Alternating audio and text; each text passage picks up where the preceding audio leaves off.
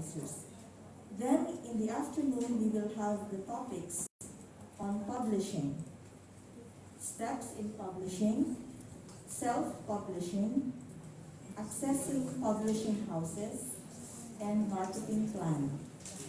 So we will not only learn how to write books, but also we will learn how to publish and how to market them. Later in the afternoon, we will have the topics on how to pass the university book review. This is relevant to us, teachers of Little University, and then gaining copyright, which can benefit everyone. How to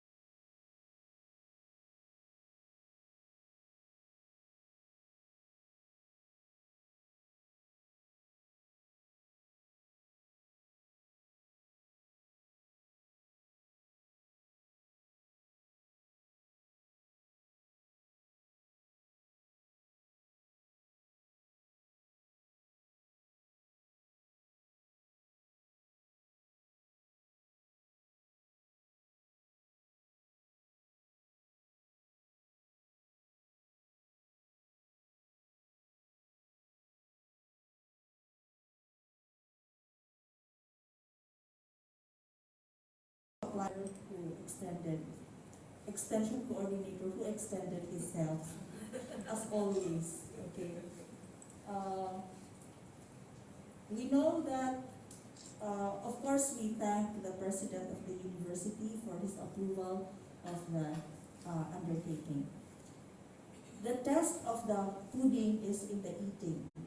And we know that the eating this time is the publication of more books written by you. So that remains to be seen, and we hope that this will come into fruition, the activity will bear fruit in the publications that we will produce. Thank you, God bless, and good morning.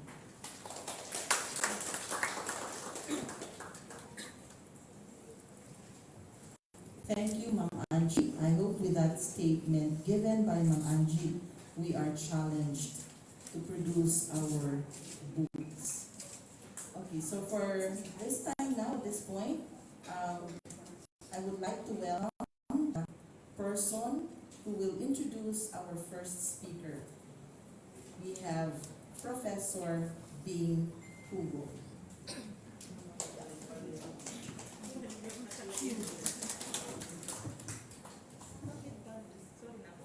Isang masaya at kapagpalang umaga sa ating lahat.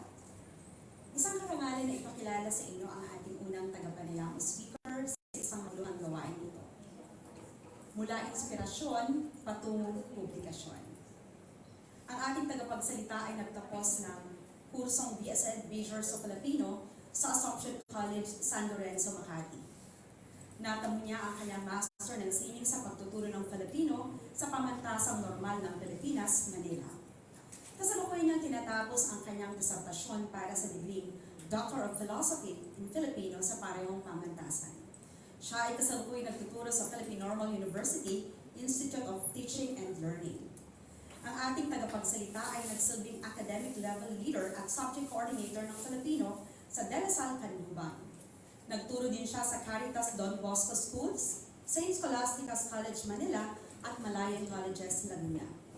Kasapi siya ng Sanggunian sa Filipino o Sangfil, ang pelikulang samahan ng mga daluburo o pasado, kinatawa ng Laguna sa Bigkis at alyansa ng mga nagtataguyod ng wikang Filipino o Panwifil, at siya ang kasalukuyang Regional Director ng Samahan ng mga Guro at iba pang professional sa wika o sa Wika Incorporated, at pangalawang Pangulo ng Network of Professional Researchers and Educators. Autor, evaluator at tagapagsali ng ating tagapagsalita ng mga batayang aklat. At ilan sa mga ito ay ang sumusunod. Nailathala niya ang punla, Special Filipino para sa banyagang mag-aral, ang duyan, seri ng batayang aklat sa Filipino sa elementarya, bulwagan, seri ng batayang aklat sa Filipino sa sekundarya, malikhaing pagsulat para sa senior high school, ang Kenosis Nursery at para sa elementarya, seri ng aklat para sa Christian Living sa elementarya, at Arete, mula baitang 7 hanggang 10, seri ng aklat sa Values Education sa sekundarya. Naging kasapi rin siya ng editorial board ng Kagawaran Edukasyon, nakapagbasa rin siya Recording in ng progress. Pananaliksik sa loob at labas ng bansa at makapaglathalin ng mga palang international edukasyon. Speaker, tagapanayam rin siya sa mga seminar workshop at kongreso at naging direktor ng LEAD sa konferensya sa Pilipinas. At kamakailan lamang, ginawaran siya ng pinakamataas na parangal sa pamantasang normal ng Pilipinas, ang Gawad Sulong.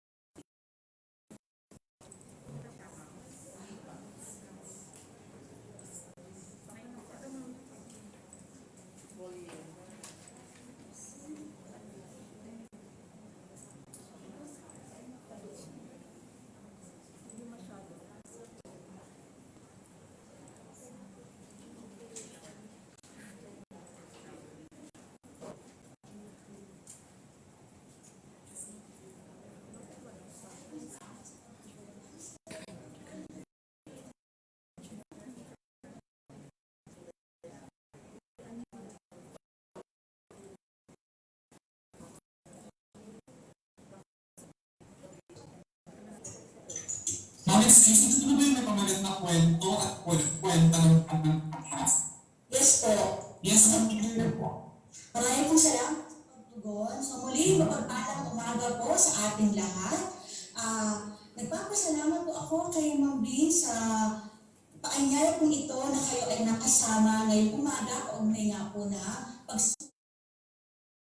So paunang sabi na po ng aking ibabahagi po sa umagang ito ay batay po sa aking mga naging karanasan. At sana ay kapulutan nito ng inspirasyon ng sa gayon ang bawat isa ay makapagsulat tungo po sa publikasyon na siya rin namang layunin ng inyong seminar sa araw na ito. No? Tayo po ay makapagsulat.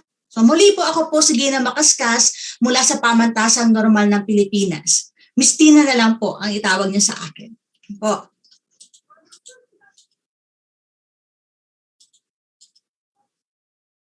Simulan po natin ang aking pagbabahagi sa ganitong pamamaraan. Ang kwento, paano nga ba sumulat ng aklat? Yan.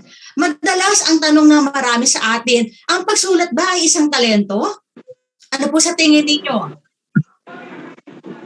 Para sa ilan naman, ang pagsulat ba ay isang kasanayan? Tingnan po natin yung sagot sa aking pagbabahagi sa bahaging ito ng kwento. Sa unang yugto, ano mo ba yung aking karanasan?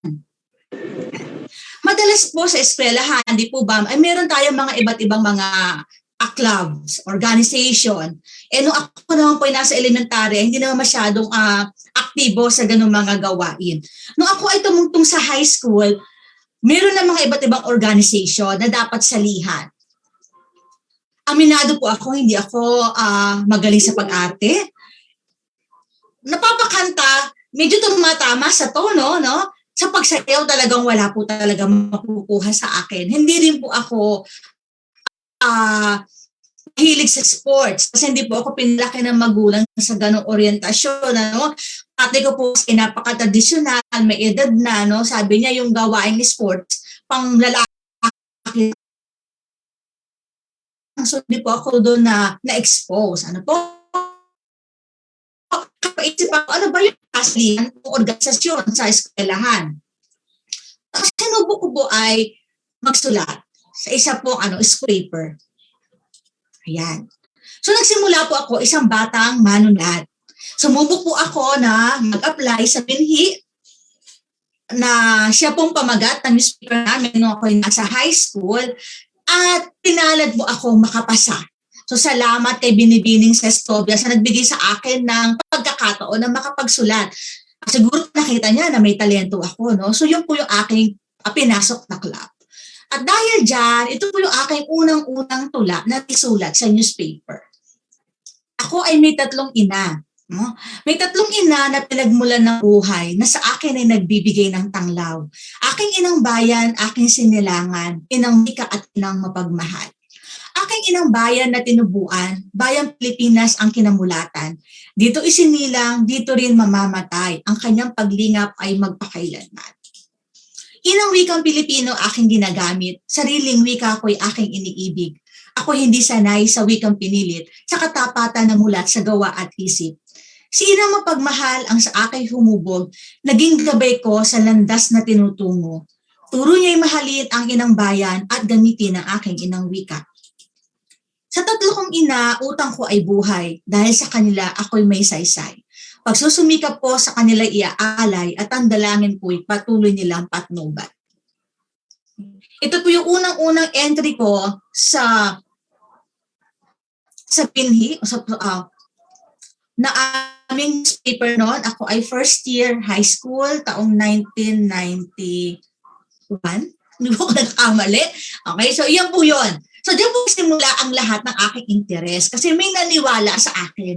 May naniwala sa aking kakayahan. Bagamat, no, medyo may, hindi naman lahat ay laging masaya. Nung unang lumabas tong akin to lang ito sa newspaper, may kasabay ako sa service namin, no, binabasa na yung akin tula. So, hindi nila alam na ako yung sumulat. Tapos tawa sila ng tawa, paano raw ako nagkaroon ng 3 ina? Pero hindi po dyan naputo yung aking pangarap na magsulat. Kasi sabi ko, saan pa ako sasaling organisasyon? Wala nga akong talent sa mga nasabi ko. So ang aking nakita ay yung pagsulat. Okay, so nagtuloy-tuloy po ako sa pagsulat sa newspaper. Tapos 4th year high school ako, medyo nagkaroon uli ng problema nung magpalit ang aming moderator ng newspaper. Tapos yan. So mayroon pong mga may saya at lungkot ang pagsulat ng isang batang manunulat. So magpatuloy po tayo. Pero hindi pa rin po ako tumigil sa pagsulat, no? Ito pala, baka magulat. Bakit meron kang ganyan, ginang, promote ang GMA teleserye? Hindi sa gayon, no? Nung pinita itong Patalastas ng Maria Clara at Ibarra, kung saan si Gen Z ay napunta sa mundo ng Noli Me Tangere, nagbalik sa aking alaala yung aking output ng 3rd year high school ako. Sa mga guro po dito, naging guro sa high school at nagturo ng mga obra, madalas pong gawain natin ay magpabuod. So ganun din po pinagawa sa amin ng aming teacher na si Binibining Yet Dalusog na magbuod. Pero ito po ang naging estilo ko sa pagbubuod ng panahon na yun. Recording in progress. 95, 96. Pinunit pa nga po pero tapos sulat, yung tinta ay kulay-pula at sinabi na binabati kita, mahusay sa naging pagsulat. Something like that.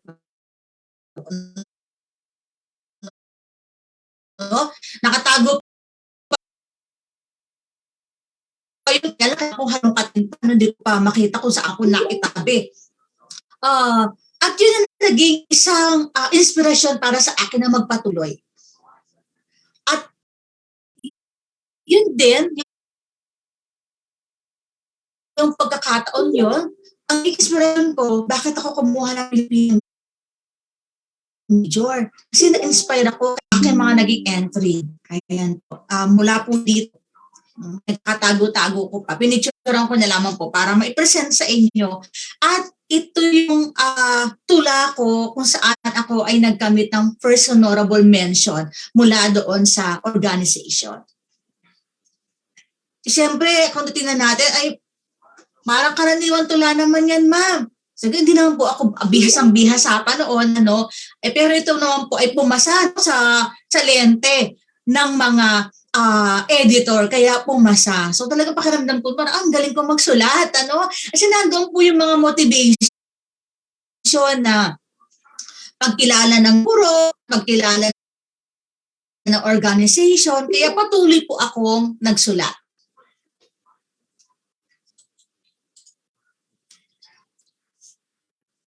Ito rin po naming subject, kolehiyo noon, na maikling kwento, pinagsulat po kami ng teacher namin, ng prof namin ng isang maikling kwento bilang isang pangangailangan sa klase.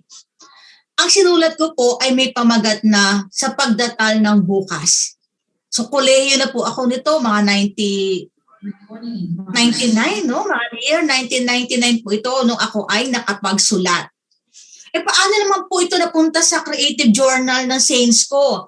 Nung nasa Saints ko na po ako noon, ito po yung maiden issue ng Journal of Creative Works ng Saints ko. Nagpa-call for paper po sila. Sabi ko, alam ko may naisulat akong kwento nung ako ay nasa kolehiyo. Mahilig po kasi ako magtabi ng mga papel, ano? Tapos titignan ko po talaga yung mga marginal notes ng teacher, ng professor, yung kanilang mga komento, na siya nagiging gabay ko kapag po ako ay nag-e-edit. So, inayos ko po yung kwento at ipinasa ko po sa call for paper. So, sa awa ng Diyos naman po ay nakapasa. So imagine po, isa pong gawain sa kolehiyo, sa major class, na siyang naging ambag ko sa isang creative journal. Ayan po, so patuloy po ako nagsulat. So, babalikan na po natin yung aking kwento, no? Mula sa isang batang manunulat, patungo sa kolehiyo. Ngayon, nagtuturo na po ako dyan, no? Naging entry ko po yung aking output sa kolehiyo patungo sa journal na ito. So talaga, minahal ko po yung pagsulat. Naaaliw po kasi akong magsulat. O? Kaya po nung ako ay nagmasterado sa pamantasang normal ng Pilipinas, isa po sa aking mga naging gawain ay yung module sa pagkatuto ng Pilipino bilang pangalawang wika. Ito po isang pangangailangan. Saan ko po inaakla itong module?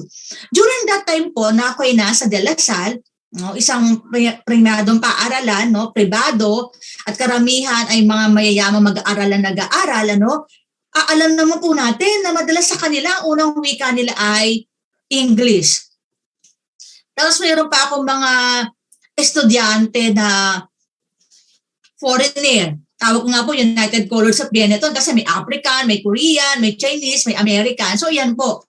So ako po ang nag-handle ng kanilang special Filipino class. So ito po yung naging output namin ng aking mga kaibigan sa masterado.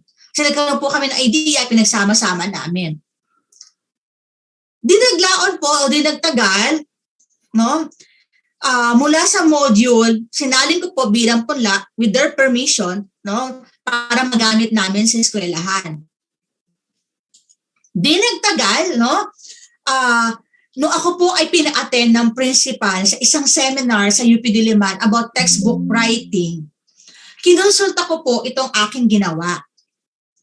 Ito po ay hango doon sa naunan yung nakitang larawan kanina. So, bakit po ako naging solo dito? Kasi tinanggal ko po yung kanilang mga activity, inayos ko po yung sa akin at nagdagdag ako ng mga gawain. Okay po? So, nandito lamang po ay yung aking ginawa mula doon sa module at nagbago ako ng gawain. Maging po ang layout na ito ay sa akin. Baka sabihin, napakasimple naman ng layout. Ganyan ba yung sa textbook, writing? Ako po ang nag-layout nito. Bakit sa akin ang layout? Kasi po, hindi po ito commission work. Yan, nagbibigay na po ako ng input sa inyo. Mula doon sa module na ginawa ko kanina, ako rin po ang nag-layout noon with permission ng aking group mates. Tapos po, dito, kinuha ko yung akin, nilayout ko ng panibago. Pati yung mga illustration po niyan galing sa akin. akin, ako po ang namili mula sa internet. Ayan. During the webinar, o during the seminar sa UP Diliman, kinonsulto ko po yung presidente tungkol dito. Ano naman po yung kwento nito? Ayan, mayroon pong mga lungkot at saya ang pagsulat. Ano po?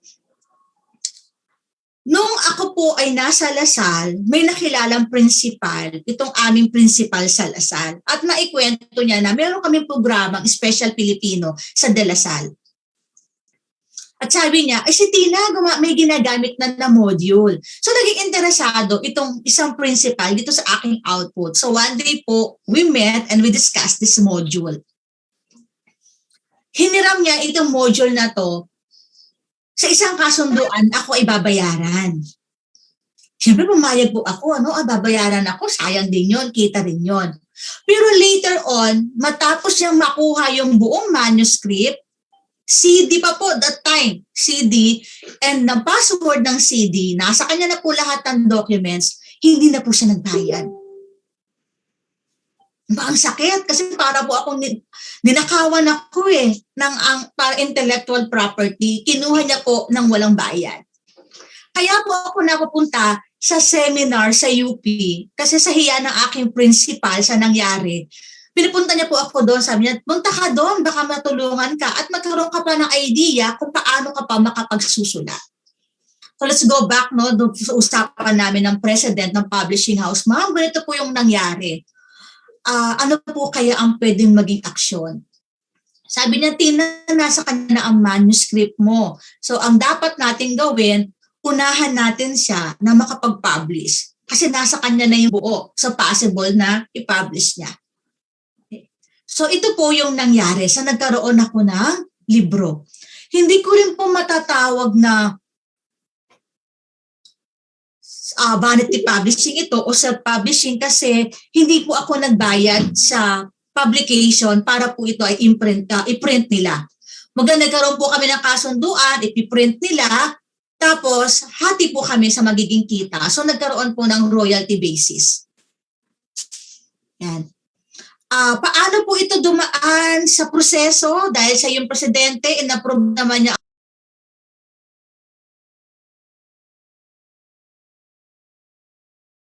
Ang mentor ko po si Dr. Liwanag at siya naman po ay talagang napakahusay sa textbook writing. Siya po yung naging editor. So nung na-approve po ito, tsaka po ito na-imprinta.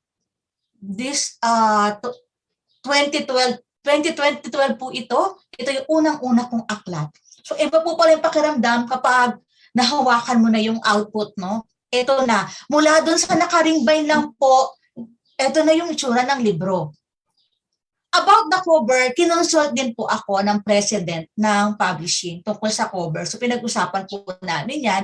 Tapos meron naman silang illustrator na conceptualize o from my idea, idinrawing niya yung cover. So sa ngayon po, may mga eskwelahan po na may kopya pa po nito, no? Kapag po ako nagsa-search sa Google ng aking pangalan, lumalabas po yung mga library na may kopya pa nitong aking libro. Kaya po sa ilalim po, ayan, meron pong sample, no? Kung saan po ito ginagamit pa o makikita. Kasi 2012 po ito, ano na po ba? Isang dekada na po.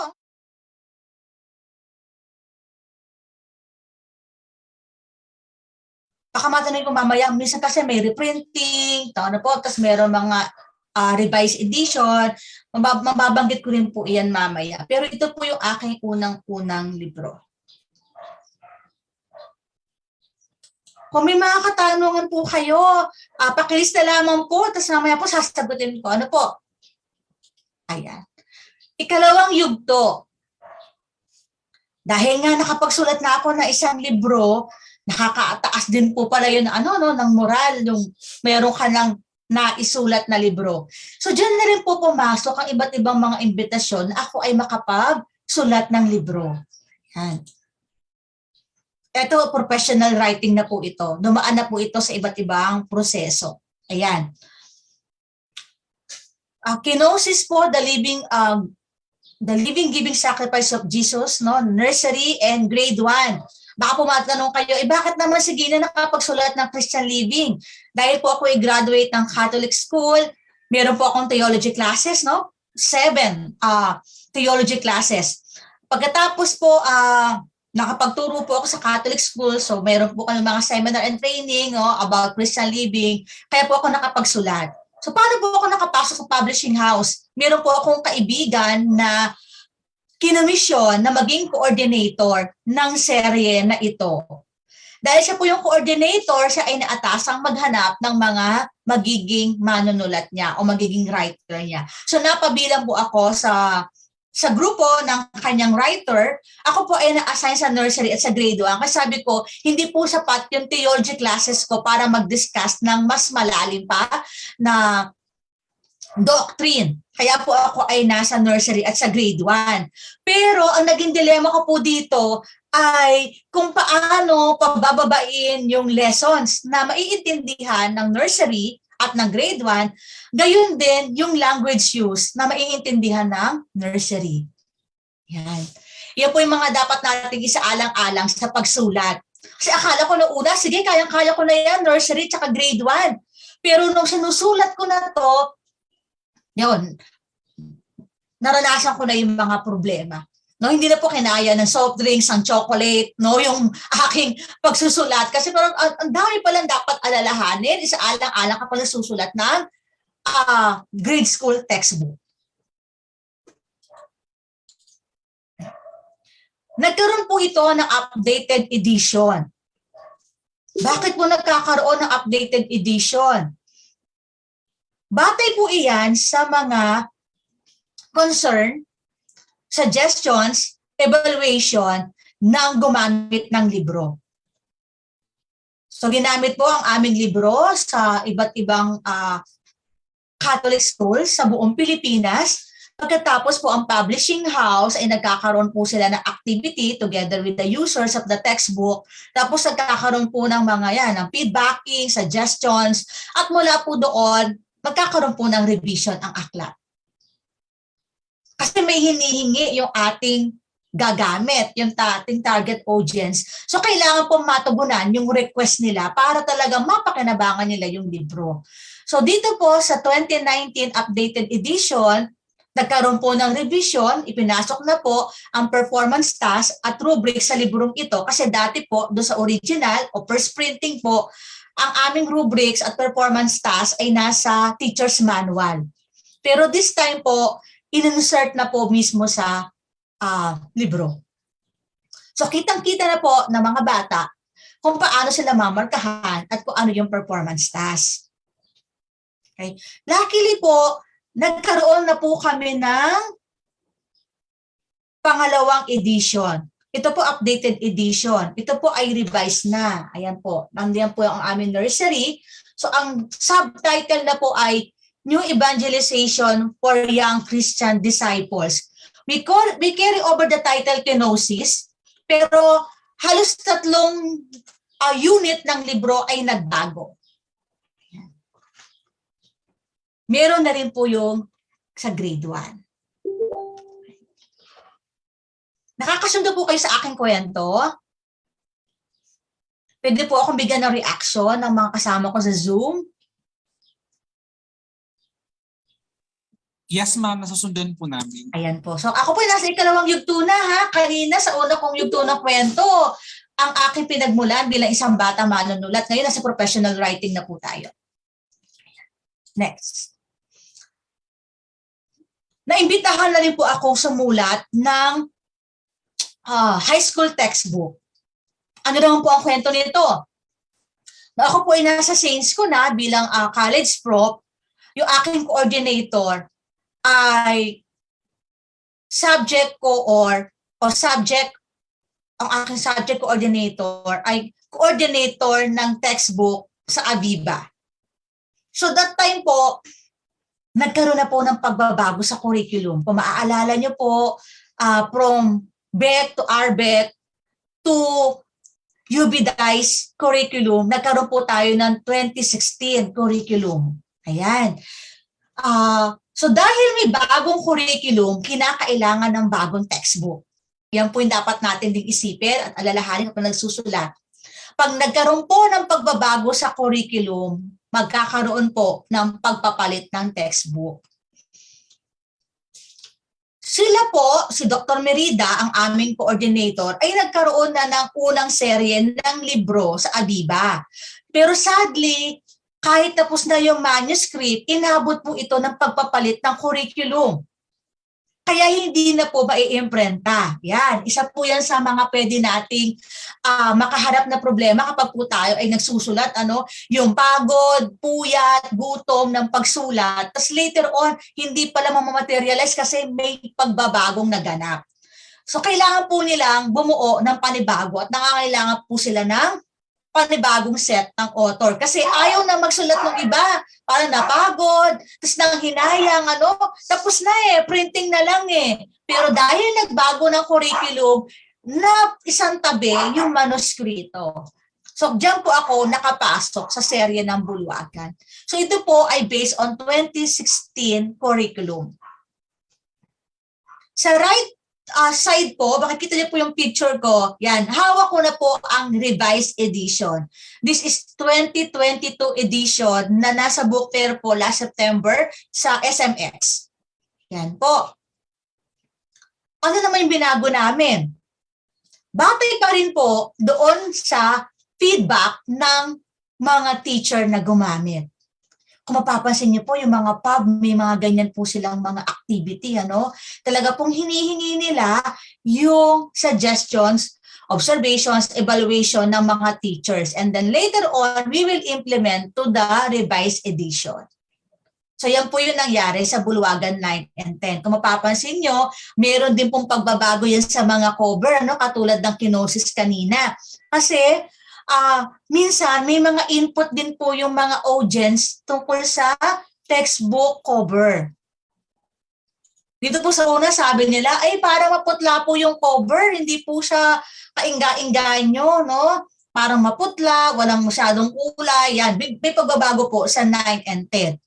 Although nagkaroon din po kami ng mga discussions about the cover, pero later on, yung pub pa rin po, yung publication ang nasusunod sa cover.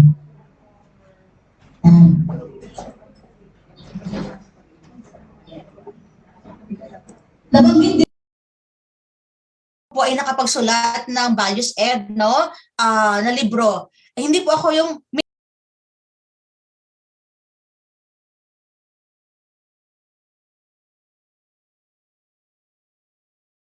ito po ang serie ito, ang buong serie, ako lang po ang nagsalin. Sinalin ko po ito in 6 months. Kasi kailangan ihabol sa promotion. Yan. Kapag kayo po ay nagsusulat, tip, kailangan po handa po kayong magpuyat. Kasi po meron po kayong mga deadline na dapat sundin or mga due date. Ang original po nito na nakasulat sa Ingles ay may revise na. Pero wala pa pong revise yung translated edition. Kasi mostly po sa gumagamit ng librong ito, ng arete, ang gamit po nila medium of instruction sa values ed ay English.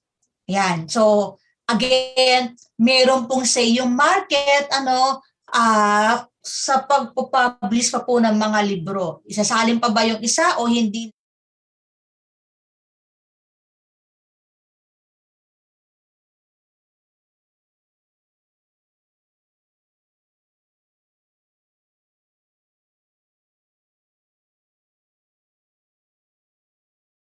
Grade 1 at grade 2. Ang revised edition po nito ay palabas na ngayong taon.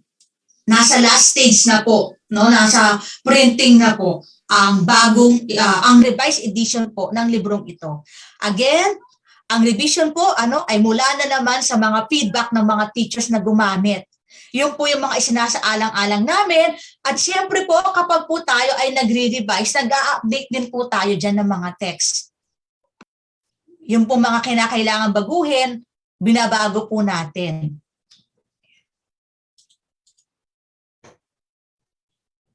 Ang pinakahuli ko pong isinulat, itong malikhaing pagsulat for senior high school. So mula rin po ito sa Aviva. So dahil writer na po ako ng Aviva, kapag may mga ilang project, muli po kami pinatatawag bago po maghanap pa ng iba pang mga manunulat. Ayan.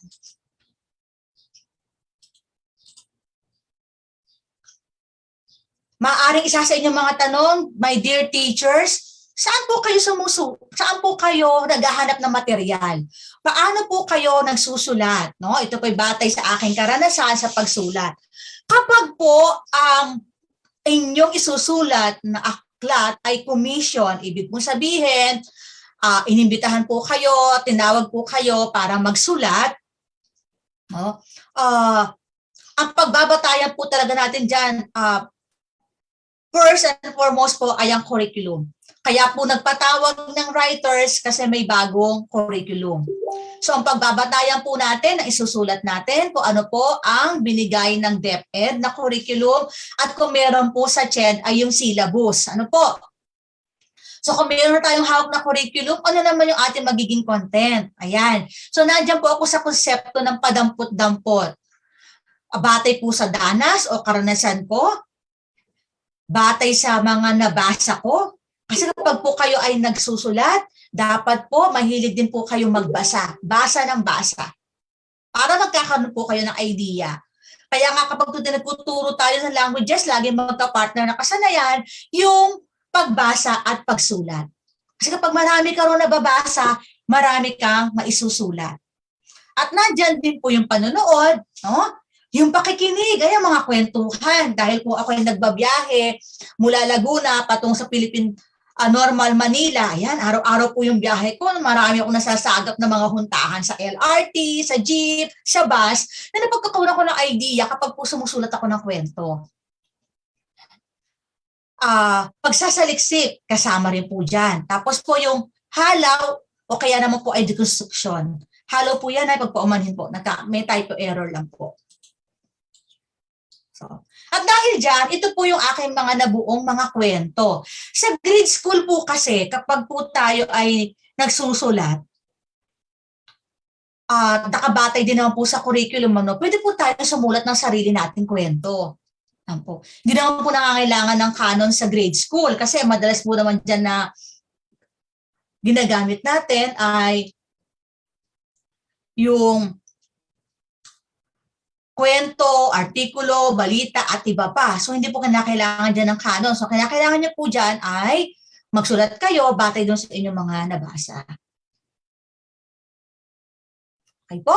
So, ito nga po batay sa akin danas, yung sa pagdatal ng bukas na kwento ko kanina, maikling kwento, na binasa nung aking nasa kolehiyo, yun po ay bunga ng karanasan ko sa aking kaibigan, ano? Yung samahan ng pagkakaibigan, yung tampuhan, saya at iba pa, diyan po pumasok yung po yung konsepto na sa pagdatal ng bukas. Sa isa ko pong entry sa malikhaing pagsulat, kukunin ko po yung isang libro. Ito po, nandito, 10 estudyante ng dekada, inilagay ko po dito, yun naman po ay batay sa aking karanasan bilang guro. Okay?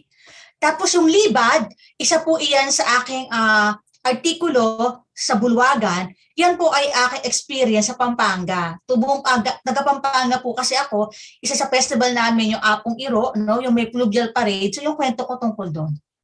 Okay?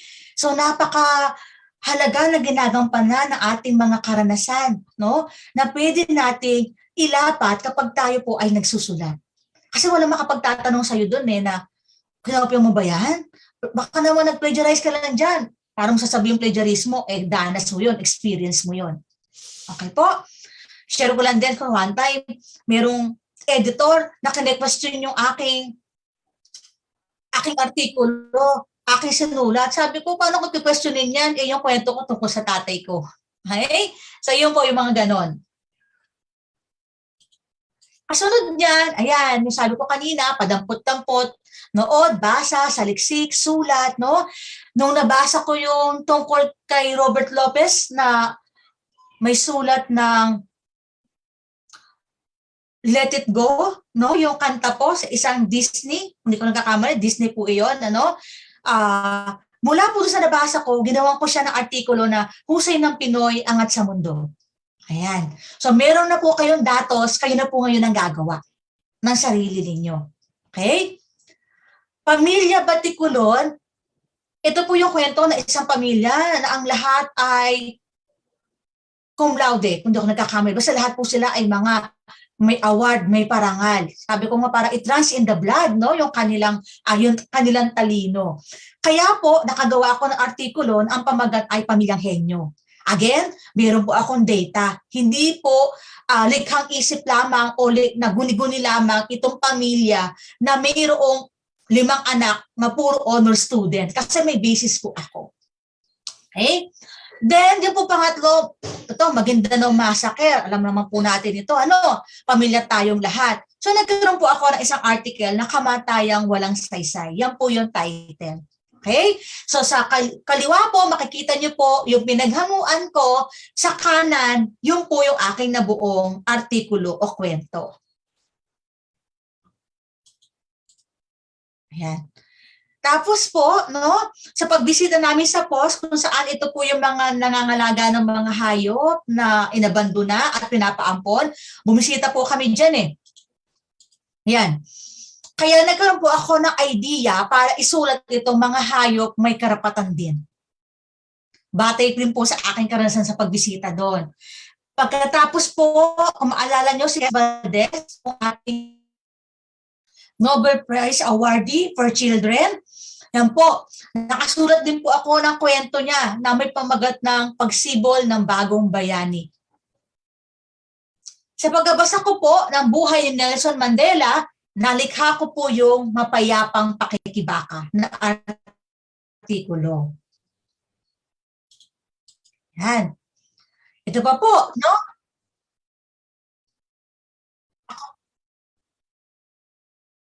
Okay po.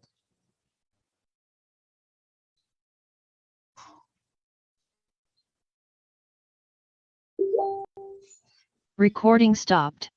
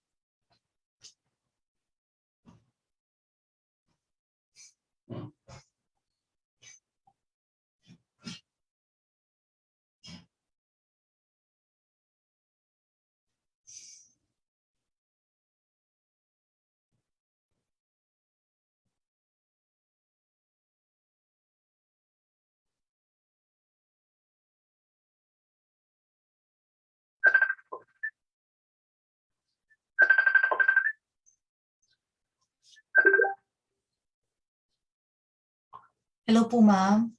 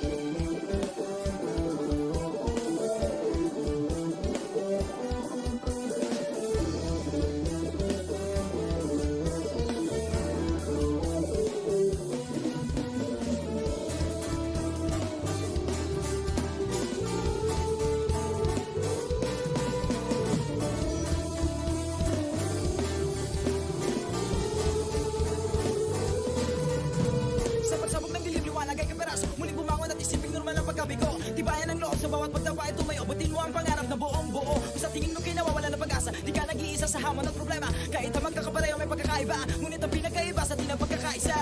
Sulong lang, sabay-sabay sa bundok na matarik. Parang sugat na lika na maapakan ng tinig. Diretso lang, kahit gano'ng kalupit, hindi ikot ang segundos sa relo na pabalik. Tumingin ka sa liwanag na sa'yo'y papalapit. Makinig ka sa katotohanan na aming sinasabit. Madadapa ka minsan, kakayanin mo pa rin dahil ang pusong biyuwen nyo sa data mo sa bibig.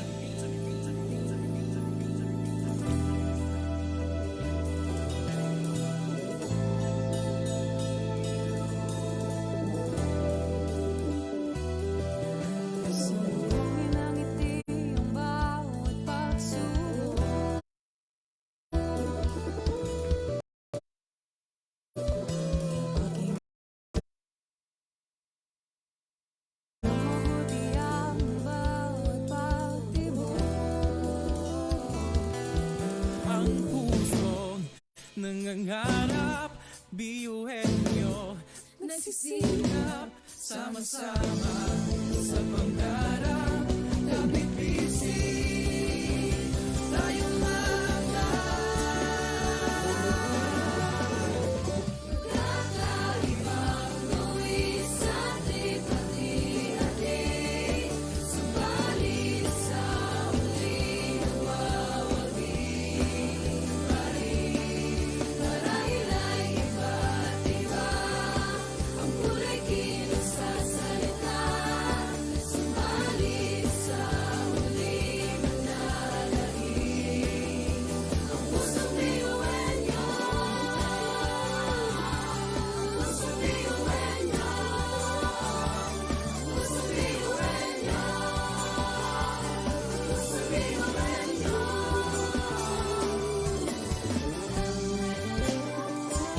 pusong biyuhin nyo,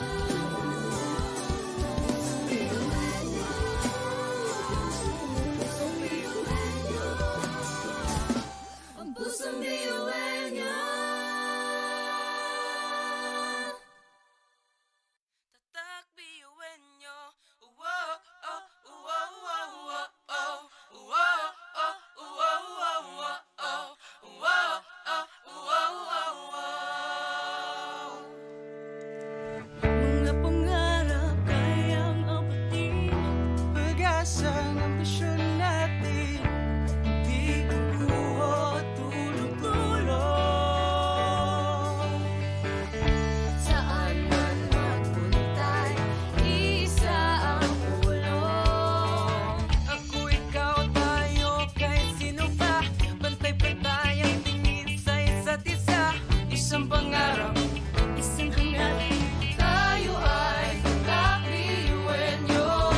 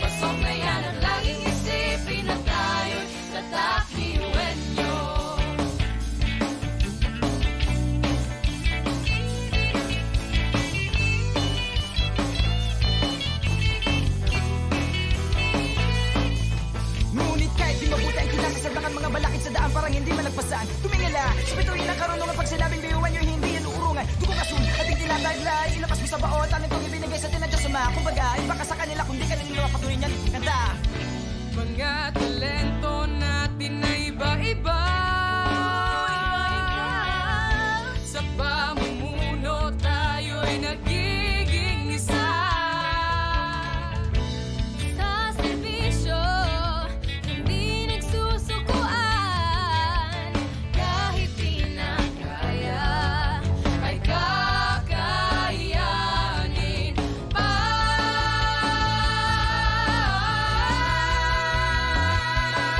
Tumayong itak, sumayaw tayo.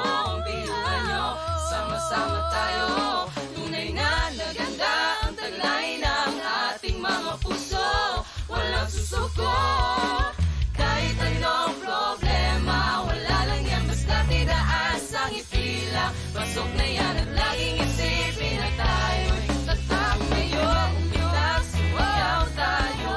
Biyuhan nyo, sama-sama tayo. Tunay na naganda ang taglay ng ating mga puso. Walang susuko, kahit anong problema. Wala lang yan, basta tiraas ang ipila. Pasok na yan at laging isipin na tayo'y tatak. Biyuhan nyo, tatak. Biyuhan nyo, laging isipin na tayo'y tatak. Biyuhan nyo.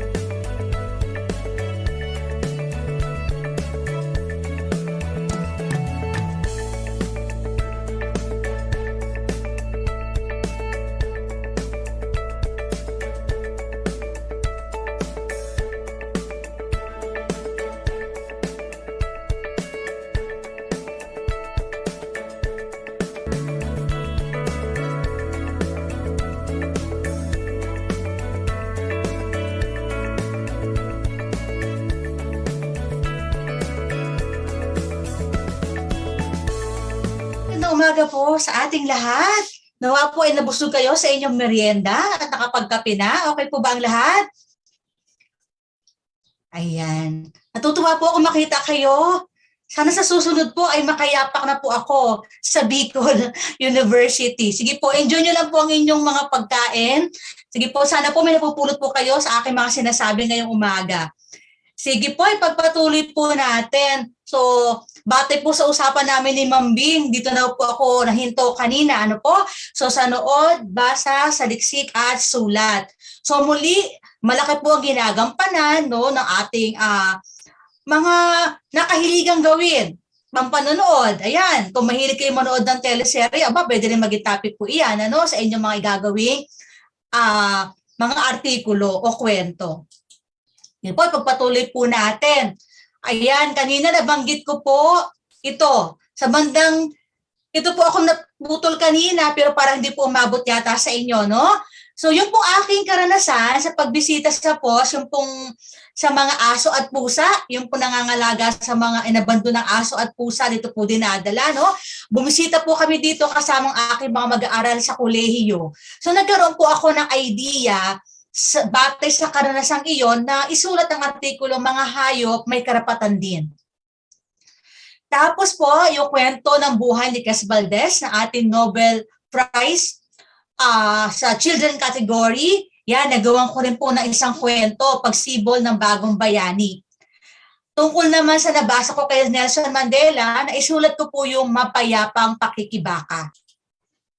Yan, gayon din yung kay Mahatma Gandhi, nakasulat din po ako ng kwento, kaugnay sa kanya artikulo, na may pamagat na mapayapang paraan ng pagtatamo ng kalayaan.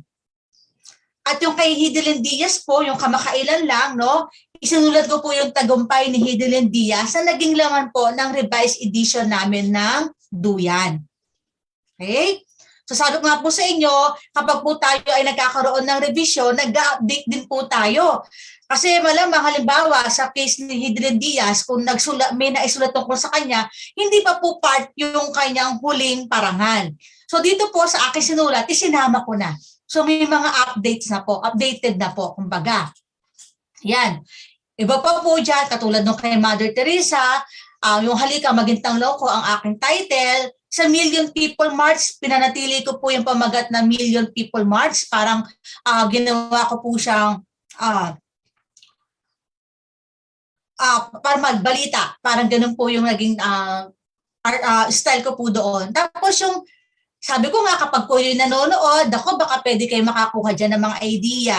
So yung Inyo dati, na palabas ng GMA7, ginawa ko po siya ng isang artikulo na Inyo Epiko ng Kasalukuyan. Yun po yung akin naging pamagat. No? Gayun din, yan. Ito, naging laman ito nung aking duyan. Ayan, ipinalit ko po sa updated version yung bayanihan sa panahon ng pandemya. No, hango po sa community pantry ni Ana Patricia noon.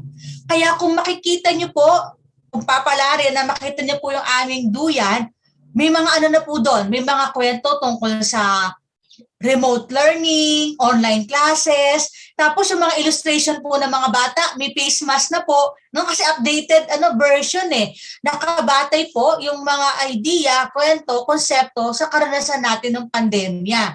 Kasi halos lahat ng book natin dati, di po ba, yung nasa, alam natin yung buhay natin yung normal. Pero this time, kasi updated, pinasok po namin yung pandemic. Okay? Gayon din yung sa buhay ni Ginoong Adrian Cubardo mula sa DepEd, Olongapo City, no? Ginawa ko po yung kwento na Bangkarunungan. So may isang kwento, tapos nakapaloob doon sa kwentuhan ng mag-ina yung buhay ni Ginoong Cubardo at kung paano niya itinatag yung Bangkarunungan. Okay? Susunod, pwede rin po tayong sumulat ng kwento sa pamamagitan ng paghahalaw, no? Marami po tayong minsan makikita sa internet, na mga kwento, pero kasi madalas ang perspective, unang panauhan. So mas maganda po, parang third perspective po, no? Ang ating pagsasalaysay. So nakita ko po to ang Alamat ng Lupa, nakakuha po ako ng idea sa pag-aaway ng langit at ng dagat, Kaya nagkaroon ng lupa, no? Doon sa nakita ko, wala pong dialogue yung mga karakter. So this time po, naglagay po ako ng mga dialogue. Okay? Pwede po ba yon? Pwede naman po, kasi hindi mo naman po kinuha yung buo, kinuhanan nyo lang ng idea, at pagkatapos, sa sanggunian po, ilalagay ninyo kung ano po ang inyong source. Ano po ang inyong naging sanggunian. Ganon din po ang sistema sa mga nauna ko pong binahagi kanina, yung Indio, Mahatma Gandhi, Valdez, Community Pantry, lahat po ng news article, balita, inilagay ko po sa sanggunian. Napaka-importante po iyon. Okay? Sa pangalawang halaw po, nagbago si Tipaklong. Alam po natin itong pabula na ito, no? Na tamad si Tipaklong, walang naipong pagkain, kaya sa panahon ng tag-ulan, wala siya makain, tumatok kay Langgam, at kay Inam naman, no? Ang bait ni Langgam, pinatuloy siya. So sa halaw pong ito, nagbago si Tipaklong, grade 1 story po ito ng Duyan. Dito po, sa kwento ko, si Tipaklong ay sumama na kay Langgam para maghanap ng pagkain. Kasi natuto siya sa kanyang naging karanasan. Ayan po, So, ang title ng aking kwento, Nagbago si Tipaklong. Ayan. So, tuloy po tayo, no? Ulitin ko po, yung mga yon, babalikan ko yung mga tips na binigay ko kanina kung paano tayo magsisimula magsulat. Tapos na ako sa kwento ko ng pagsulat at ang aking pagsisimula bilang batang manunulat. Ano naman ang kwenta nito? Ako siguro ito maiinganyo kayo sa kwenta, no?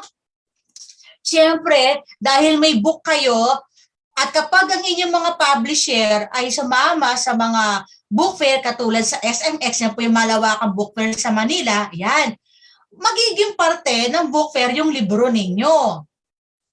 Ayan, so yan po, ako ay nasa gitna, no? Batang-bata pa po ako dyan. Hawak ko yung libro ko.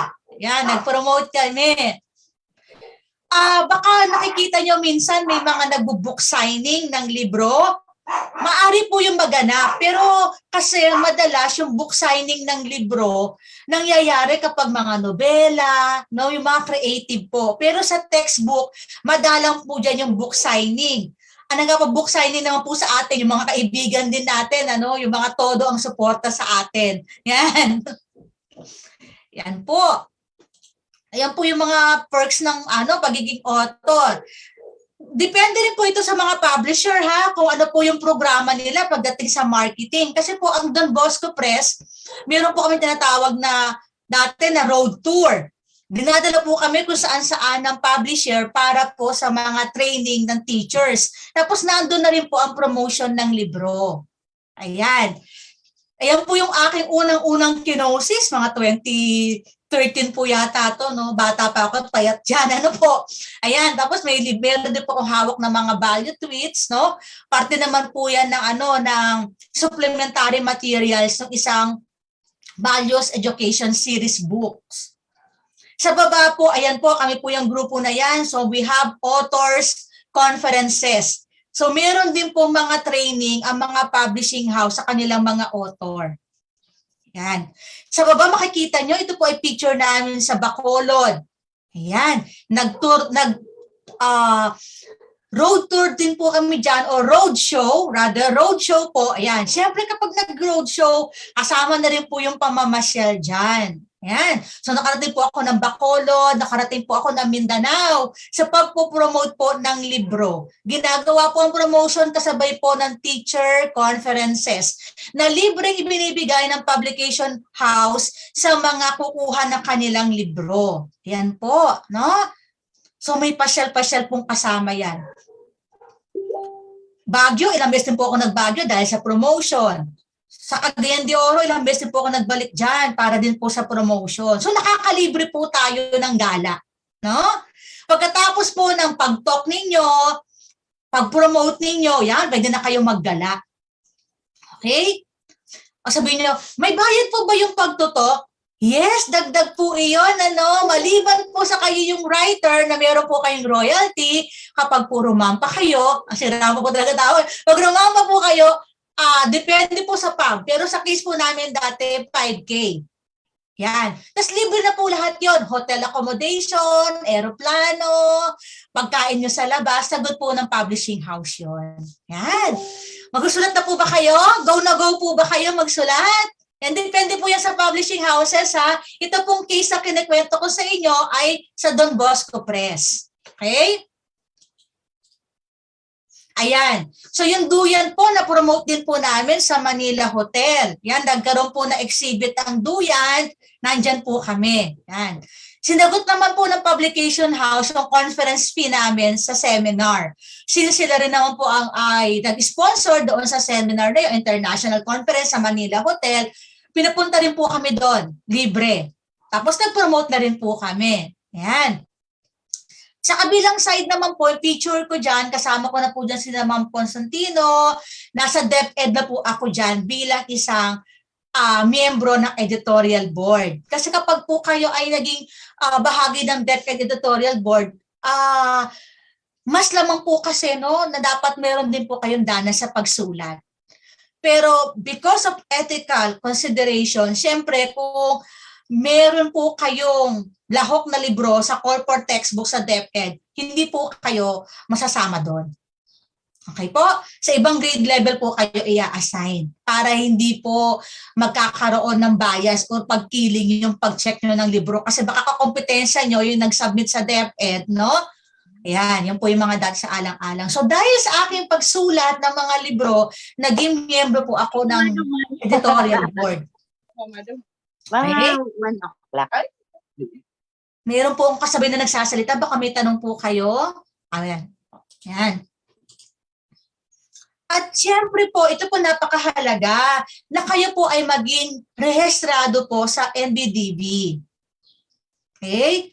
Pero siyempre, makakapagpa-register lamang po kayo sa NBDB bilang talaga lehitimong author kapag meron na po kayong textbook. Okay? Doon pa lang po kayo i-recognize ng NBDB. Kasi pag nagpasa po kayo ng application sa kanila, i-attach po ang cover ng libro, copyright page, tsaka table of content. Yan po yung pagbabatayan nila para kayo ay mabigyan ng registration. Ito po ay nakuha ko during pandemic. So hanggang May 31, 2023 po ang effectivity po ng aking certificate of registration as a writer. Okay? Ayan, ito po yung pinakamasaya sa lahat, yung kwenta. Meron po ba kami mapapala sa pagpupuyat at pagpapagod namin? Yes na yes po, my dear future authors. Yan. Paano po nangyayari? Again, ito po ay depende po sa mga publishing houses, ha? Kasi po ako ay 4 na po yung pinagsisilbihan kong publishing houses. So, depende po yung rate, no? Kapag po kayo ay kinomisyon, ibig po sabihin, inimbitahan po kayong sumulat. Tapos, may coordinator po nag-imbita sa inyo. Commission po yon. Habang sinusulat niyo po ang libro, bayad po kayo. Okay? Ang tawag po natin doon ay working money or working fee. Sabi po ng publishing houses, yung working money, hindi yan para sa'yo. Yan ay gastusin mo habang nagsusulat. Pero nevertheless, sa'yo pa rin yun. Atin pa rin yun as author. Kasi gagamit din naman tayo dyan ng resources natin, no? Internet, yan, kumain tayo ng internet. Kung wala pa kayong halimbawang laptop or kailangan nyo mag-upgrade ng laptop nyo, pwede nyo pong gamitin yon. Ano po ang rate ng working fee or working money? Usually po, 20,000 to 50,000 per textbook. Okay po? Ngayon, kung dalawa po kayo sa libro, maghahati po kayo sa working fee. So, kung halimbawa, isang grade level, 50,000 po ang book, yan, total 25K po kayo. So, yung initial payment po, ibibigay upon signing of contract. Yung po natitirang pera, ibibigay po kapag ready na for printing ang manuscript nyo o kaya printed na. Bakit? Kasi po minsan, mayroong mga pasaway na author. No? Akala po nila, kapag nag-submit na sila ng manuskrito nila, okay na. And we experience it po. No? Pinasa ni co-author yung manuscript. Then may pera na siya, no? Nag-submit na siya. Meron pong proseso po iyan. Hindi po 100% tanggap po kagad ang manuscript natin kahit po tayo i-commission, ha? Kasi meron po silang quality control dyan at may prosesong sinusunod. May mag-review, may mag-edit, may language editor, may content editor. Tapos ang dami mga tanong, ipaprocess po yung mga copyright, paghingi ng permit sa mga pinagkuwanan yung mga teksto. Yan. Pag may tanong po sila, ibabalik yun sa inyo. Meron kayong halimbawa, you have 1 month to 2 months to revise. May mga question po yan. Ibabalik nyo ulit sa publishing house. Pag meron pa rin silang mga queries dyan, babalik sa inyo. So, pabalik-balik po iyon. So, dapat po mahaba po ang inyong pasensya. Sa nangyari po sa amin, may co-author po kami, nagsubmit ng manuscript. Tapos, hindi niya na ginawa yung mga tanong. Siyempre po, ayaw po namin mabulilyaso yung series namin. Alangan naman lalabas lang po, 2 grade level. Hindi po pwede yun. Dapat po 7 to 10 yan kung serye. 1 to 6 kung serye yan. Hindi pwede mauuna ang grade 1, wala yung 5. Hindi po pwede yun kasi kinukuha po ng mga schools buong series, no? So, sinagot po namin lahat ng queries ng PAB. Kami po ang sumagot. Ang nangyari po, nakalimutan po namin yung pirmahan na mangyayari. So sadly, pagdating sa royalty, buo yung sa kanya kahit hindi niya na binago yung iba. Yan. That should be a lesson, no, for all of us. Kapag may nagbabago, may changes po sa kontrata, kailangan po mag-reflect din po. Kasi madedihado po yung sumalo ng mga trabaho. Okay?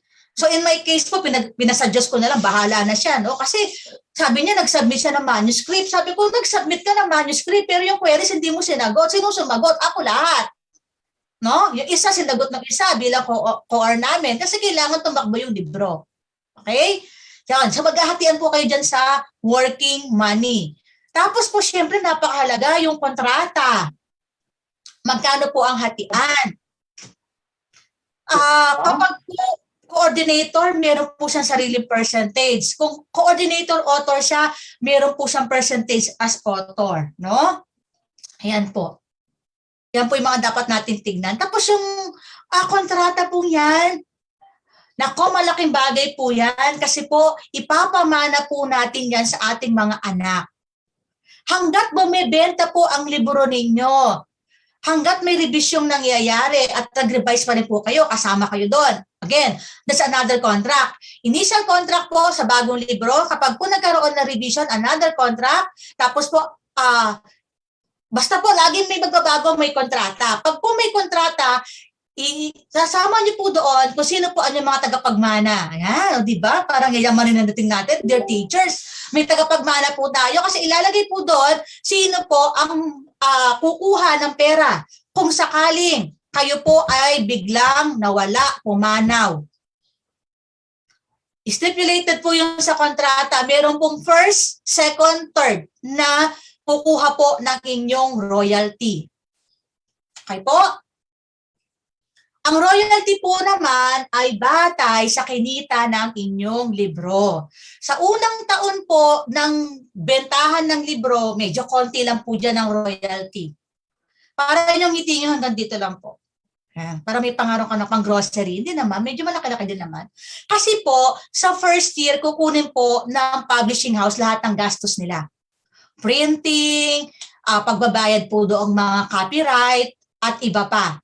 Sa ikalawang taon, yan, talaga babulusok na yung royalty nyo yan kasi marami ng benta. By the way, ano po ba yung gastos? Again, kapag po sa grade school, pwede po kayo sumulat na inyong sariling kwento kasi generic po yan kapag grade school, textbook, especially in Filipino, di ba? Kwento, pabula, yan. Pwede nyo pang isulat yan.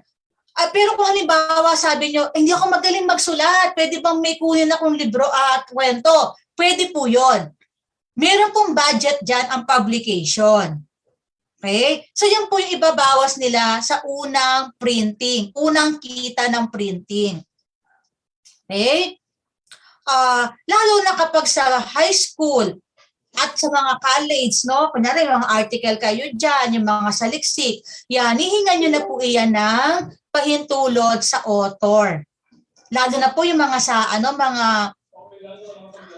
maikling kwento na kilala natin mga author, lalo na buhay pa sila. Halimbawa, Luwalhati Bautista at iba pang mga author. Yan, hingan po natin sila ng pahintulot na magamit yung libro. Yung kwento nila. No? Dahil gagamitin natin yung kwento nila at isasama natin sa libro natin na ibebenta, we have to pay them. Usually po, 3,000, 5,000. Pero ang nakakasyak po sa akin dati, yung sinisingil po kami, 25K para sa isang story. Siyempre po, no, kung 50,000 lang po ang budget para sa isang libro, sa pagbabayad po ng mga permit, aba kung 25K yung sa kanya, isa lang siya. Paano na yung iba? Kunyari, nakaalat po sa inyo, o sa textbook na to, grade 7, 50,000 lang dapat ang ibabayad natin sa mga kukunin yung kwento.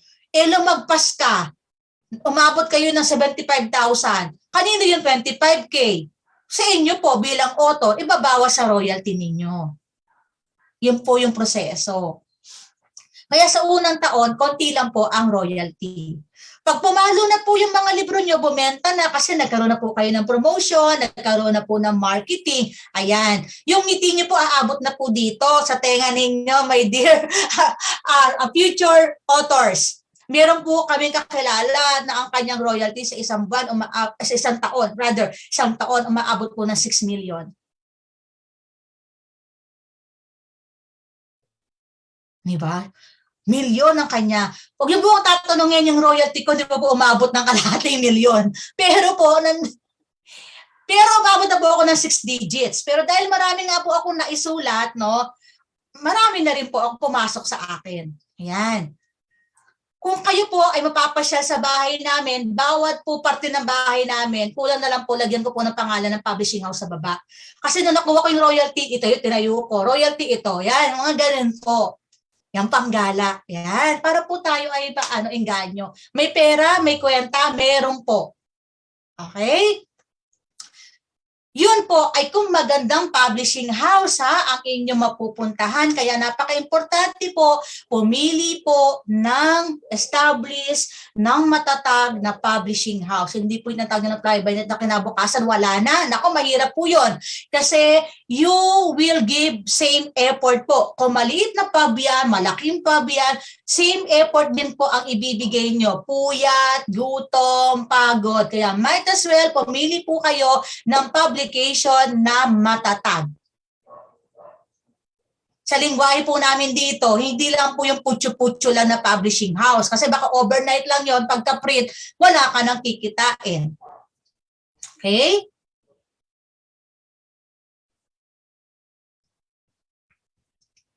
Yan po, nakikita ko po may mga nagsusulat. Nagko-compute na po ba kayo ng royalty ninyo? Hindi pa naman po. Sige po. Yan. So may kwenta po yan. Ayan. At syempre ganito, no, higit pa doon sa pera matatanggap nyo, yung kasiyahan na kayo ay nakakatulong sa iba. Katulad po nito, yung kwento po ni Sir Cobardo. Hindi po talaga kami magkakilala ni Sir. Pero dahil sa nakita niya, accidentally, yung aking libro, no, nakita niya, pagbukas niya, nandun yung kwento niya.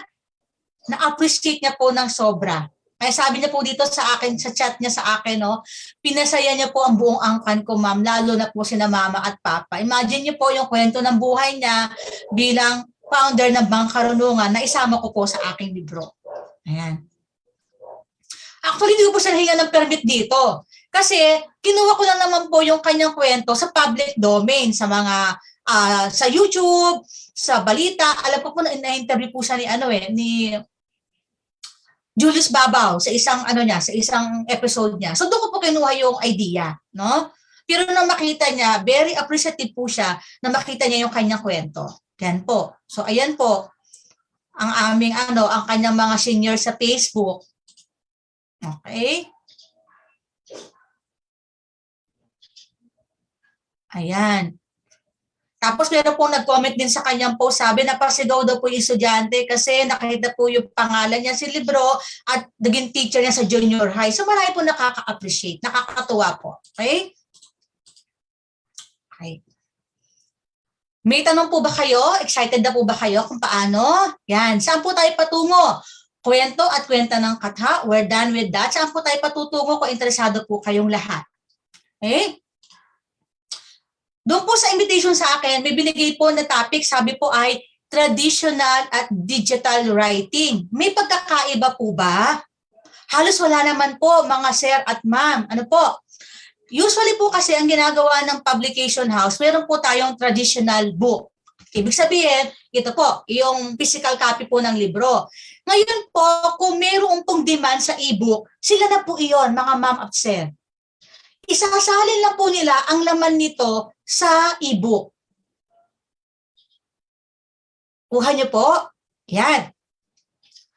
Tapos po, magkakaiba po ng rate yan. Halimbawa, iba po ang rate ng royalty sa physical book, iba po ang rate ng royalty sa e-book, at iba po ang magiging rate ng royalty kapag po ang inyong libro ay gagamitin ng DepEd.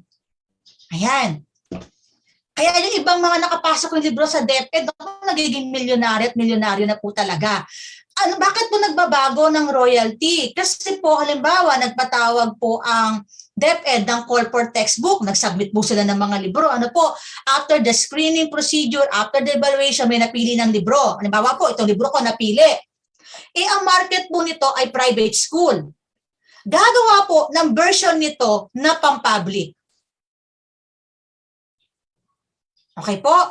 So magbabago po ang ilang parte nito, depende po sa demand ni DepEd. Ano po ang template nila, ano po ang format nila. So magbabago po yun. Pagkatapos po, siyempre malalagay na po dito, karapatang ari ng DepEd. Possible po nakasama pa rin yung pangalan nyo o possible na hindi. Pero lately po kasi yung nakita ko, kasama po ang pangalan ng writer doon sa DepEd materials. Pero po, magiging pag-aari na po yun ng DepEd. Kaya ibang royalty na po ang usapin doon. Okay po? Basta magkakaiba po ng payment yan. Physical book, ito po iyon. Digital, sinalin po ito sa e-book. Ibang royalty po yun. Ibang usapan po ng bayad yon. At kung kayo po, ang libro nyo ay magagamit sa DepEd. Okay po? Ayan. Wala na po kayong dapat ika-worry doon. Ma'am, ano po, ako ba ang gagawa ng e-book? Hindi po.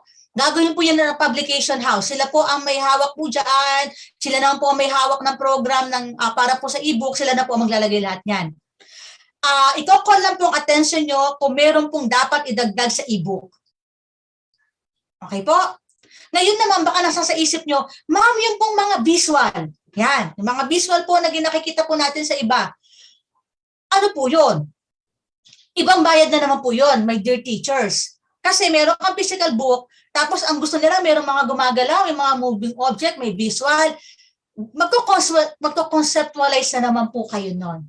From the physical copy, gusto na may mga interactive, yung mga activities. Ang interactive activities, hahanguin doon sa inyong book, ayan, gagawa po kayo ng panibago. Possible po na may bayad, siyempre, babayaran na naman po kayo doon because of the time na i-spend nyo doon, ayusin nyo, pero sila rin po yung magpakakamada nun sa digital, ano po. That's another fee. Minsan po, dahil hindi na kaya ni author, no, gawin yung interactive, sa virtual, minsan po, hahanap po sila ng ibang gagawa. Kaya pwede po kayong pumasok doon as a commission author. Ang pagbabatayan po ng activity ninyo, yung physical book. Okay? So, ibang bayarin na naman po iyon. Pero madalas po, kung interactive po iyan, tapos hindi naman po kayo ang main author, hindi po lalabas ang inyong pangalan doon sa ginawa ninyo. Kasi po, kayo po ay inatasang gumawa nun, batay na doon sa textbook, babayaran lang po kayo sa effort ninyo. But, hindi po mapupunta sa inyo ang authorship. Okay po? Ibang usapin po iyon.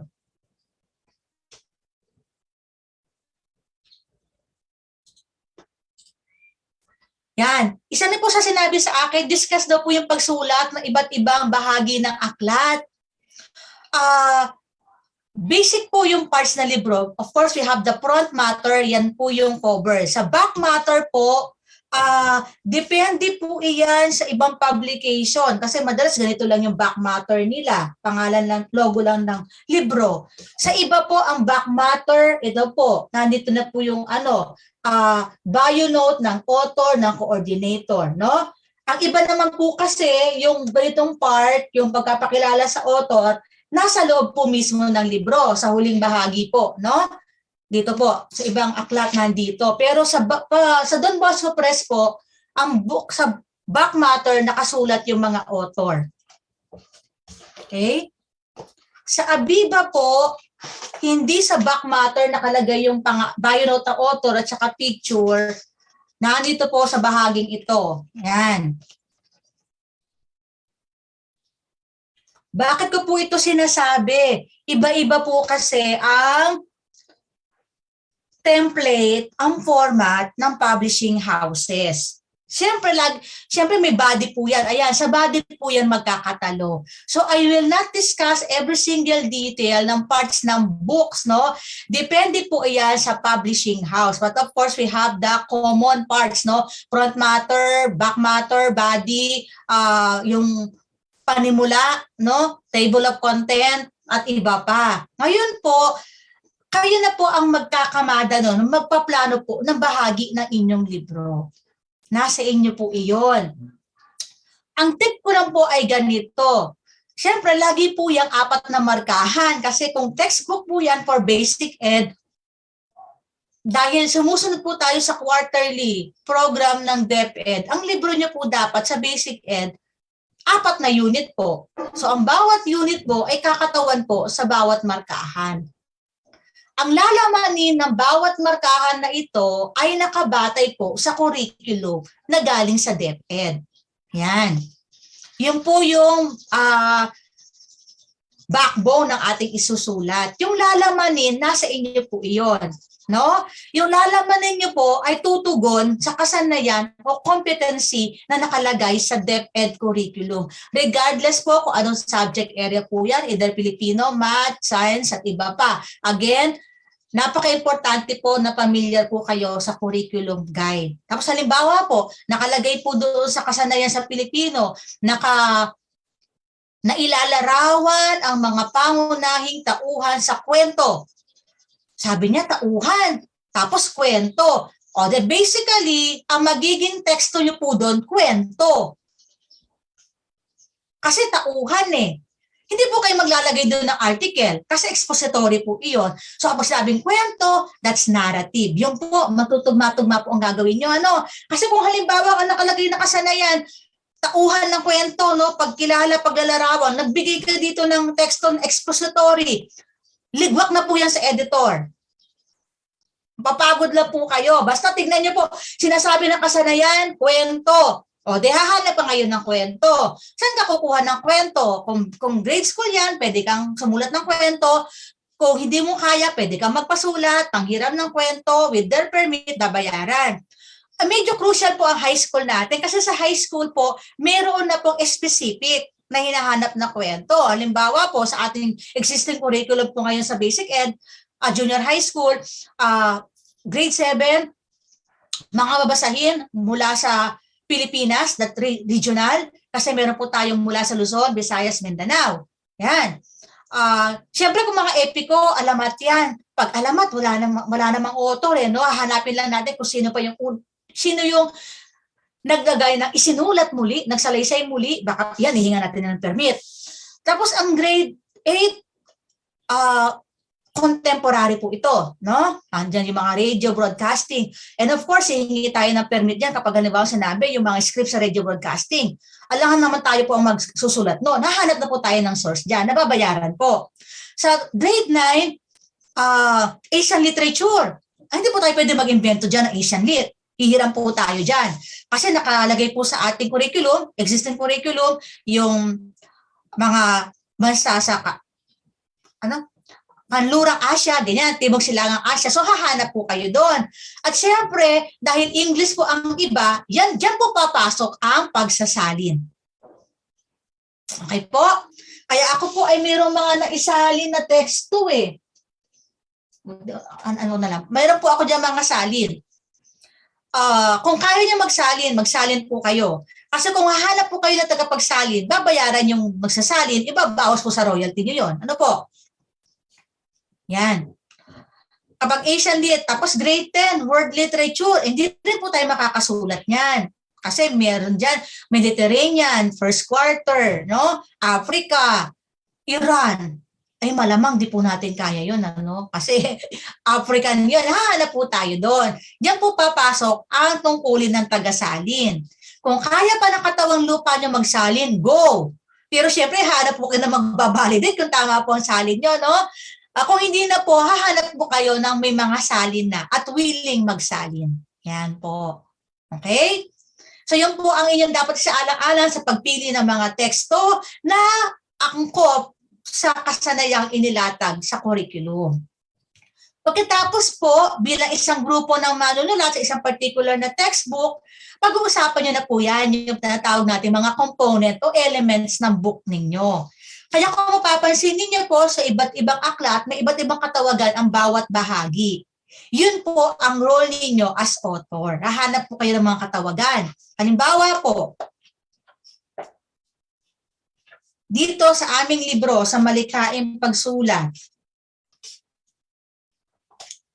ang bahagi po namin ay gawin natin. Basically, ito po yung motivation part. Sinusunod po rin po natin yung nangyayari sa classroom. Kung paano po natin i-deliver ang ating mga aralin.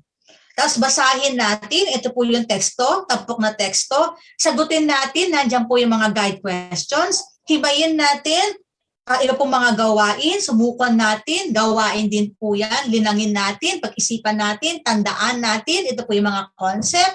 Alamin natin, at ang special feature ng aming libro, we use the term handurawan para po sa mga technique na dapat isaalang-alang at gabay sa pagsulat. Ayan po. So yung mga yan, kayo na po ang mag-iisip niyan. Iba-iba po ang katawagan ng mga writers dyan. Sa amin naman, sa lower grades po, sa Duyan, meron po kaming gintong ani, ano pa nga ba yung mga ginamit namin na term? Galing unawa, ayan, pukaw isip, galing unawa, ayan, likhang sulat o likhang kamay at iba pa. So, kailangan pumasok po ang inyong creativity sa pagpapangalan po ng component ninyo. Again, my dear teachers, my future writers, kayo po yon, trabaho nyo po yon. Tapos, hahanap din po kayo doon ng icon. Sabi nyo, sa amin, pukaw isip. Ano kaya magandang icon sa pukaw isip? Yan. Pag-usapan nyo po yan. Again, depende po iyan sa pag-uusapan ng inyong grupo at depende rin po sa kahingian ng publishing house. Kayo po mag-iisip ng mga component ninyo, ng parte, pero yung parte po natin, ano po yung ating point of preference? How do we deliver the lesson to our students? Kaya meron po yung motivation part, may babasahin, may guide questions, may activities. Okay po?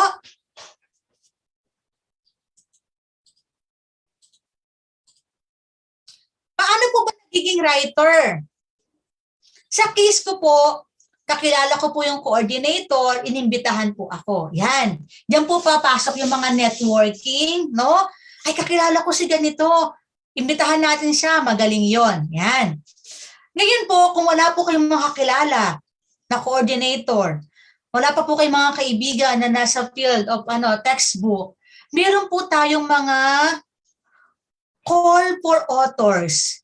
Ito po, mainit-init pa. Posted po to October 17. Pinatungan ko lang po yung mga info, no? Kasi di po ako parte noon, baka di po ako, wala po karapatan mag-promote. Pero ito po nasa Facebook po, isang publishing house. They have call for Filipino authors. Meron po sila dyan mga qualifications.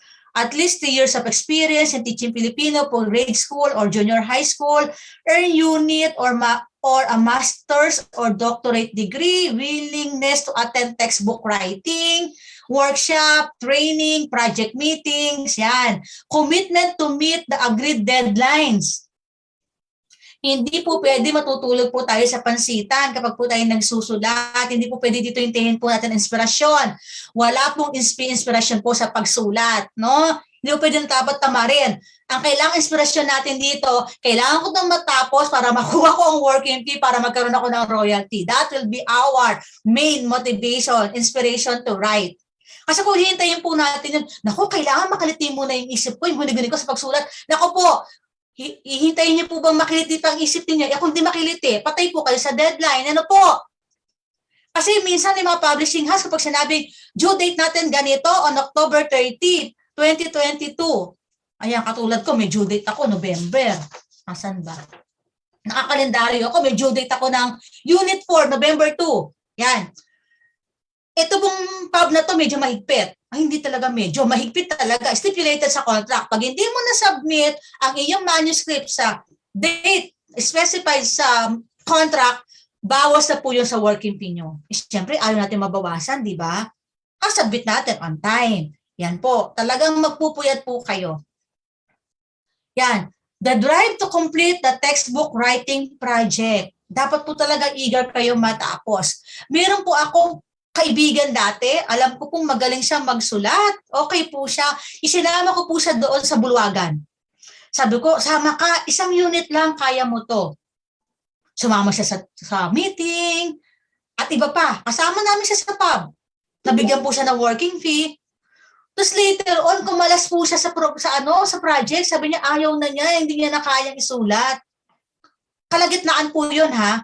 Siyempre, kailangan niya ibalik ang working fee. At the same time, dahil ako po ang nag-recommend sa kanya, wala na po akong choice na maghanap ng kapalit niya, sinalo ko yung buong unit niya. Yun po yung magiging mga problema natin. So dapat, halimbawa kayo, nag-invite kayo, nako, pag umuro yung invite nyo, malamang sa malamang kayo ang sasalo. Kasi pilay ang buong serye, hindi po yan lalabas. Okay? So dapat po talaga, you are willing to write. Ihanda nyo ang kape, ang tsokolate, yung mga ganyan, yung soft drinks. Yan po yung talaga magpapadrive ng adrenaline nyo. Pero sa akin, ako po talaga kape lang. Soft drinks hindi. Tapos medyo nakataas na yung paa nyo sa computer. Kasi iniisip mo, saka kumukuha ng idea. Yung mga ganyan po, yung tulog na yung lahat, ikaw gising pa. Ayan, yung para sasabihin mo, bakit ko ito pinasok? Iba natutulog na, nagihilik na ako, nagpupuyat pa dito. Yan po yung mga mararanasan nyo po dyan. Yung maiiyak ka na kasi magkapasa ka na, wala ka pa maipasa. Po. Yung pong translation na yon na ginawa ko for the series ng Arete, I did that for 6 months. Buong po yun buong serye po yun. Mas bata pa po ako noon. Kaya ko pong magpuyat. So walang idea yung school na rumaraket ako sa gabi. Kasi di po ako nag-absent Pag uwi ko, konting tulog, tapos kain, tulog, pahinga, gising. Gising ako po ng kalagitnaan. So tutulog ako ng 1 oras, gising para maligo, almusal sa school. So parang walang nangyari. Yan. Kasi mamusuklay ka lang naman, pulbo, lipstick. Parang wala naman nangyaring puyat sa iyo, ganon. Hindi po nakahalata ng aking mga bossing na may niraraket ako sa gabi. Sabi ko, alam nga naman di ko tapusin, 6 digits ito. Ang sweldo ko, barya-barya lang sa inyo. Aba? 6 digits po yun talagang kumiki. Di ba papa? Talaga kikis na pag yung mga mata. Kaya mo to, di ba? Parang pag kinompute mo, oh my God, parang 5 buwan hanggang 7 buwan sweldo ko to, gagawin ko. Mga ganun po. Mga ganun. Yun po yung magpapatibok ng ating mga isip para po tayo magsulat kasi nakikita nyo, ito na yung 6 digits, papalapit na to, yung mga ganon. Yan po. Okay? Ngayon po, kapag naman po kayo halimbawa nag-apply na, kasi may mga qualification po. Ito naman po sa right side, panibagong pub po ito nag-call for authors din po sila. Kapag po kayo ay nag-submit ng inyong letter, susulatan po kayo. Hihingan po kayo ng sample module. Titingnan po ngayon kung talagang nakakasulat po kayo. Yan. Kapag po pumasa sa standard nila, padadalhan na po kayo ng email. Ayan, Dear Valued Writer, congratulations, you qualify to be part of Module Writers for Filipino 9. We have enlisted you, blah, blah, blah. Ihanda niyo po katawang lupa ninyo naman sa mga orientation. Yan. Magugulo na po ang mundo nyo nun kasi maya may mga Zoom meeting, orientation, yan. Yan po yung mga proseso. Again, kapag po commission kayo ng textbook, meron pong working fee, may royalty fee. Kapag po halimbawa itong mga call for Filipino authors na yan, depende po kung halimbawa sasabihin nila, hindi ka royalty, para outright. Kunyari, susulat ka, babayaran ka na para doon. Kunyari, 100,000. Pero ako, based on experience, hindi po ako pumatol doon sa mga outright na pagbabayad. Kasi lugi po kayo doon. Paano po kapag bumenta po yung libro ninyo? Binayaran ka ng 100K. Kung may benta ko ginagamit sa iba't ibang school, parang hihinayang ka, sayang, sana pala hindi ko binenta yung right. Okay? Kaya ako po, taon-taon pumapasok yung pera. Naka-royalty basis po ako. Kaya yan, ako po nakaabang na ngayong November, December. Papasok na po ang mga cheque niyan. Kasi may royalty na po. Yan. Kaya laging merry po ang aming Christmas kasi po marating na po ang mga cheque, tapos ang publishing house, may mga paregalo pang Noche Buena package, yung mga ganyan po, may papayong, pakalendaryo, ayan po, yan, ang ginigay ng mga publishing houses. Kapag po dito, ito naman po, para module writers lang po, ang PEG, isang bagsak lang po to ng payment. Kasi module lang po pinagawa sa inyo. Usually, sa isang module, 30 to 50K. Tapos na po ang kontrata nyo nun.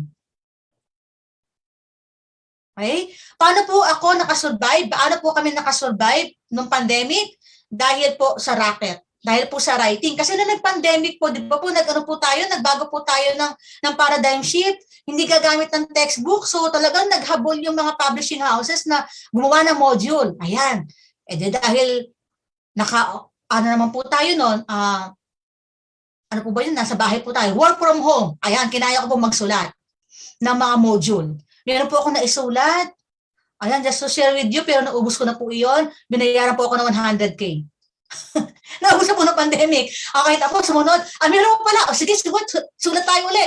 Ayan, module, 30K uli yun, mga future teachers. Yung sumunod na po, sabi ko, hindi na kaya nakatawan lupa ako. Sumuko na ako. Sabi ko, hindi ko na po kaya yung 1 month writing. Pagod na po ako. Doon na po ako sumuko kasi mabilisan po pandemic, kailangan ma-release ng August, no? Ganun po. Kaya kailangan po talaga, mabilis po kayo mag-isip, mabilis magsulat, handang magpuyat, handang mapagod. Okay? Pero of course, kailangan nyo rin pong alamin ang tawag ng katawan ninyo kung talaga titigil kayo o hindi. Kasi kawawa naman po ang katawang lupa nyo pag napagod kayo. Ano po? Baka yung kinita kong 100K, pupunta lang sa gamot. No? So yun po, nung pangatlong tawag na yata o pang-apat, after orientation at nakita ko yung bulk ng gawain and the due date, ay nag-say sorry na po ako sa pub. Sabi ko, hindi ko po kaya.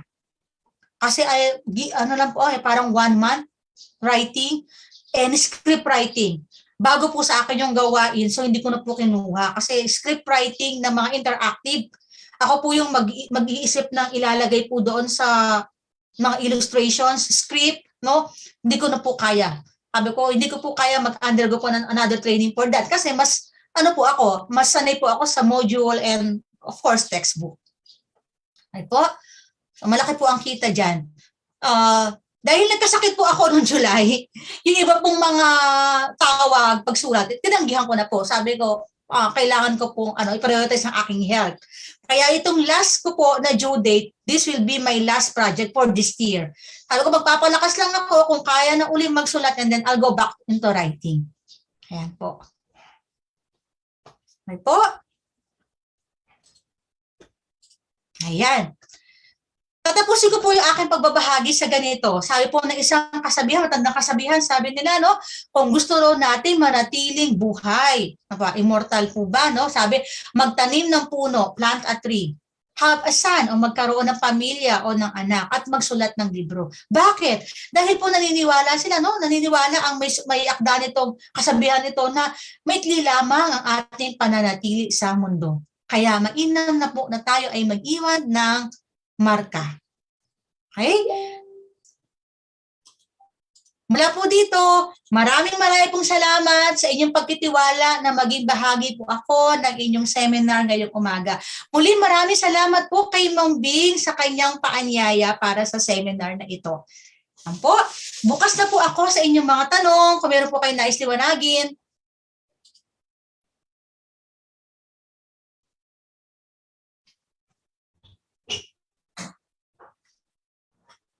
Meron po palang tanong dito. Sabi po, ma'am, ang registration po ba ng manunulat na pinakita nyo ay may apply lang kung ang aklat na sinulat po just done in recent years. Halimbawa po, 10 years na naisulat. Ma'am, try nyo po. Ma'am or sir, try nyo po. May link po ang NBDB para po sa registration. May email po doon. Siguro po I'll send it to Ma'am Bing, no? Para po makita nyo. Habulin nyo po ang registration na naka-online po ngayon, and I think free pa po ang registration fee. Naka-waive pa po. Kasi po nung ako po ay nag-register po, libre po eh. Tapos ihahatid na lang po sa inyo, padadala po through courier po yung inyong dokumento. Wala po kayong babayaran. So habulin nyo po iyon. Sa nagtanong po, make sure lang po na attach po yung mga documents, no? Sila naman po kasi ang mag-i-evaluate niyan kung ibibigyan mo po kayo ng certificate o hindi. Halimbawa po, may kulang po, mabilis po silang sumagot. Sabihin po nila, please submit, may kulang kang documents. Nangyari po sa akin yon na nag-apply ako as translator. Kasi dalawa po yung applyan ko, as author, writer, and translator. Doon po sa translator ako nagkaroon ng problema kasi hindi po sa akin nakaka-copyright yung translation. Kasi nga po, commission ako as translator. So wala po sa akin ng copyright kung hindi nasa pub, kaya hindi po ako nag-grant ang translator. Pero nung pinasa ko po yun, sumagot po sila na meron pa akong kailangang document na isubmit. Pero nevertheless po, hindi rin po na-approve kasi nga po, wala po sa akin yung copyright. Yun po. Any question pa po?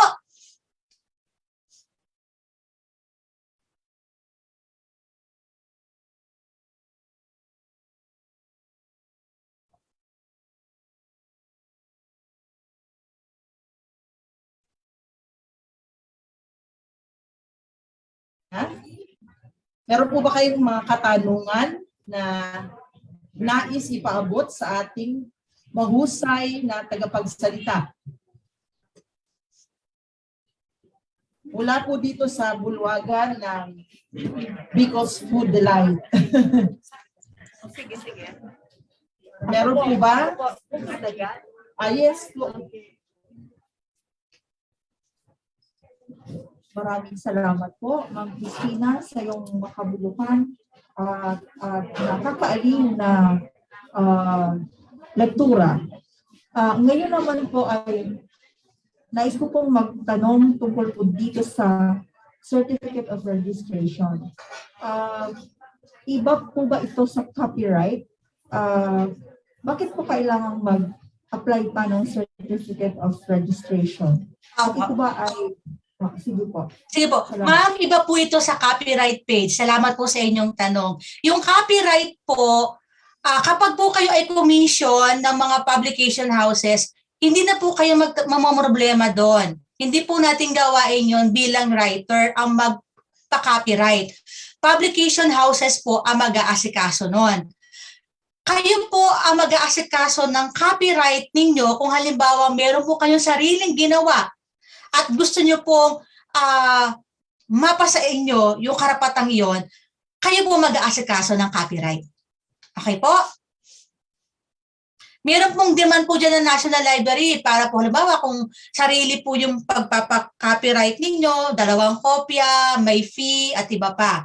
Pero kapag po sa katulad nitong mga aklat na ito, hindi po ako nag-asikaso nito o hindi kami nag-asikaso kundi publication houses. Ngayon po, bakit po ako may certificate of registration? Para lang po to motivate and myself and inspired others po to write. No? Parang ay legit po kaming writer kasi we are acknowledged and recognized by NBDB. Yun naman po yung purpose ko ng pagpaparegister po. Para ma-acknowledge po. At the same time, kapag may programa po ang NBDB, may pa-workshop, may pa-seminar, edge po natin yon na we will be invited kasi nasa listahan na po tayo ng NBDB. At baka later on, you want to apply for a certain project po sa NBDB, at least you are recognized by them. Yun po yung ating magiging kalamangan sa hindi po nagparehistro.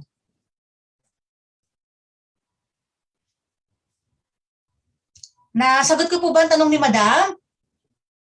I think so po kasi wala nang follow-up question si Binibining Angie. Okay. Yung iba pong participants, meron pa bang mga katanungan? Ma'am, permission to speak po. Meron pong sa tanong sa Zoom. Kung ang sinulat daw po ay sa DepEd, pwede po ba itong gamiting proof para sa registration po? Ito po, madam o sir, ay hindi ko po sure. Kasi kung kayo po ay sumulat ng DepEd module, kanino pong pag-aari ito? Sa DepEd po o sa inyo? Yun po yung pwede po natin tanong sa ating mga sarili kasi di pa po nagkapasulat ang DepEd sa atin. Nanatili po ba sa inyo ang copyright o sa DepEd po? Yan po. Kung sa DepEd po, again, pwede po na nakapangalan po sa inyo, tama po ba? Kung may pangalan po kayo, pwede nyo naman po sigurong subukan mag-apply. Again, ang mag-evaluate naman po ay NBDB kung kayo po ay pwede issuehan ng Certificate of Registration as author. Yan po yung akin may papayo. Wala naman pong masamang sumubok. Try lang po ninyo, mag-submit ng application, i-attach nyo po. Anyway po, kung may concern sila, may problema sa documents ninyo, they will answer immediately. Within 1 week po, sasagot po sila. Tapos po, meron po bang effectivity ang registration? Yes po.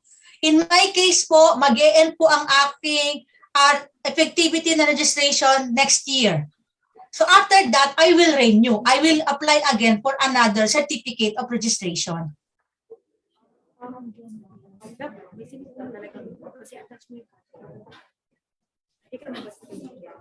Madam, one book, one certification po ba or one registration per writer po? Okay, again, sa case ko po, marami po kasi ako ipinasa na libro. Na-register po ako as author.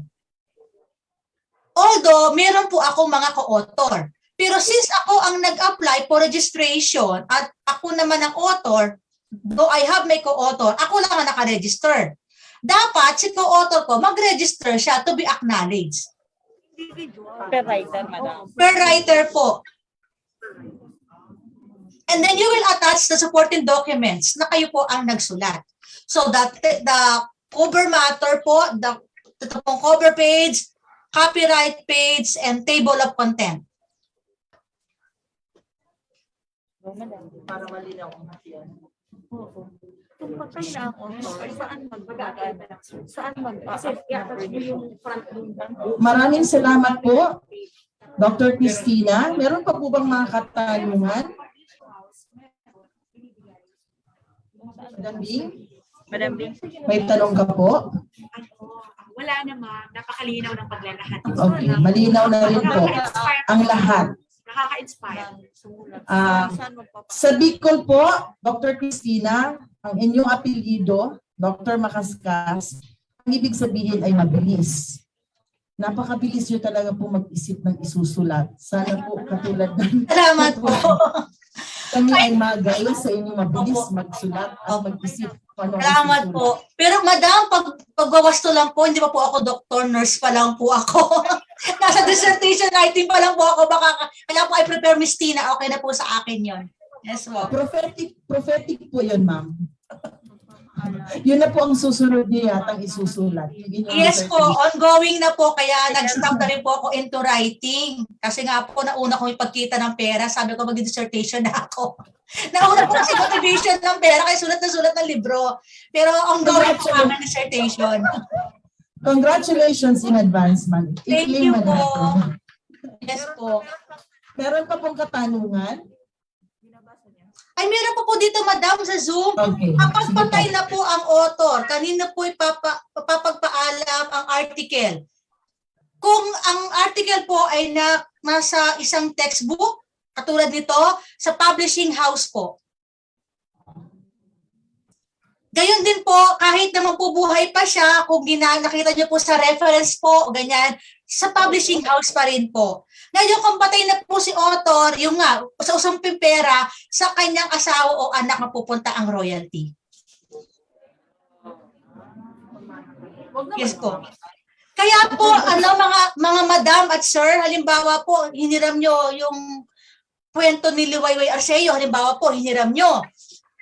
patay na siya, sasabihin nyo, ay patay na siya. Hindi rin po natin basta pwedeng gamitin kasi meron po siyang mga kamag-anak pambuhay pa. Para po sa case ni Mars Ravelo, di po ba, yung mga anak-anak niya na ang kasama sa mga kontrata. Yun po. Pero kapag po, halimbawa, yung kay Rizal, wala na po si Rizal, 100 years ago na po. Meron po kasi mga ruling niya kapag 50 years na pong wala, halimbawa yung author, yung pwede na pong gamitin for free. May mga ganun pong provisions. 50 years. 50 years po. Ako may tanong pa po. Sige po. May tanong pa po. Isa pang tanong, ayaw kong sayangin ang pagkakataong ito. Madam, halimbawa may copyright na sa isang publishing house. Maaari mo bang bilhin ang copyright na yon para ilipat mo sa sarili mo? Pwede bang bilhin ang copyright para mawala na po siya sa isang halimbawa? Publishing house, opo. Kunyari po, sa case ko, kinumission po ako, madam. Pero kasi ma'am, commission po kasi tayo, kinumission po tayo eh. Hindi po talaga mapapasa ilalim sa atin fully ang copyright. Kasi po, kaya po tayo nakasulat, inibitahan po tayo, binayaran po tayo habang ginagawa natin yon. So hindi po may ililipat sa atin. Pero kung sa'yo? Kung kayo po, halimbawa, kayo po, sarili niyong aklat, kayo po ang lumakad ng inyong copyright, inyo po iyon. Yung sariling sikap po, inyo po iyon. Ngayon po, halimbawa, may copyright na po kayo, tapos gusto niyo po i-publish po. Hahanap po kayo ng mga publishing house or printing press na mag-accommodate sa inyong pagpapa-imprenta. Pero, papasok po siya sa, I think, sa what we call vanity publishing or self-publishing. I-discuss po sa inyo mamaya yun. Kapag ganun po, mga madam at sir, kayo po magbabayad ng gastos sa printing. Kayo rin po doon ng marketing. Inyo na po lahat. Sariling sikap po yun. Pero kapag po kayo i-commission, aalalahanin nyo lang kung ano isusulat nyo. But in terms of copyright, acquisition, marketing, sila po yun. In terms of transaction sa mga school, sila po yun. Kayo po, after our task to write, ang gagawin po natin, maghintay ng cheque. Yun po. Yun po yung advantages and disadvantages mo kapag po commission and not commission po. Ma'am, paano po makakuha ng magko-commission sa akin? Maganda pong tanong yan, ma'am. Doon po kanina, i-share ko na lang kay Ma'am Bing yung link, yung merong call for author, pwede po kayo mag-apply doon. Pero halimbawa po, yung iba kasi, kaya po maganda po na tayo ay miyembro po ng mga samahan, ng mga organisasyon, kasi meron po kasi dyan na sumusulat po ng libro eh. Tapos they come up with a new project na sila yung writer. Bakit naman po sila? Halimbawa, yung mga kakilala ko sa State U, meron po ako nakita isang textbook sa college, 10 silang author. Parang, wow, ang dami nila. Bakit 10? Kasi po, target po nilang ibenta yung libro sa kanilang mga state university kasi meron po silang target student. Pero kung 10 po kayo na author, huwag po kayo umasa sa milyones na royalty kasi 10 kayo maghahati-hati. Ano po? So, again, you join for the call for authors para po makapag-apply kayo. Pangalawa, join po kayo ng mga organization para po sa networking, para po sa mga project ng textbook writing, baka maisama po kayo doon. Kung meron po kayong kaibigan na nasa field na at author at maging coordinator siya, pwede nyo na sabihin, sama nyo naman ako sa project nyo. Yung mga ganun po. Kami po kasi ngayon may niluluto kaming mga bagong project. Ang ina-ay ko po ngayon na mga maging co-author ko, yung po aking mga dating practice teachers na nasa field na yon na nakitaan ko ng kausayan sa pagsulat. Ayun po. Siyempre, unahin din namin yung kakilala namin, alam namin may husay, gano'n. So ngayon po, dahil with Ma'am Bing, malay niyo po, if we will have another project, pwede po kami mag-invite sa inyo, if we will give it a chance.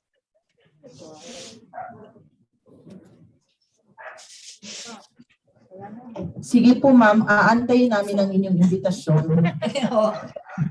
Sino po ba ang meron pang mga katanungan?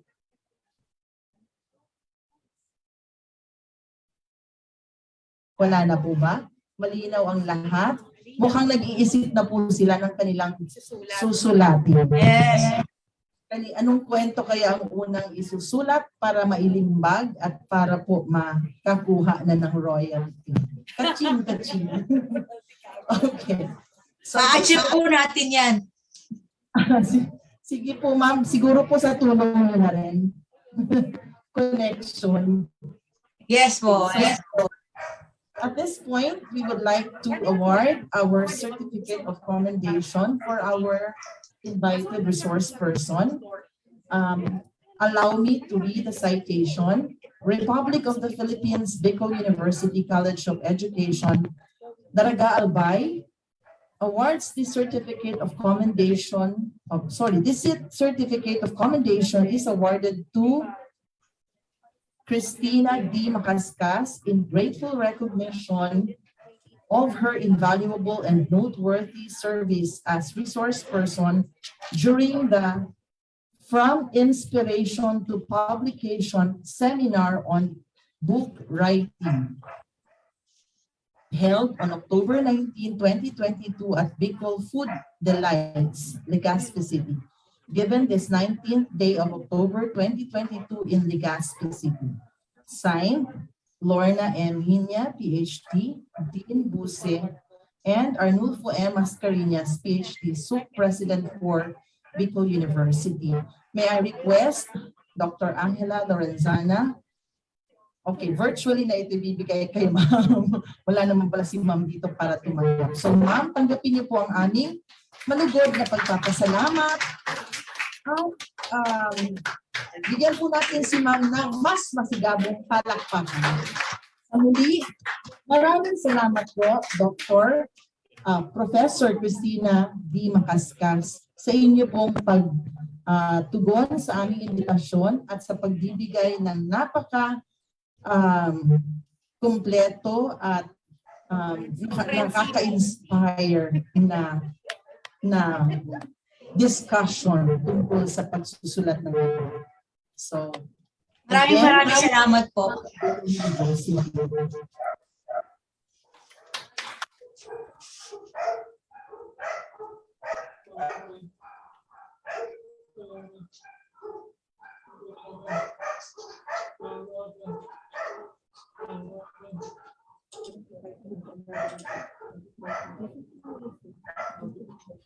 All right. Per instruction from our department head, may I request from each table, per table na po, kasi I think you're seated by your department, if I'm not mistaken. You're going to come up or write, identify needs and relevant topics for book writing.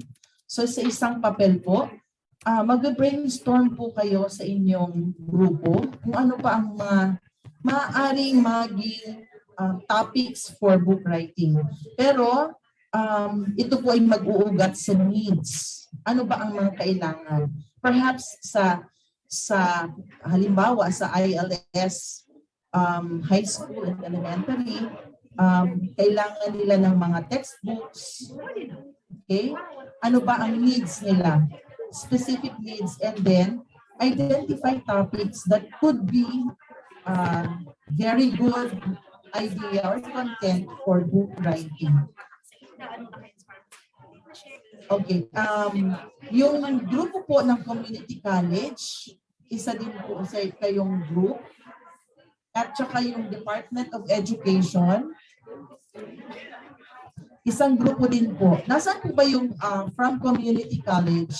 Okay. So isang group na po kayo. You join your group and you brainstorm and discuss kung ano po yung mga needs ng college ninyo at kung ano ang mga magagandang topics na pwedeng gawin na focus or content for book writing. Yung DepEd people po, nasaan po? I think nandun sila, sir. Sir? Ano na po ang ginagawa natin Diyan ngayon, kayo, madam? okay. Sige. One group din po kayo. And the rest are grouped by departments. So from Buse po. Okay, so for 15 minutes lang po while we are waiting for our launch, workshop on So, pakisulat na lang po sa isang malinis na papel. Perhaps a page from the notebook given you earlier. Thank you. after 15 minutes may aabutin ang mga tulong.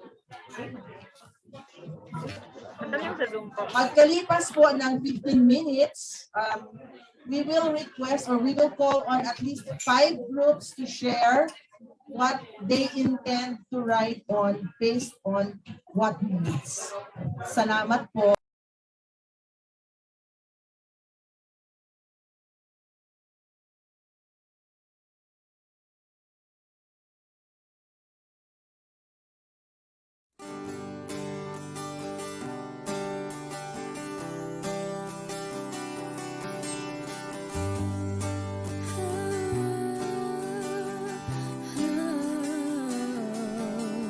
Pangarap ko nasa bawat paghinga kasama ang lahat. Nasa kahit na anong oras, hindi matatanay sa agos. Nangarap, nagsisikap, Niyayakap at pagkakaiba. may kasiyahan, pagmamahalan, at respeto sa bawat isa. Hindi masamang umasa sa pangarap nating magkaisa.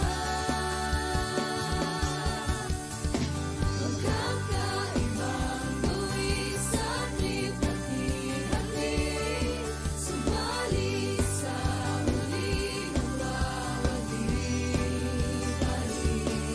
Marami na iba't iba ang kulay kinasasalita, subalit sa huli mananalig ang pusong biyuelyo. Pusong biyuelyo. Pusong biyuelyo. Pusong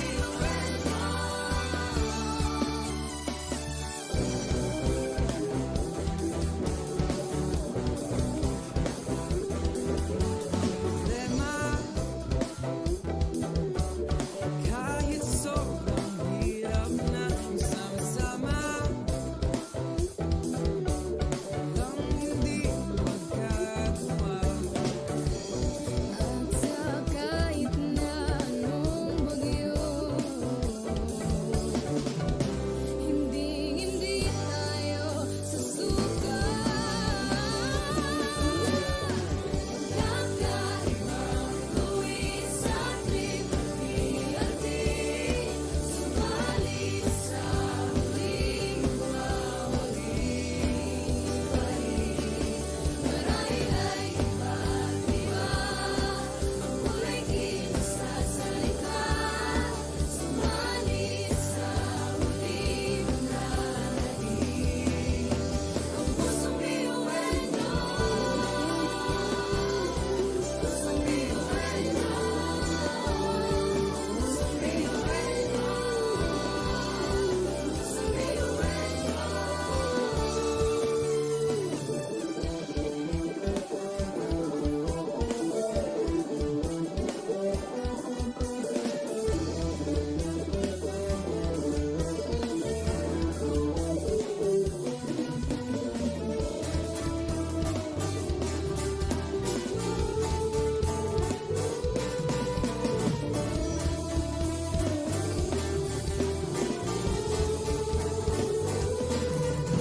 Sa pagsabog ng dilim, liwanag ay kaperas. Muling bumangon at isiping normal ang pagkabigo. Tibayan ang loob sa bawat pagdapa ay tumayo. Batin mo ang pangarap na buong buo. Kung sa tingin mo kinawawala ng pag-asa, di ka nag-iisa sa hamon at problema. Kahit ang magkakapareho may pagkakaiba, ngunit ang pinagkaiba sa di ng pagkakaisa. Sulong lang sa Sabay-sabay sa bundok na matarik, parang sugat na lika ng maapakan ng tinig. Diretso lang, kahit gano'ng kalupit, hindi ikot ang segundo sa relo na pabalik. Tumingin ka sa liwanag na sa'yo'y papalapit, makinig ka sa katotohanan na aming sinasabit. Madadapa ka minsan, kakayanin mo pa rin dahil ang pusong biyuan nyo sa data mo sa dilim.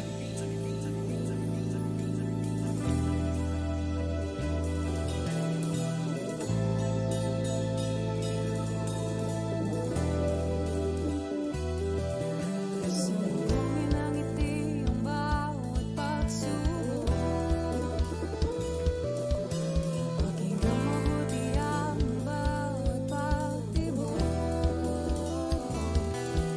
Ang pusong nangangarap, biyuhin nyo, nagsisikap, sama-sama sa pangarap. Kapit bisig, tayong Kakaibang luwis at lipat-lihatin, subalit sa huli nawawagi pa rin. Marahil ay iba't iba ang kulay kilos at salita, subalit sa huli manlalangin ang pusong biyuhan niyo. Pusong biyuhan niyo.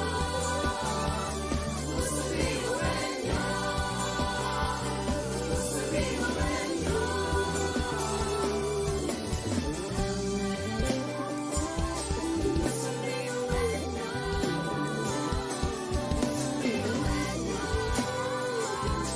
Pusong biyuhan niyo. Ang pusong biyuhan niyo. Tatak biyuhan niyo. Wow, oh, wow, wow, wow, oh. Wow, oh, wow, wow, wow, oh. Wow, oh, wow, wow, wow. Mga pangarap kayang abutin, pag-asa ng ambisyon natin, di kukuha tulog-tulog. Saan man magpuntay, isa ang ulong. Ako, ikaw, tayo, kahit sino pa, pantay-pantay ang tingin sa isa't isa. Isang pangarap, Isang hangarin, tayo ay kakbiyuhin niyo. Sumayo, umilag, sumayaw tayo, biyuhin niyo. Sama-sama tayo, tunay nga na ganda ang talay ng ating mga puso. Walang susuko, kahit anong problema, wala lang yan basta didaan sa ngiti lang. Pasabayan at laging isipin na tayo'y tatak biyuhin niyo. Wow, oh, wow, wow, wow, oh. Wow, oh, wow, wow, wow, oh. Wow, oh, wow, wow, wow. puso't isipan, nariyan ang taglay. Handang matuto, marunong maghintay. Sa pagsubok, di matitinag. Kahit saan man iharap, di tayo papalag. Ako, ikaw, tayo, kahit sino pa, pantay-pantay ang tingin sa isa't isa. Isang pangarap, isang hangarin, tayo ay tatak biyuhin niyo. Sumayo, umilag, sumayaw tayo, biyuhin niyo. Sama-sama tayo, tunay nga na ganda ang talay ng ating mga puso. Walang susuko, kahit anong problema, wala lang yan basta didaan sa ngiti lang. Pasok na yan at laging isipin na tayo'y tatak biyuhin niyo.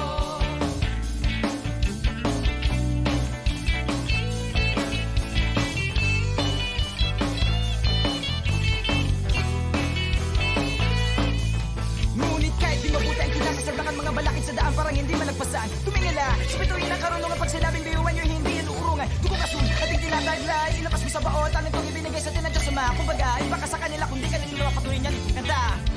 Mga talento natin na iba-iba.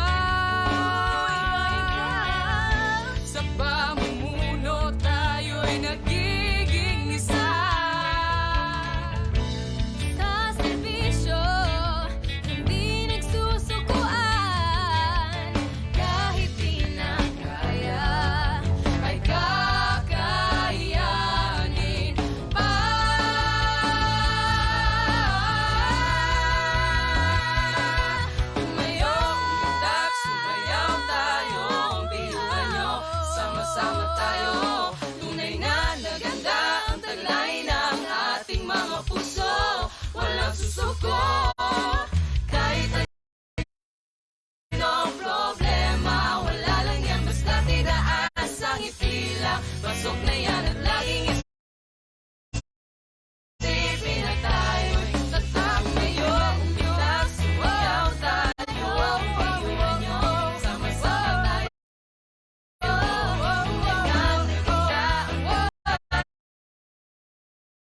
Ay ng awa ang puso, walang susuko. Kahit anong problema, wala lang yan basta didaan sa ngiti lang. Pasok na yan at laging isipin na tayo'y tatak biyuan nyo. Tatak biyuan nyo. Laging isipin na tayo'y tatak biyuan nyo.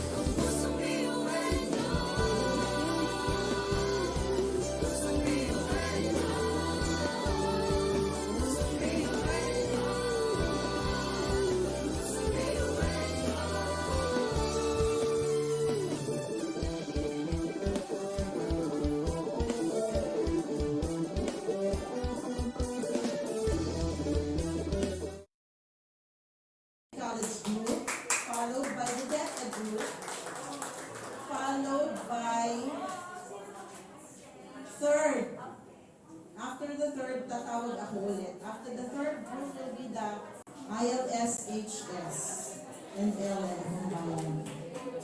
Okay. Let's give them a big round of applause.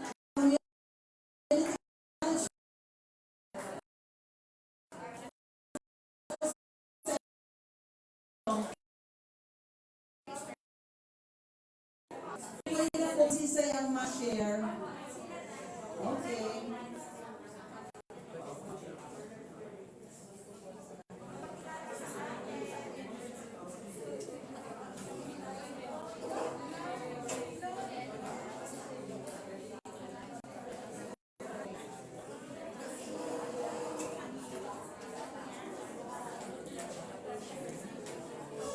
Magandang umaga po sa lahat. My greetings to all the participants in this activity. My name is Ira May Panisa po. I am a part-time instructor in Liga Community College. And I am with Ma'am Lisandra. Ayan. I am also with Ma'am Mary Grace, Ma'am Soljoy from Pulangi Community College, and Sir Arnel, and Nati from Liga Community College with me, Ma'am May Magao. So we have talked about the needs of our institutions, and yung una po namin na pag-usapan is regarding the need or the specification as to the subjects or the contents that we need to discuss to our students. Most of us here are teaching in AP Economics, and I am with teachers who are teaching mathematics in the modern world, and we have shared that we are in conflict given the limited time that we are facing our students for discussion. We are in conflict in prioritizing the topics that we need to discuss to them with a limited time. So one book topic that we have considered is mathematics for economists. With this book idea, we are going to select topics which are relevant, priority content or priority competencies for our students as they go along with their career. And another one, shared by Sir Arnel and Ma'am Soljoy, one of their problems is the reading comprehension skills of the college students in community college. So I myself know that there is a problem in our literacy in our country, and we can observe it with our students. So another book topic that we have come up is reading comprehension for college students, specifically for college students. So I think that would be all. Thank you very much for listening.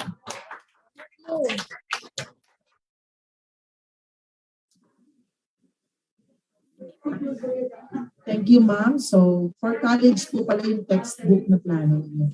Okay, good luck po sa endeavor. DepEd Group,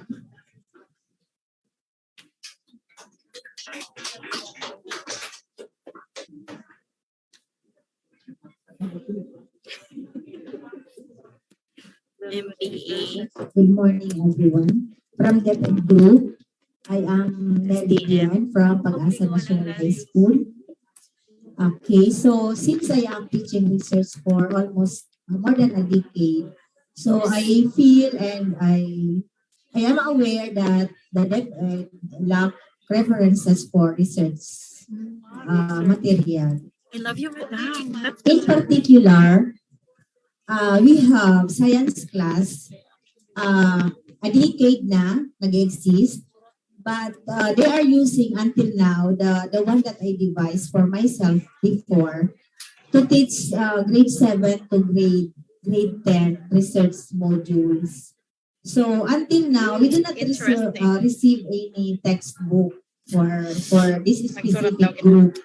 Kasi ang research, ang STEC namin or ang science class namin ay isang section per grade level. However, with this scarcity of material, we survive because we devise our own material. Another thing is supplementary materials for senior high school. So what we are doing as research teachers, we are devising our own module to where the student will find it more easier and less complicated. But generally, we do not receive any textbook from DepEd. Another thing is the materials that we are using now are from the modules existed during the pandemic. So I think in the face-to-face sessions, we need a contextualized modules or material so that our student will be more well-versed on developing the skills necessary in preparation for college courses. So, in general po, supplementary materials are still necessary. Thank you very much.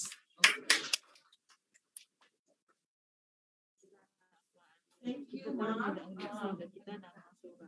By the way po, pasunod-sunod na po yung natin presentation. Our department head from the Lalin Humes is taking note of the needs para at least then later on we might be able to identify areas where we can be of help also sa ating peers, sa community colleges, and sa Department of Education. So, sunod na po, kaya na ako madigdi sa inyong kanta kasi delikadong wire. So, Busails, Madam LMS High School, MPE, STEM, then LAL and Humes. Thank you. Yan na, so, unit coordinator namin. Madam, iwalayin pa sila or isa na lang po? Ang high school at LM. Good morning po. So, I am from the high school department. And actually, writing textbook is very timely for us because we are okay. We are implementing the new curriculum. Okay, so the faculty is thinking of writing textbooks. Wow. Textbooks, but modular approach. Yes, where we are going to focus on the integration of the themes like food sustainability, disaster preparedness, gender and development, and also global citizenship education.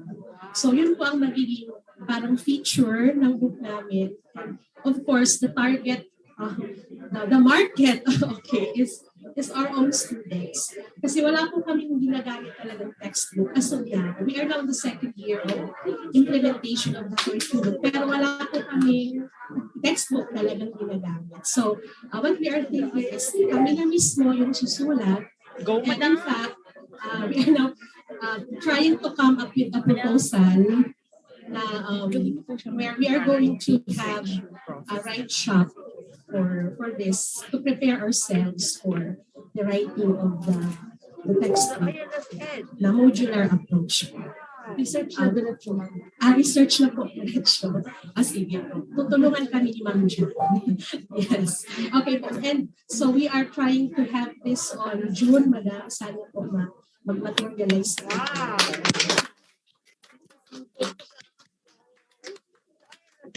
ILS. Go, madam. Go, madam. Elementary, madam. Sabay na. Isa na lang yun. Wala man, dalawa man daw na together. Yung ibang faculty sa LM, sa high school din. PLC!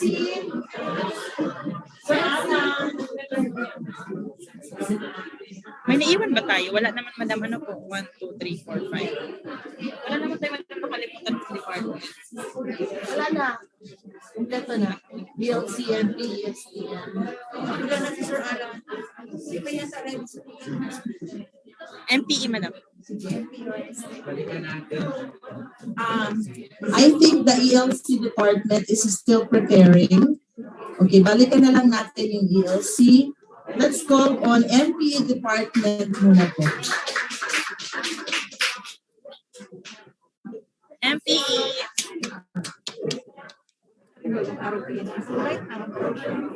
Yes, ideal generation website. True man. Why not environment? Picture mo nila, picture daw, gusto niya picture. Good morning, everyone. MPA department has come up with this parang proposal or parang ito lang yung what we have in mind in response to what we need in teacher education. So it's on developing instructional materials. As of now, we're thinking about developing instructional materials first. So this could change later. But this is on blended learning for professional education. So this is in response to the change also in instructional modality. And we're now on blended learning. And I'm sure teacher education institutions like us, PUSE, are in need.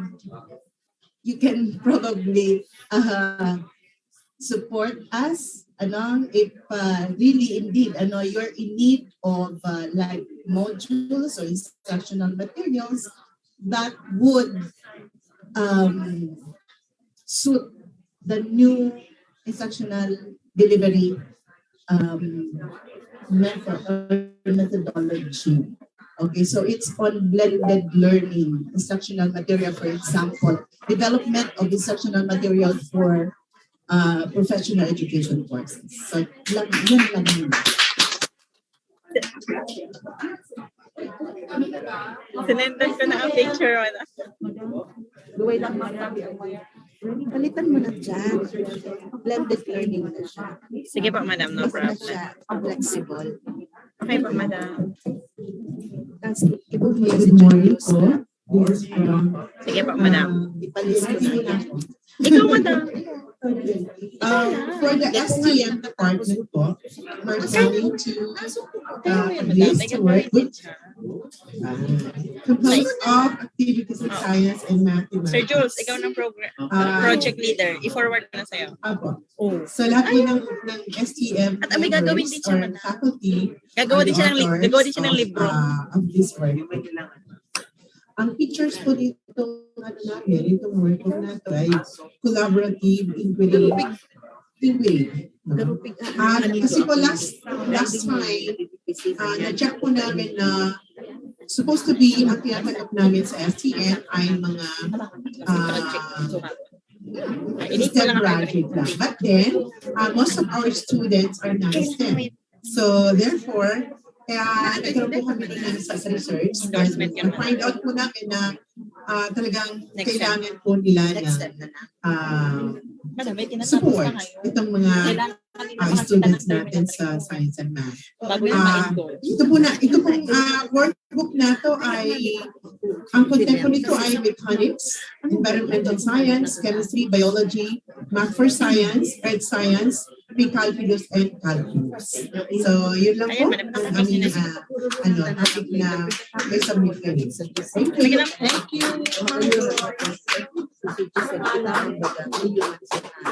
Napili mo na. Napili na sa Giselle Center. Apo. Jules, Oh, madam. Good morning. For the ESC department, the interest focuses on the content courses and specialization content courses or specialization courses, particularly for BSED. So we really don't have resources or textbooks or references. So we are working on that. Hopefully we'll be able to do that. So we are also thinking about preparing or writing work text for preschool and elementary. So this is definitely in alignment to the curriculum, and hopefully the things that we are teaching in the undergrad for our pre-service teachers will be applied to that particular course. Thank you so much.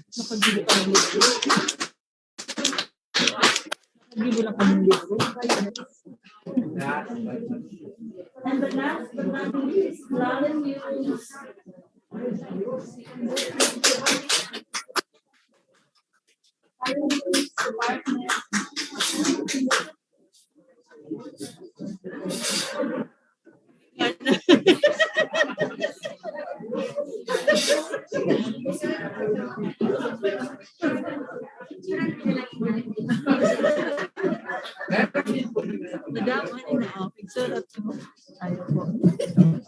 Good morning po. For land use, I don't know, maybe this could be a little too biased for the English, pero the one that we were discussing earlier is to come up with books, one particular book or workbook, I think, we're not so sure, for reading comprehension improvement.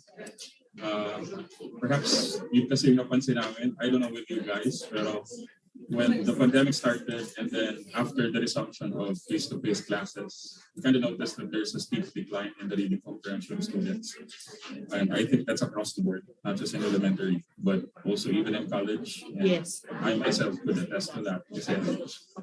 I'm surprised that many of my students seem to have a hard time English things, unlike 2 years ago, before the pandemic started. So maybe we are thinking of producing reading comprehension books which are kind of ESP in approach, para siyang English for specific purposes, pero parang mangyayari reading for specific purposes, wherein targeting specific reading skills contextualized in various uses or various professions, various texts na representative dun sa mga professions na pwedeng i-take ng mga students natin ngayon. So, commonly kasi yung reading materials na ginagamit natin, if I remember correctly, yung sa SRA, Scholastic Reading Approach, I like that because it's very comprehensive, very short. The texts are very short, but one thing I've noticed is para siyang naka-ankla lang masyado dun sa reading skill, but hindi siya naka-contextualize in terms of the actual quote-unquote professions that await the students.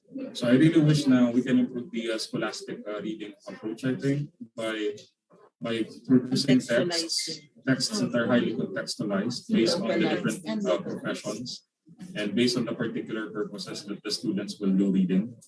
So parang ganun. Sa English kasi one thing na nagustuhan ko sa ESP is that yun the kind of English that you need, not all the kinds of stuffs about English, but only the ones you need for the profession you pursue.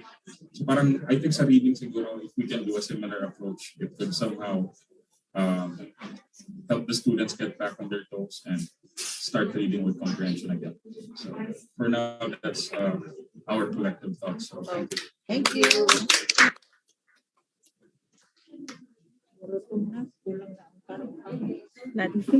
Okay, thank you very much. So I think we're done with the morning activities. Happy lunch po. And yung last speaker po natin, kanina yung nag-present, will be your host this afternoon. I'm done with my part. So this has been your host for this morning. And thank you. This afternoon si Sir Aris Perez na po. So before we have our lunch is ready. So may I invite everybody to stand and let's pray together the Angelus.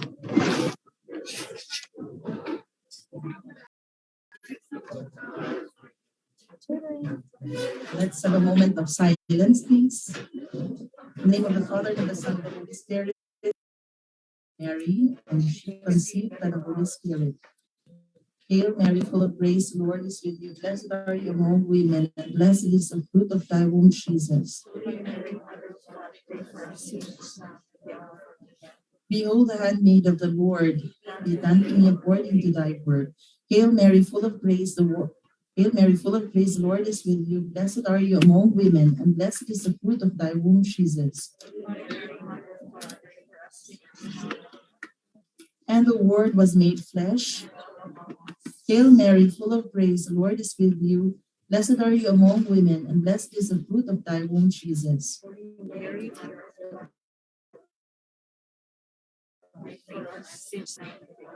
Let us pray. For to beseech thee, O Lord, the grace of our hearts, that we through the incarnation of Christ thy Son, was made known the message of an angel, made by his passion and cross, be brought to the glory of his resurrection, through the same Christ our Lord. Amen. Glory be to the Father, and to the Son, and to the Holy Spirit. Glory be to the Father, and to the Son, and to the Holy Spirit. Glory be to the Father, and to the Son, and to the Holy Spirit. Bless us, O Lord, in this thy gifts, which we are about to receive from thy bounty through Christ our Lord. In the name of the Father, and of the Son, and of the Holy Spirit. Amen. Let's have our lunch. Pangarap ko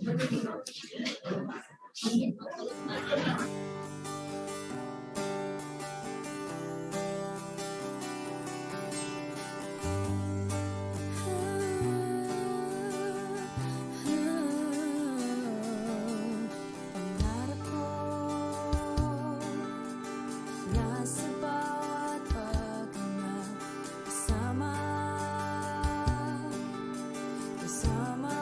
ang lahat. Nasa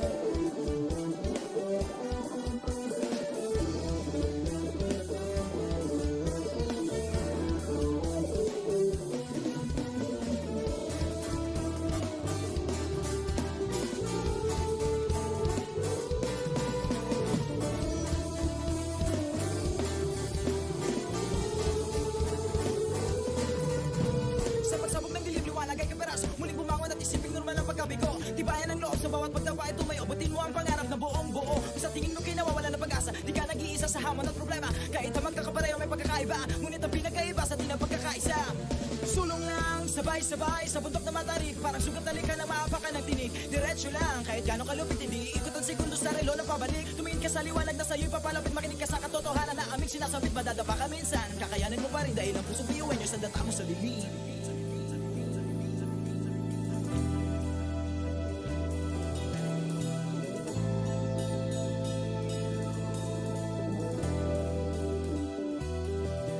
Sumbungin ang ngiti ang bawat pagsubok. Pakinggan mabuti ang bawat pagtibok. Ang pusong nangangarap, biyuhin nyo, nagsisikap, sama-sama sa pangarap, kapit bisig, tayo mga Kakaibang luwi sa ating pati-hati. Subalit sa huli nawawagi pa rin. Marahil ay iba't iba ang kulay kilos at salita. Subalit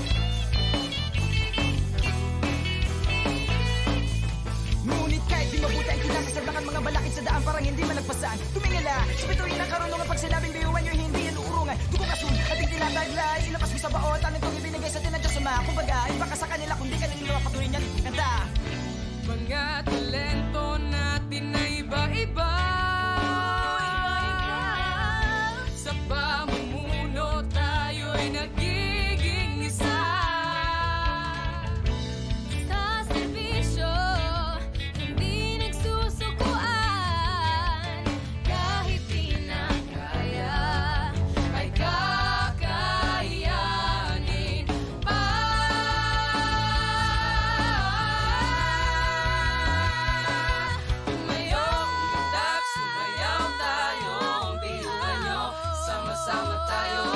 Tunay na naganda ang taglay ng ating mga puso.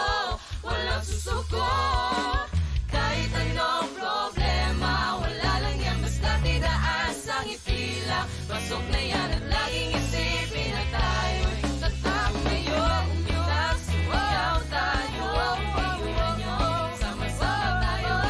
Tunay na naganda ang taglay ng ating mga puso. Walang susuko, kahit anong problema. Wala lang yan, basta tinaas ang ipila. Pasok na yan at laging isipin na tayo'y tatak, iwan nyo. Tatak, iwan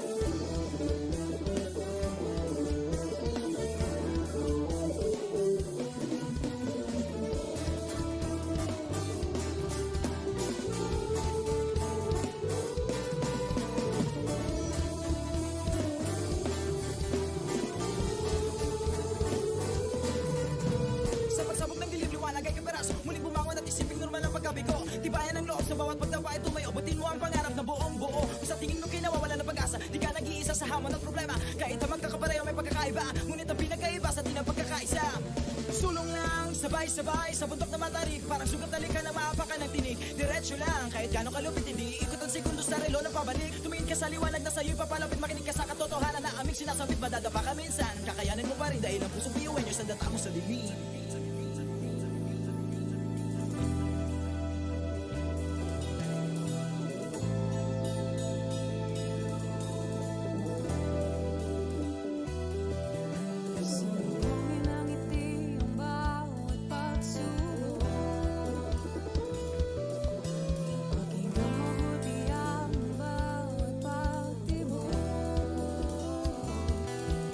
Ang pusong nangangarap, biyuhin nyo, nagsisikap, sama-sama sa pangarap, kapit-pising, tayong kakaibang luwi sa ating pati-hati, subalit sa huli nawawagi. Marahil ay iba't iba, ang kulay kilos sa salita, subalit sa huli manalangin. Ang pusong biyuhin nyo, pusong biyuhin nyo, pusong biyuhin nyo, pusong biyuhin nyo.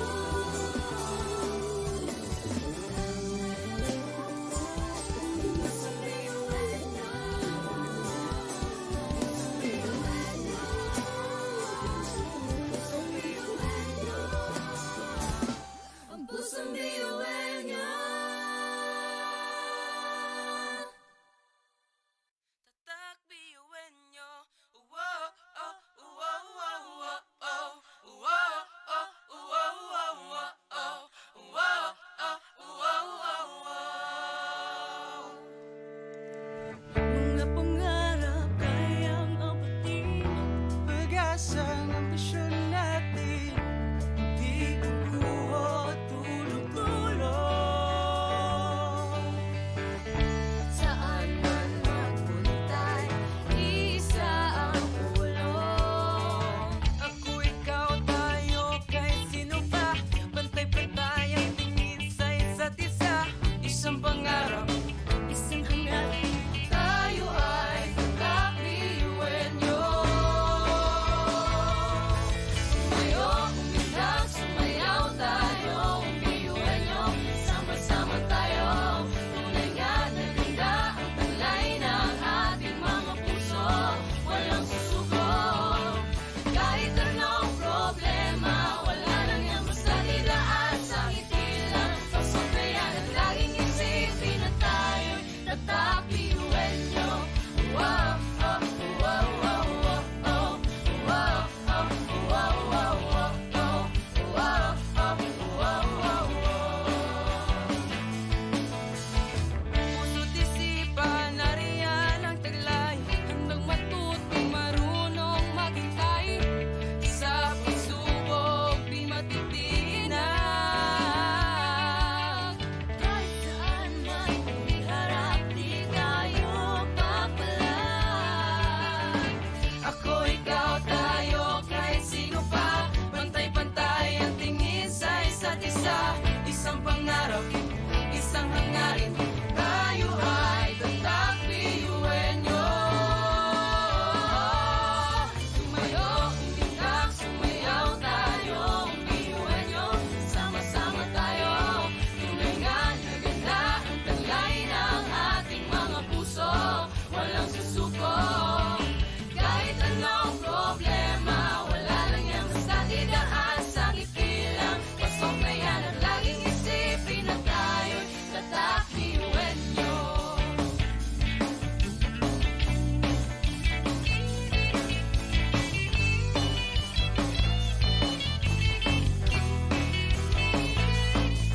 Ngunit kahit di mabuti ang kinakasadlakan, mga balakid sa daan parang hindi malagpasan. Tumingala, sa bituin ng karunungan, pag sinabing biyuhan nyo, hindi yan uurungan. Dugong asul, ating tinataglay, ilabas mo sa baon, talentong ibinigay sa tinadya suma. Kumbaga, baka sa kanila kung di ka nilinawa patuloy niyan, kanta. Mga talento natin na iba-iba. Sa pamumuno tayo'y nagiging isa. Sa serbisyo, hindi nagsusukuan. Kahit di na kaya, ay kakayanin pa.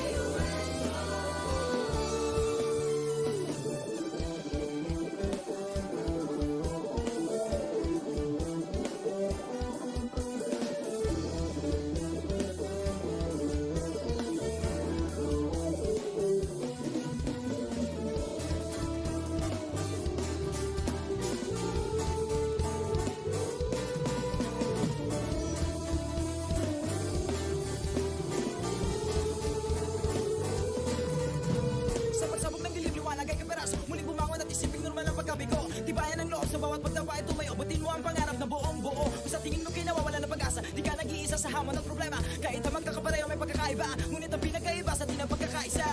Sulong lang, sabay-sabay sa bundok na matarik. Parang sugat na lika na maapakan ng tinig. Diretso lang, kahit gano'ng kalupit, hindi ikot ang segundo sa relo na pabalik. Tumingin ka sa liwanag na sa'yo'y papalapit, makinig ka sa katotohanan na aming sinasabit. Madadapa ka minsan, kakayanin mo pa rin dahil ang pusong piyuwen nyo sa data mo sa dilim.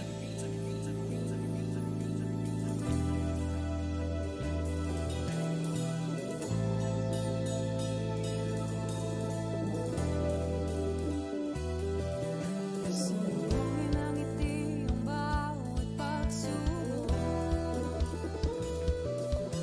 Pakinggang mabuti ang bawat pagtibok. Ang pusong nangangarap, biyuhin nyo nagsisikap, sama-sama sa pangarap. Kapit-pising tayong mga Kakaibang gawin sa ating pati-hati. Subalit sa muling nagwawagi pa rin. Marahil ay iba't iba ang kulay kilos sa salita. Subalit sa muling nananahimik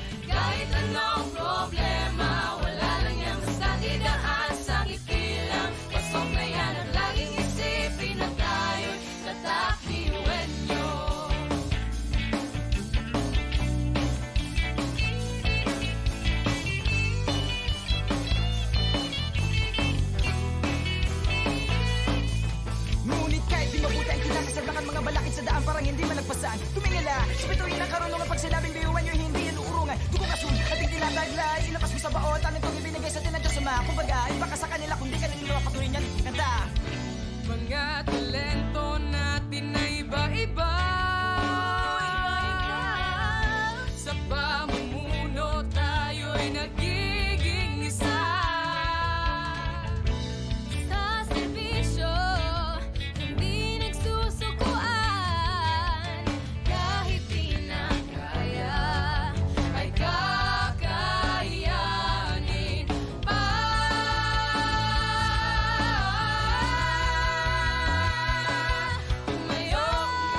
Sumayaw tayong biyuhan nyo.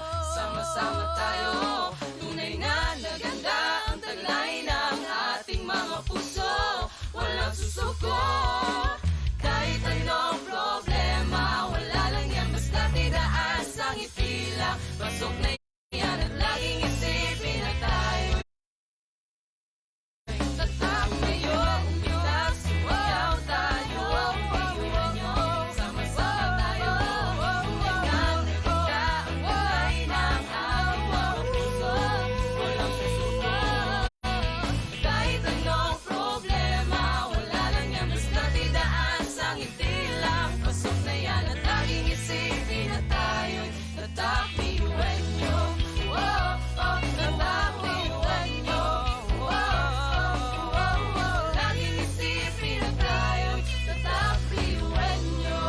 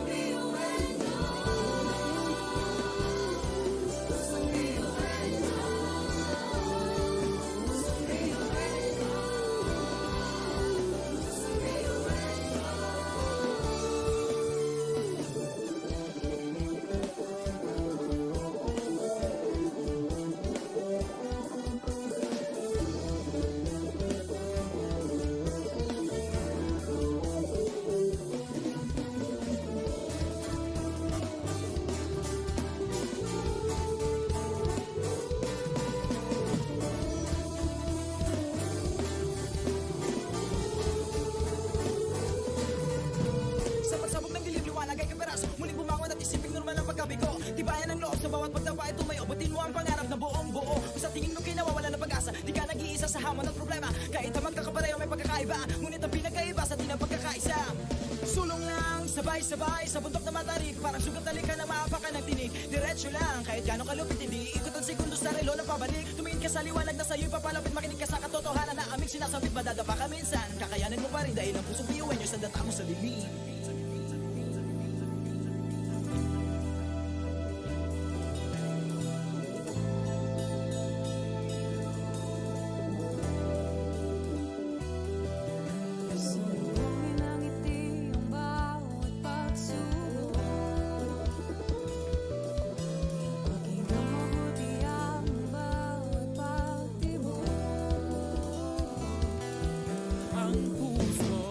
Nangangarap, biyuhin nyo, nagsisikap, sama-sama sa pangarap, kapit-bisig, tayo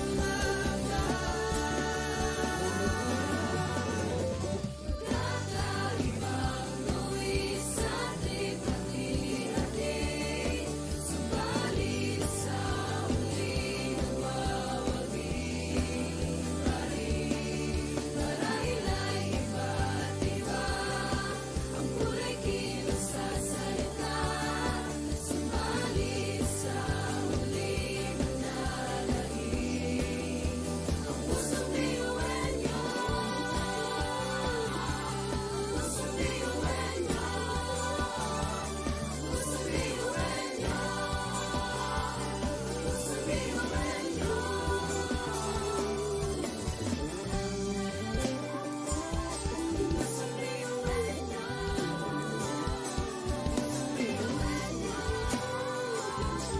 pusong biyuhin nyo. Ang pusong biyuhin nyo. Tatak biyuhin nyo. Wow, oh, wow, wow, wow, oh. Wow, oh, wow, wow, wow, oh. Wow, oh, wow, wow, wow.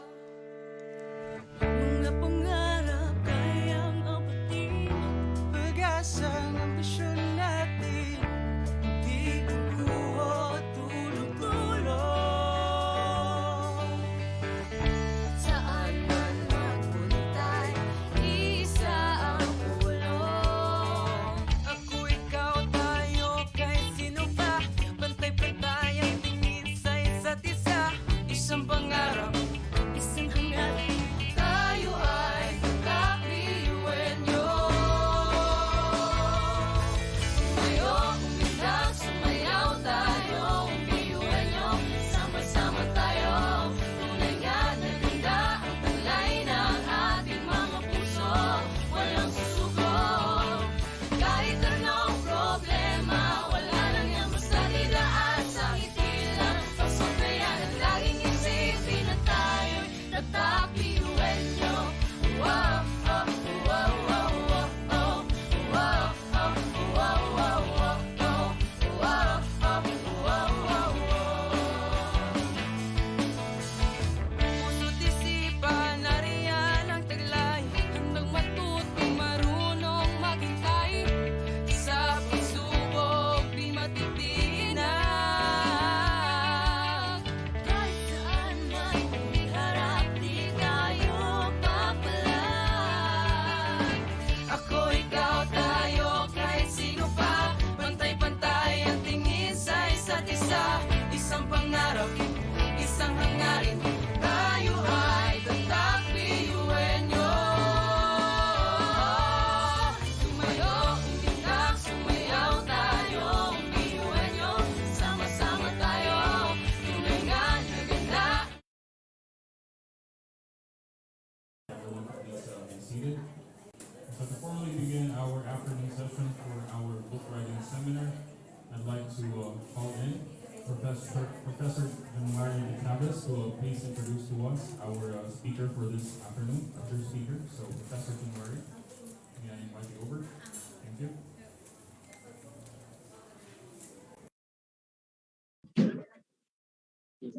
Test. May audio po ako. Yes. Ayan.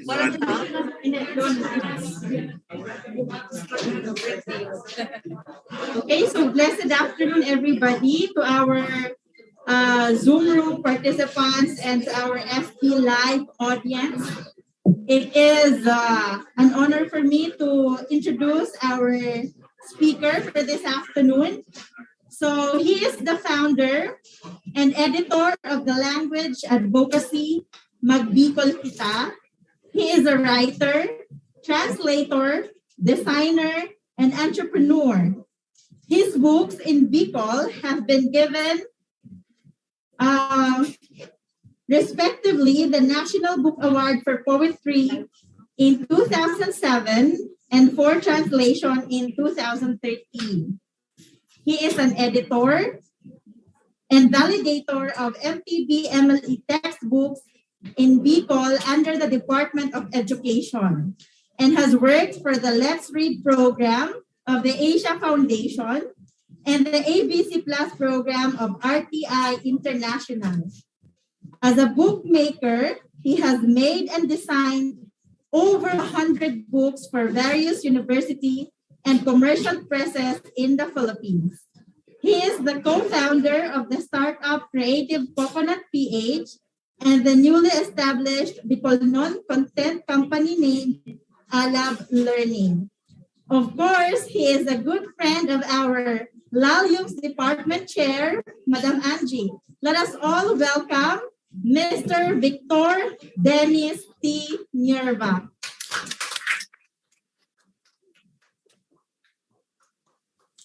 Reyna hapon po sa Indogabos. Can you hear me? Marhay na hapon. Reyna hapon po. Nadadangog po ako. Ayan. Malinaw po ang sakuyang audio.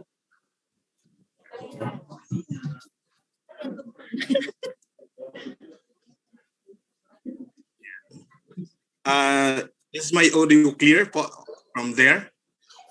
Yes po. Okay, sige po.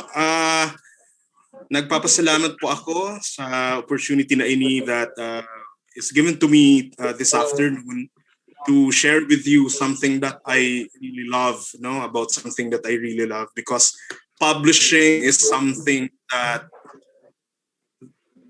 that's my heart is very close to. Because when I was still a college teacher in Ateneo de Naga, one thing that I love sharing with my student is on the topic of print media. So this afternoon I will be I will be talking to you in not a very academic way, but let this afternoon be an afternoon of conversation on putting together books, how to publish them, and what's the process. And let's talk about publishing in general, especially with particular leaning to our region, Bicol, because this time is really opportune for us since a lot of publications are coming out of Bicol. Quite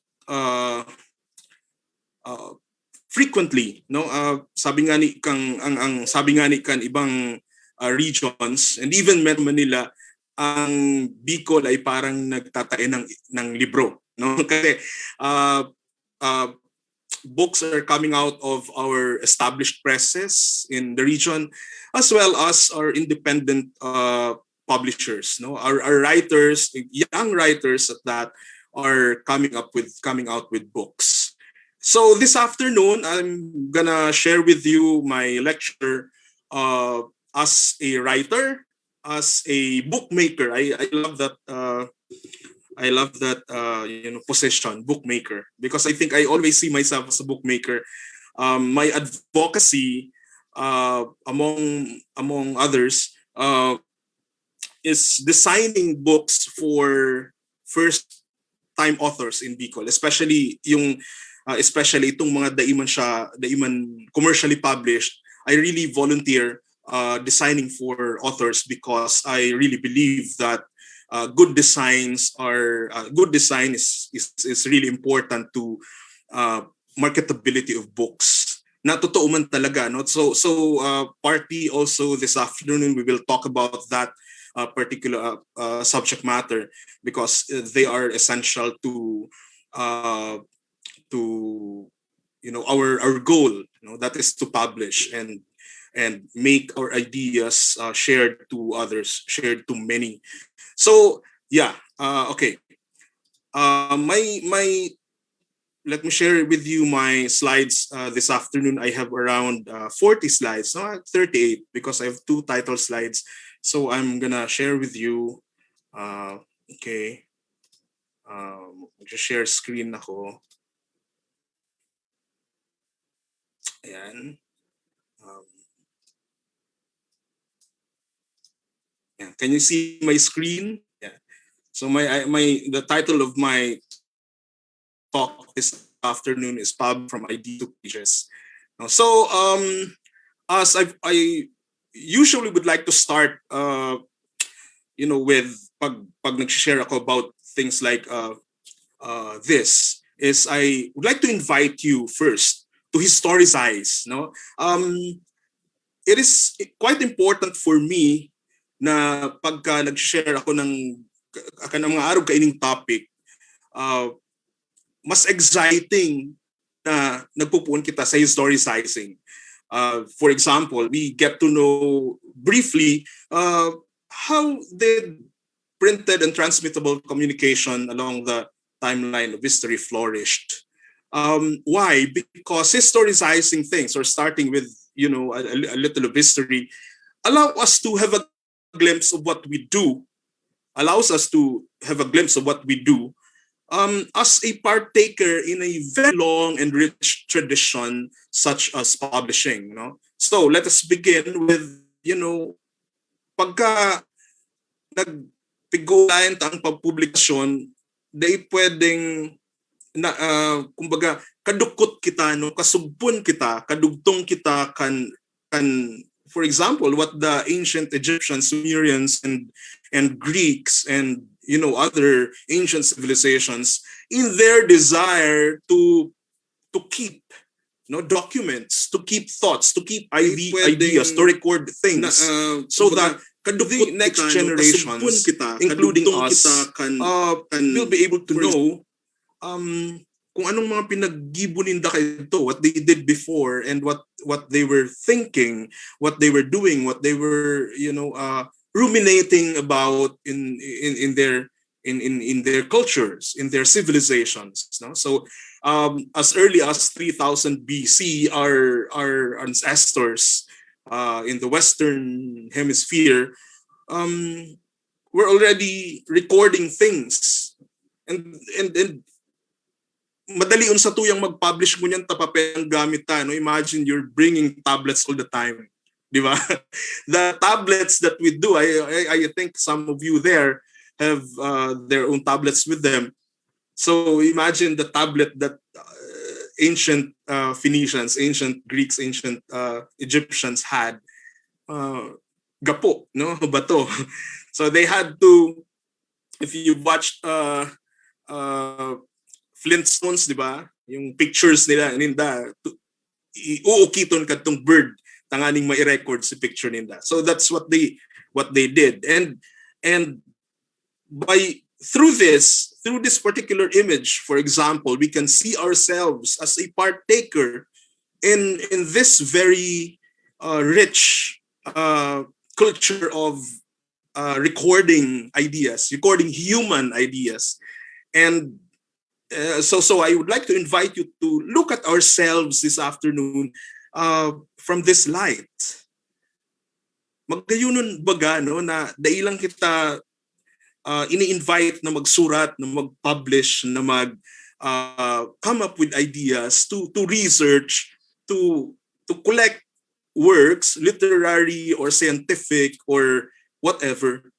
But we are also perpetuating something that's been there for so long.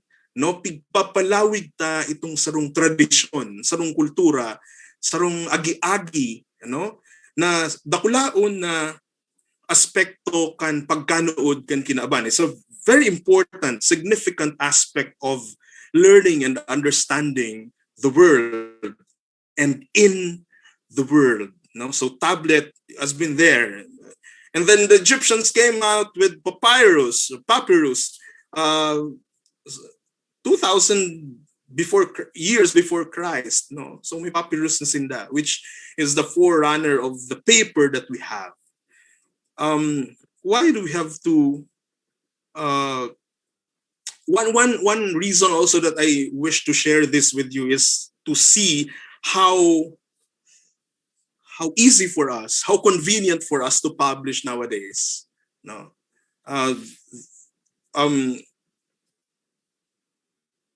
Gutenberg in the 1400s saw the need for printing, so he altered a wine press, and converted into something that will help him record events, that will help him record human experiences quite easier than before. Because dati, pag gusto mong mag-publish ng libro, you go to the monasteries and you consult the monks there and ask the scribes in the monastery to replicate your book in that room they call the scriptoria. This is why when I was in graduate school, this is one of my most favorite subject, history of the book, under professor under Dr. Mejorilla, the University of the Philippines. So saron ni sa paborito kong subject, naadalan kung paano ang kinaaban nagibunin mga libro. And prior to Gutenberg and his press, we did everything by hand. So imagine if you have a journal, tapos may pakitang printing press mo niyan, we would ask the monks to do it for us, to write and write and write and write and pray and write and pray again and write again. But now we have Gutenberg and his press. So this is how a manuscript looks like. This is the Cross, a poem by John Donne, and he wanted to replicate it because he wanted works to be circulated. So he would go to the monks and ask the monks, hey, isurat daw ngayon, i-replicate daw ngayon yung libro. So they would do things by hand and stitch the book by hand, so that in the end you have a very, very thick and very, very broad and wide and big book all the time with you. Kaya po baga pag nasa mga museums kita, the books are very big because that's the standard size of paper that they had. And when they eventually learned that, ay, darakulaon pala nini mga libro ta, tiklo punta daw. So you have the bond paper size. And tiklo punta pa daw, you have the 6x9. And then tiklo punta pa daw, you have the novena size. So the history of printing, the history of bookmaking is really, really interesting. That's why when we start publishing, when we start thinking of coming up with our own book, it's really, really nice to see how they did things in the past and make ourselves realize that I'm not just making any book. I'm not just authoring work, but I'm also perpetuating a really, really good, great, wonderful tradition. So yan. I think in this afternoon, along the course of my sharing with you, my lecture with you, you would hear it often. Because I really believe that publishing, the idea of publishing is better started with historicizing, like any other thing.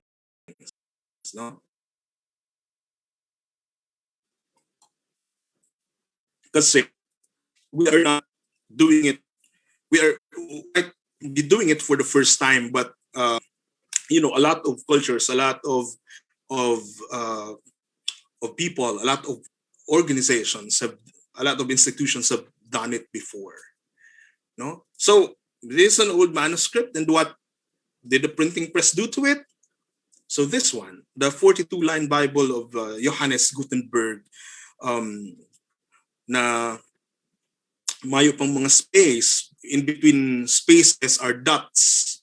No, so that's how they provided space in between words in the earlier copy of the Bible, of the Gutenberg Bible. No, these pages are called illuminations because this is how they did it. Para mahiling ta kung gura no ka convenient for us ang magibunin libro mo niyan, ano? So gigibuhon kan sa nung tao si libro, maduman siya sa scriptoria, tapos sasabihin niya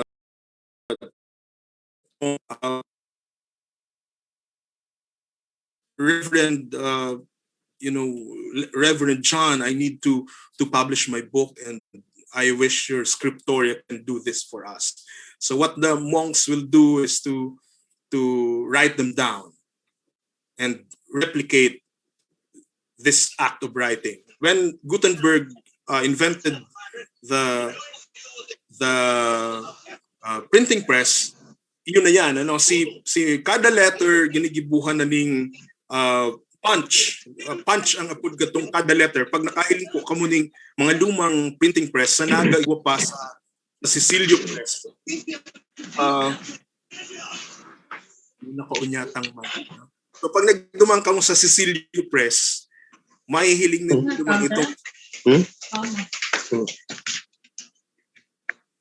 mahihiling nindo itong ano duman, ano, wala pa. Wala pa. Why? Wala. May naka-on po yatang mic. We can hear your conversation. No? Ayan. Sige, may na. Ayan. So pag nagdumang ka mo sa Naga sa Cecilio Press, may mahihiling ka mo duman na movable type printing press. Kada letra kang printing press na iyan pig-uukit, ano, pigka-carve, so pigka-carve ning pabalik tanganing iyo to si i-punch duman sa papel with ink so that it can provide us with printed text. Now, because printing presses before were not able to print multicolor printing yet. So ang ginigibo kayan after mag-print, dadarahon niya sa illuminator, no? So halimbawa if the development of publishing comes with the development of printing, development of writing, when the world had no formal singular structure for writing. May time na may mga culture test na taas baba pang pagkat or papitad, di ba? Gilitan ta ang mga nasa Chinese school kadto because garo ko nga Chinese magbasa, no? Because pabaliktad sinda. Those are products of decisions, and those are products of decisions brought about by how well cultures understood or read things. So yan, all these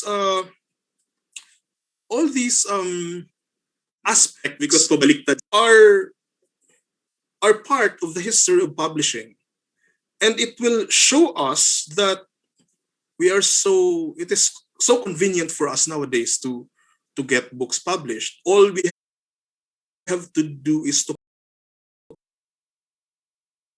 come up with knowledge. But that's also where the challenge is for us, because yun nga, sabi nga, as a writer, for example, one of the most difficult topic for me to write as a poet, for example, is on the theme of love. Why? Because it may seem so easy, it may sound so easy, but thousands of writers along the timeline of history has already written about love. So what's there to write? Sa tuya, sa eksperyensya tangunyan, ano pa man ang pwede nakadakulo ng nagsulat. No? Shakespeare has already shared with us, his love sonnets. No, Browning, for example, has already shared with us her love sonnets. Sabi ni Shakespeare, "Let me not to the marriage of true minds admit impediment. Love is not love in it." Oh, di ba? So may mga ganyan na siya. So what there? What's there for us? So it's also similar to the history of the books. Ano pa ang pwede tang i-publish? Because there has been so many books that have been published along the timeline of history. Radical change, which radically changed the history of publication in the world. So Gutenberg's press is considered as the most important invention since the invention of the wheel. After it followed the steam engine. Before, it's so the transfer of knowledge, sharing of knowledge, sharing of innovations, transfer of ideas was so difficult because you had to write everything down by your hand para mabasa kan iba. Or you have to be there all the time so that others may hear you and get to know your ideas. But with the coming of the printing press, there was a rapid proliferation of shared ideas in Europe and even to the Far East. Note also that during these times, or even long before this time, the Chinese have already been doing their own way of printing press. The xylography, the stamping, ginigibo na nila yan. But it's so easy for them because their characters would mean not words but meaning. Each character of the Chinese is not it's not an equivalent of an English word, but an equivalent of a full meaning. So may magkakaiba yung writing system ta. And by the time Gutenberg's press was invented, Asia had already developed its own documentation, which is also similar to Gutenberg's press. Only that Gutenberg's press was mechanized. That's the term, mechanized. So, and then some 100 years since Gutenberg invented the printing press, the first book in the Philippines was printed. It's the Catecismo de la Doctrina Cristiana, which was published by Fray Domingo Martinez. Note that some of the pages of the Doctrina Cristiana, of the 1593 Doctrina Cristiana, had a syllabary, instructions to how to read baybayin. So that's one way of proliferating also literacy for Filipinos. How do we read, for example, Ama Namin, in Tagalog, using the Tagalog baybayin. So see how important printing for us during those times. Otherwise, we would have been using bamboos and leaves and because the invention of paper was not yet fully developed in the Philippines. Gutenberg's press, when Gutenberg invented the printing press, he also revolutionized the production of paper, in Europe. And by 1593, we have we already have books from Spain, from Europe, but we were not producing our own until Catecismo de la Doctrina Cristiana was published in the Philippines. No? So see that it's not just a technical development of printing, of publishing, but also the radicalization and acceleration of the development of spread, of proliferation of knowledge, of ideas. So it's so important. And later on, I will share with you why, how is this happening to us also in the present times. No? Okay, so this is Doctrina Christiana in 1593. It's very simple. It's very rustic. Everything is based on, carving by human hands and just stamping it on the paper, and book na siya. No? But us, we have everything now. We really don't have any reason not to publish because it's so convenient again. No? If we will only look at what the young writers, what the young literatis are doing now in Bicol, for example, even in Legazpi or in Naga or in other parts of Bicol, young writers are publishing their own books. They are even binding them. They are even doing them. Doctrina Christiana, Awe, Chede, Efe, no? So may ano sinda, may learning ning alphabets, no, in sounds. And then this next page, the next pages of this are instructions on the baybayin, no? Ayan.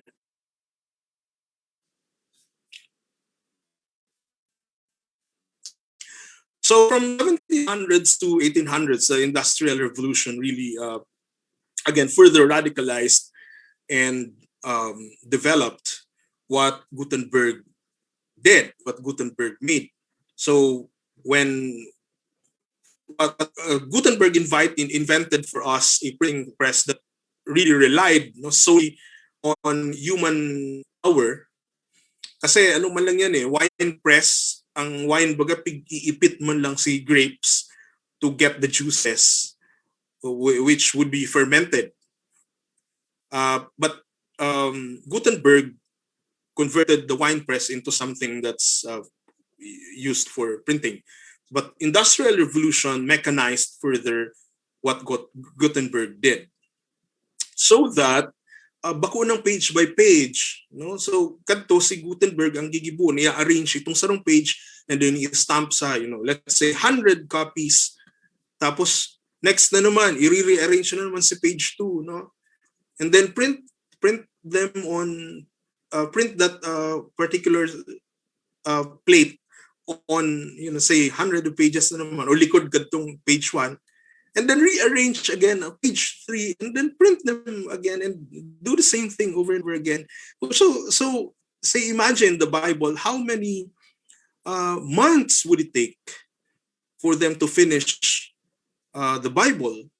No? Tapos ang output is so big, 17 by 11, 17 inches by 11 inches. So it's so big, But Industrial Revolution gave Gutenberg's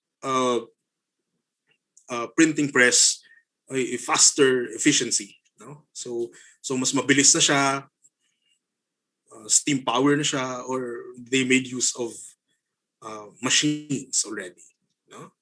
Ayan. Okay, so and then 20th century when electricity came in, it changes everything. So bako nang maaso day na maitom ang dungo kan mga tao na nag-iimprenta, no?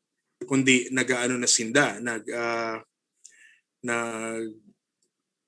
quiet na si process because it's already electrified. So garo yan si say po sa indong nakatahi na sa makinang manual, no? Tapos si may makina naman bagang di kuryente, and it's so convenient and it's so easy, mas madali pang proseso day kapapagal na marahay. So that's what the electricity provided for us.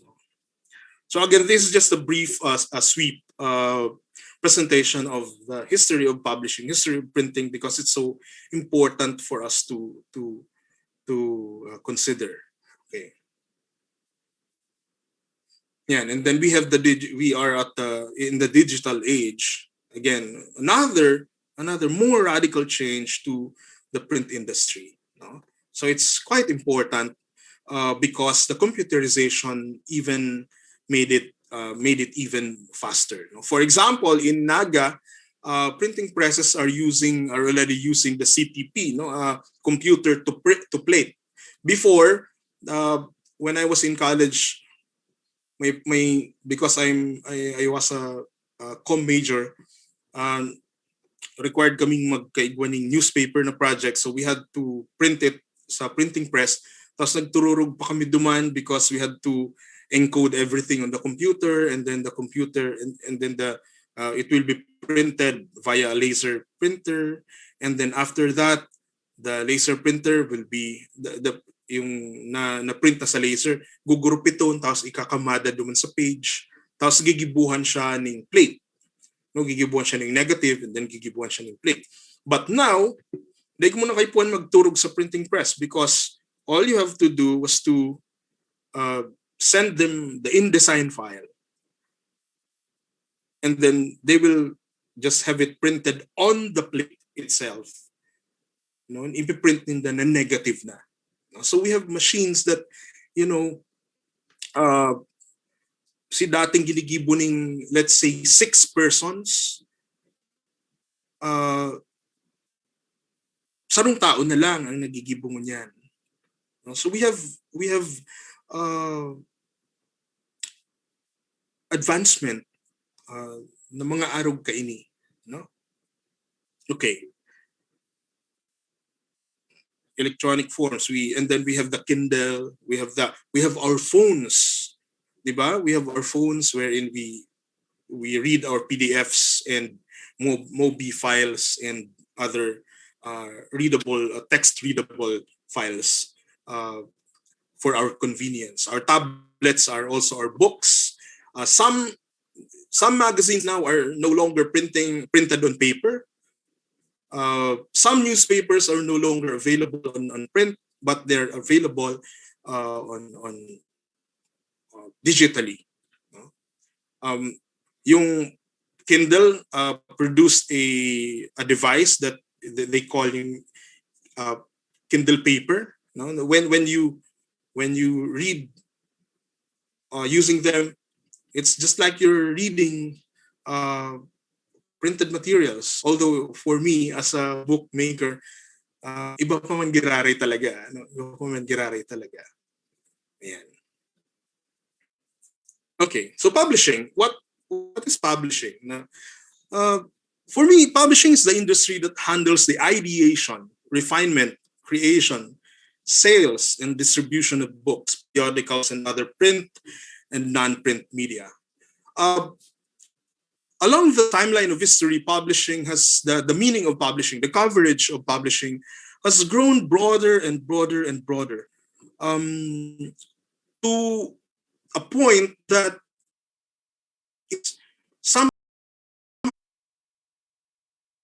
it's different now. It's difficult now to define what really is the product of the publisher. No, for example, there are publishers that handle lectures, that handle remote learning. For example, the master classes are still part of the publishing industry. You know, yung mga Coursera, di ba? I don't know if you're. I hope you're familiar with Coursera or Domestika or the master classes. So publishing. Dati puro lang yan libro, magazine, printouts, newspapers. But now, the lateral movement of publishing houses are very radical, no? For example, when ABC was still up as a TV channel, Note that they also had ABS-CBN Publishing, and then ABS-CBN Publishing is also affiliated with ABS-CBN Radio. No?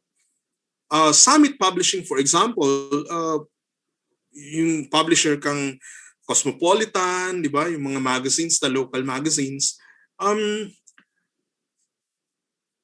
They also run a cable channel, for example. Or a Inquirer has Inquirer TV. No? So, but they're publishing. No? So, tapos, iguaning mga magazines, the websites. No? The term publishing, for example, another note, say when you're making a website, when you're designing a website, the act of making that particular page go live on the internet, the term that is used is publish. Let's publish that. No, so it's an industry. What's clear is that it's an industry that handles a very long and broad process that starts with ideation, no, and that that idea gets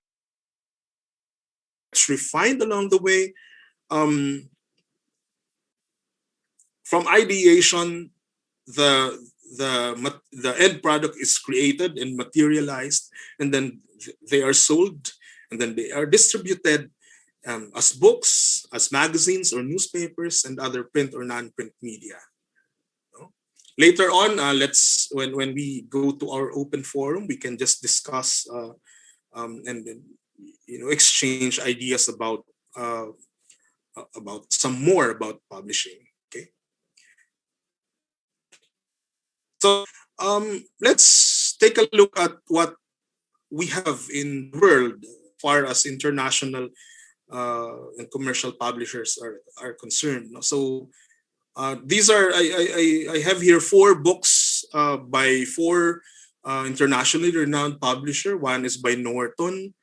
Norton is known for publishing anthologies of literary works. It is said that it is one of the most prestigious publishers in terms of literature. So pagka nakalaog ka sa Norton, you get validated writer.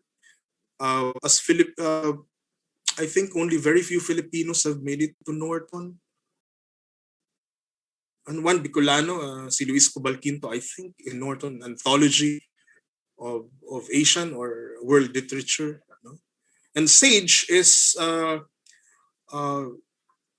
popular and respected publisher of researches and reference materials. No?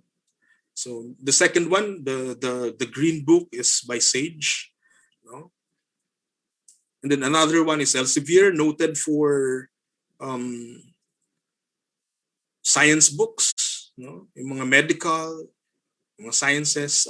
They've made a lot of books on COVID recently. So yan.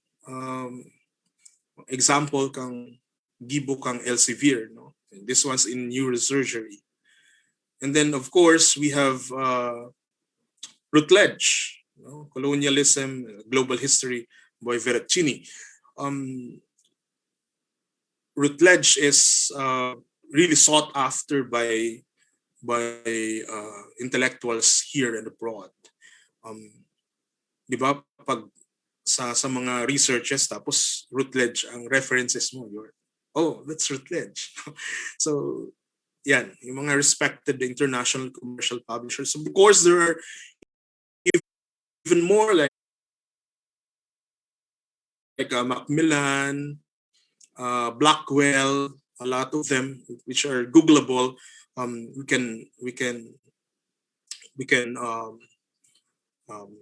just look them up in the internet. Okay. The process used by these international publishers are a little different from what we do here in the Philippines. No, for international commercial publishers and even the foreign university presses, they have agents kasi in the US. For example, Barack Obama, after he left the White House, when he was no longer the president, his income was primarily significantly became bigger because of book sales. When his book became a bestseller, and so was yung agum niya, si Michelle.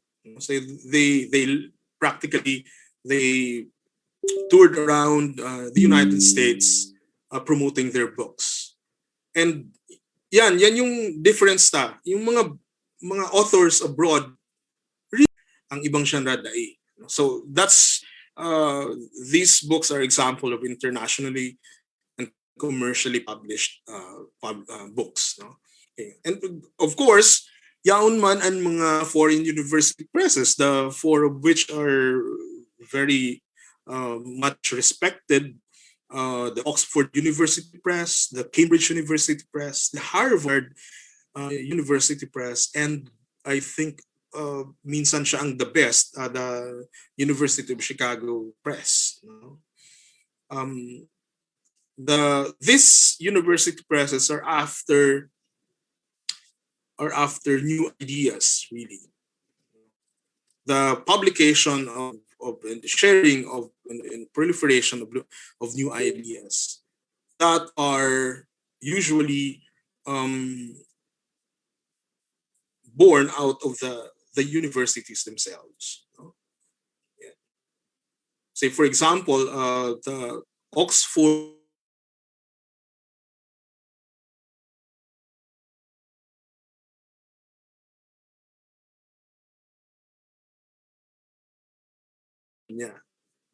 and Oxford is so noted sa bagay, and that dictionary of Oxford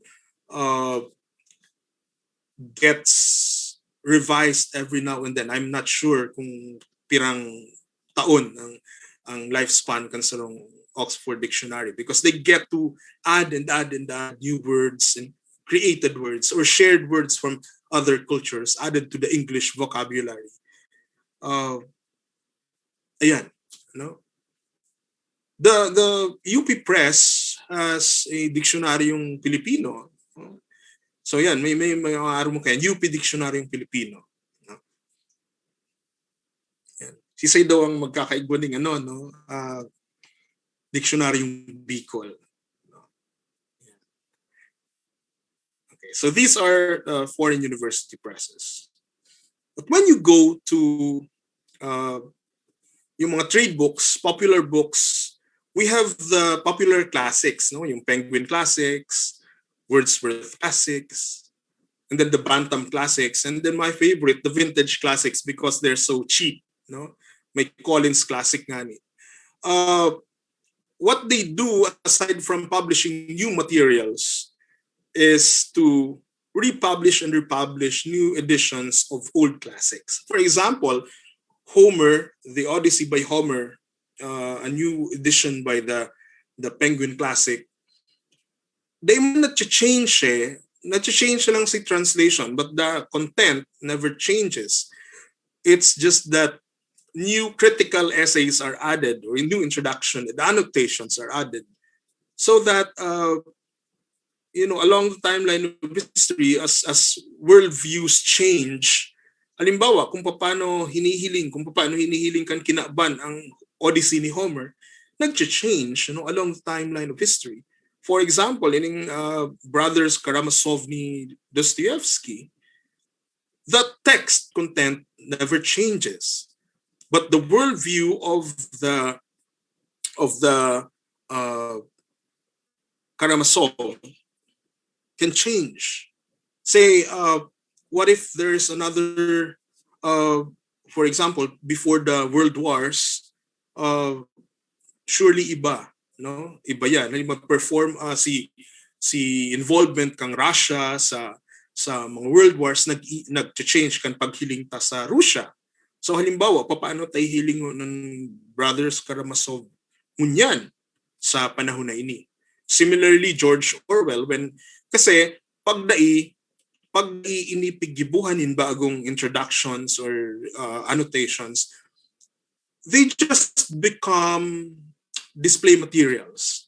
The relevance of the annotations, textual relevance of these materials, just become vis-a-vis display materials. Current the relevance of the annotations, textual relevance of these materials, just become, for example, display materials. Current the relevance of annotations, textual relevance of these just become, for example, display materials. Current the relevance of annotations, textual relevance of these just become, for example, display materials. The relevance of annotations, textual relevance of these just become, for example, display materials. The relevance of annotations, textual relevance of these just become, for example, display materials. The relevance of annotations, textual relevance of these just become, for example, display materials.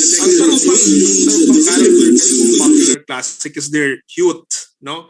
It may sound funny, but yeah, they shelves. Look at this, no? If you have 50 books like this on your shelves, sometimes sa buong mong tanggalan ng saro, cute sindang hilingon, you know? But it's really a matter of packaging, vintage classic ini. That's why for me as a book designer, the design is so important. The design is so important. Okay. Yeah. So let's go to Filipino commercial publishers naman. No? Usually maka-classify mo ang mga Filipino publishers by the books they publish. For example, let's go to Rex Bookstore muna. No? Rex Bookstore is noted for their books of law. No? Since yung mga textbook ang mga law schools, they would go, pag may law school sa Sarong City, surely may Rex Bookstore dyan because they're the ones publishing, penal code, labor code, kadakol sindakayan.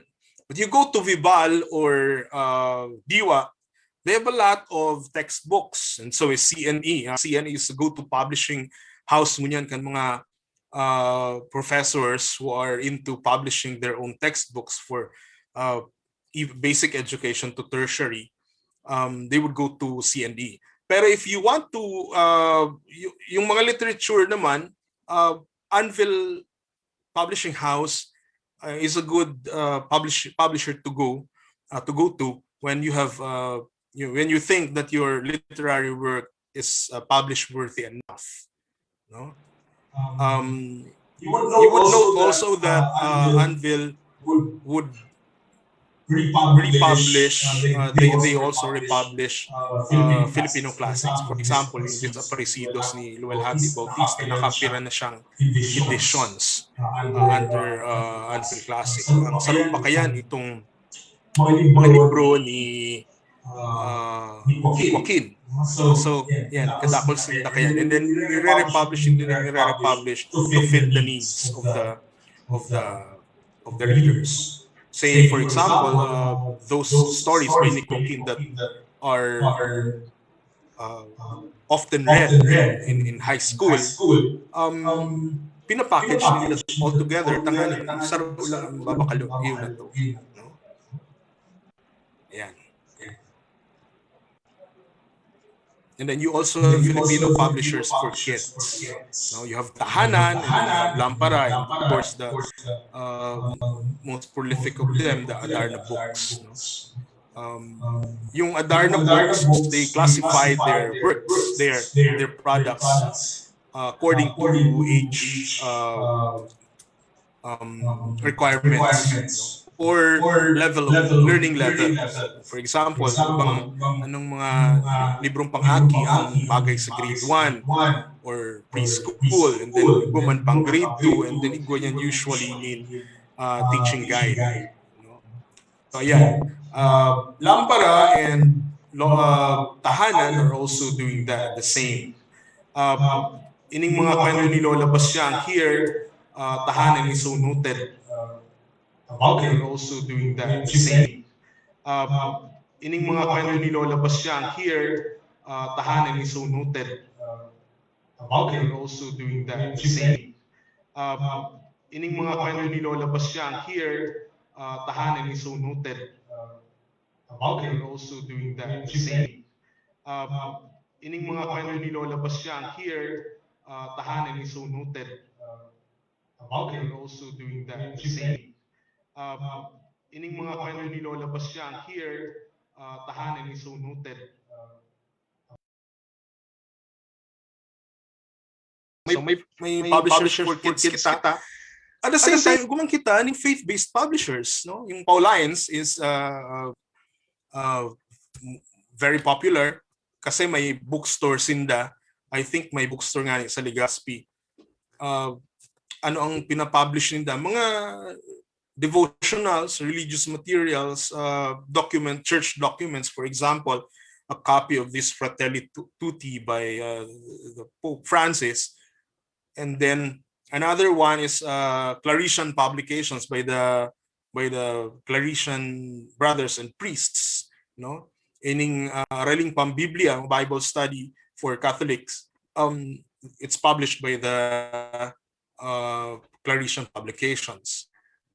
Then igwa maning saro si OMF literature, no? Ining present, the secret to being in the here and now is by OMF literature. Basically, it's a Christian publishing. Sometimes they publish also for Catholics, but basically OMF is for it's a Christian for the Presbyterian, the Protestants, Christian denominations. No? We also have the Jesuit communication. May mga libro din sinda, but basically ang product ng JESCOM is music, audio materials like CDs and music videos. They also publish that because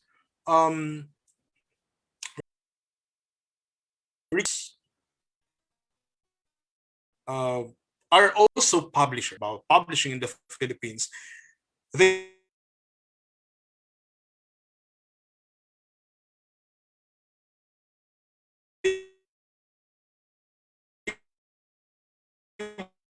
would always include audio materials.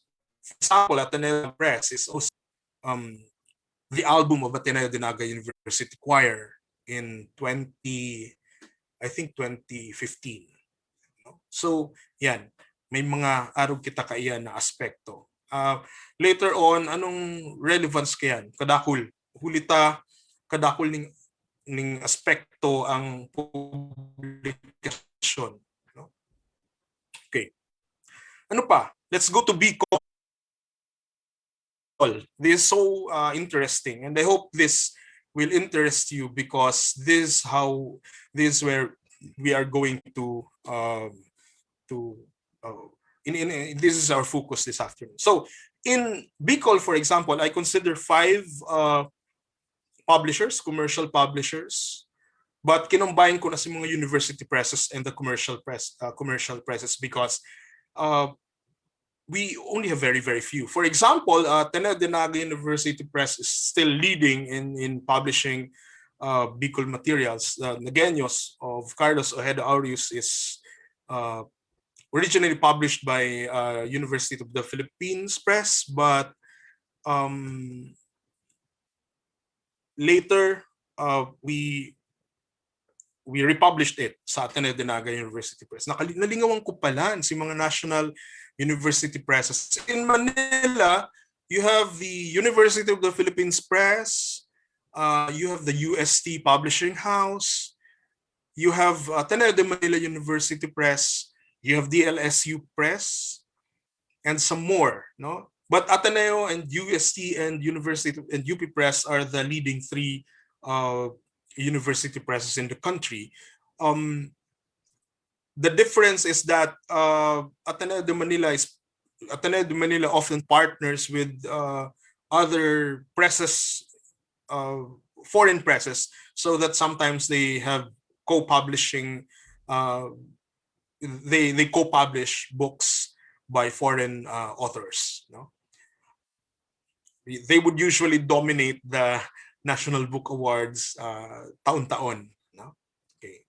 So yeah, remember Ateneo de Manila University Press, UP Press, UST Press, and then you have DLSU Press. In the regions, we have University of San Agustin in Iloilo. They also publish. You also have the University of San Carlos in Cebu. And then you have the Ateneo de Davao University. They also publish books. Yan. Okay. In Bicol,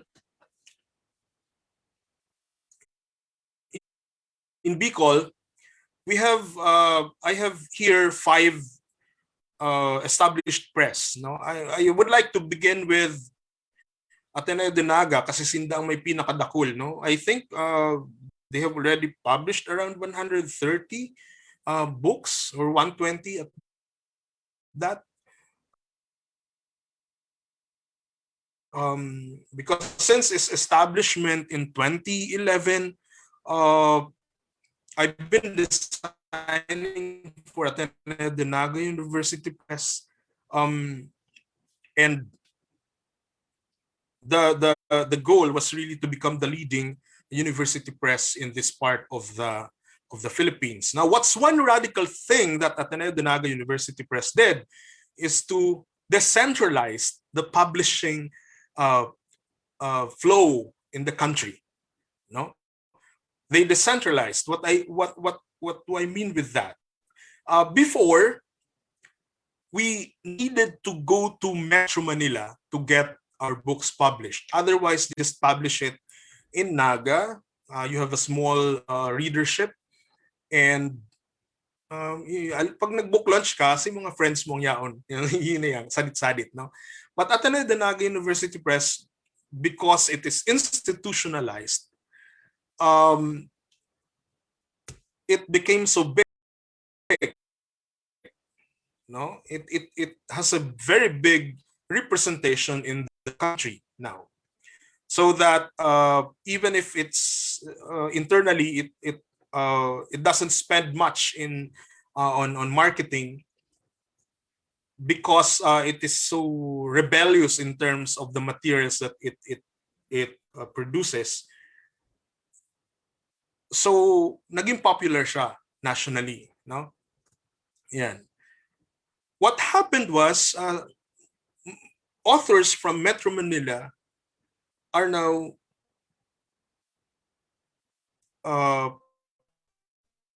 proposing to Ateneo de Naga University Press to publish their works. Now, so before, pasiring kita pirmi sa Metro Manila. No? Ngunyan, si Metro Manila pwede nang magpabikol. Another good thing is that it became a publisher of regional materials. Before, kung Hiligaynon ka, hindi dumang ka lang. Kung Waray ka, dumang ka lang. If you're from Mindanao, edi dumang ka mag-publish if it's not in either English or Filipino. Now,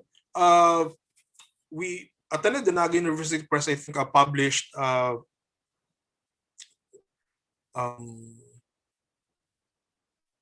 book by Genevieve Asenjo in Hiligaynon. It also published a book by Gutierrez Mangansakan from Mindanao. And then it published an anthology of writings after the Typhoon Yolanda by Waray authors. It also published, I think, a book by Merly Alunan, who's from Tacloban City. So kadakol siya naging siyang go-to publisher of regional literatures, regional writings, no? Ayan. Another publisher is Goldprint. When my book of poems Anticipation was first published by Goldprint, ini sinauutangan mi, no? Ini si Mr. Aurius is so helpful enough to Bicolano writers that he would be willing to use use Goldprint as the publisher of many important Bicol materials. For example, this particular book by veteran broadcaster Ernie Verdadero, Ini ang Totoo. Christian Cordero, for example, was first published by Goldprint. Ano pa? Dakol lang na publish kang Goldprint, no, under their name. Okay. Another publisher is Inaanin Bicol Foundation under Father Wilmer Tria, also who's the director of Ateneo de Naga Press. Mas nainot nga ni ang IBFI kisa sa Ateneo de Naga Press. Ining Salit na Prinsipe, the translation of Antoine Saint-Exupéry, Saint-Exupéry's The Little Prince, is already a bestseller because it has sold how many book copies? Ining copying ining puti, pang-apat na yata ining reprint. So because ang Little Prince igo siya ning kliyente, igo siya ning market. Ang iba nga ni dyan, dahil man niyang binabasakan si mga collectors because they can understand Bicol, but they're just collectors. No? Madaling ibenta ang Little Prince because around the world it's so popular. No? And IBFI is so noted to have published other translated material, such as the Imitation of Christ by Thomas A. Kempis, and then a book of Pinocchio, no, ni Collodi, translate man ni Father Tria. So IBFI is for me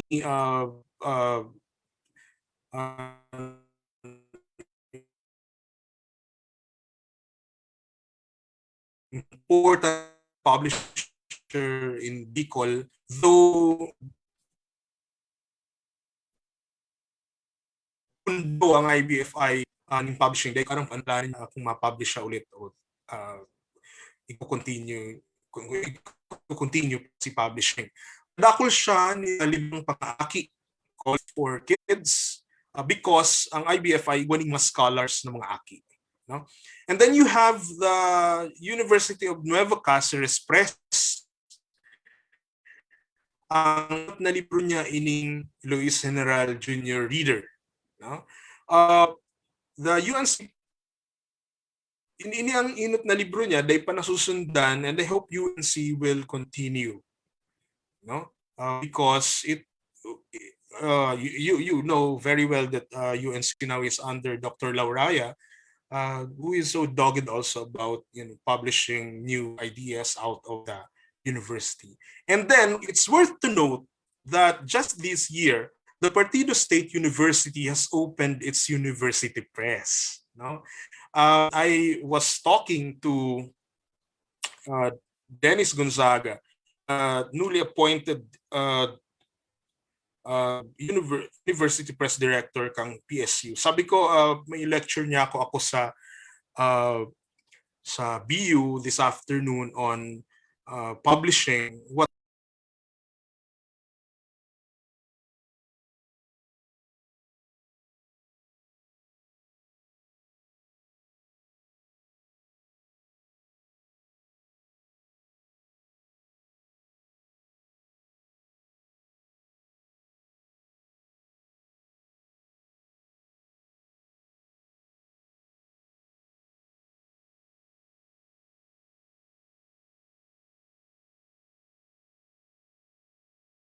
involved in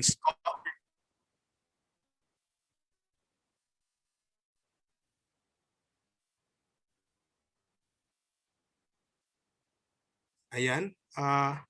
Ayan. So sabi ni Dennis Gonzaga, the newly appointed director of the PSU Press, he wishes to share this with you. Basically, the PSU Press means the opening of more opportunities for publication, particularly for those actively involved in scholarly outputs in the humanities and natural sciences. HEIs are mandated to pursue the three pillars of academic life: instruction, extension, and research. Publication provides the platform upon which the outcomes of these three can be delivered to a wider space of engagement. Publication, other than conferences or consistent spaces where scholars and cultural workers can constantly interact. So what does it mean? It means that if you have manuscripts and you wanted to submit them to for publication, PSU Press is open. No, PSU Press is open for us. Ayan. As a bookmaker, I can therefore say that publishing in Bicol is very, very active. No? Publishing in Bicol is very, very active.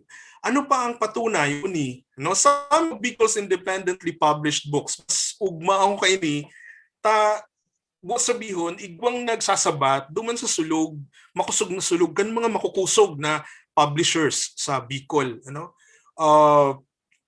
For example, ining taga-tabako, si Jaime Jesus Borlagdan, ako kalag-umay, mga piling obra, kinolek niya sa iyang mga poetry and published it on his own. But anong difference can later on I will share with you. A community initiative called Burabod Musika, which held a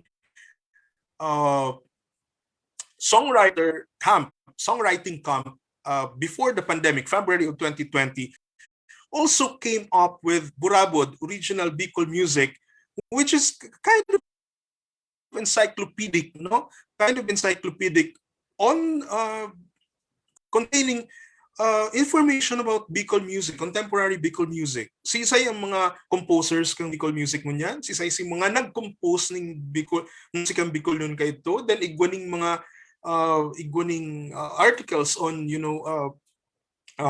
Bicol folk music, Bicol popular music, and other materials. No, so in fact, I think the Burabod original Bicol music book is the only book for now na nag-dedicate kan sa diri niya sa musikang Bicol nun.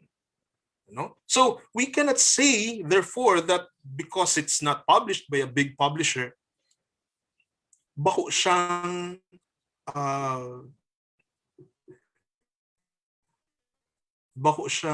highly respected, bako siyang mayaman sa content. No, because Burabod Musika, I also designed Burabod Musika.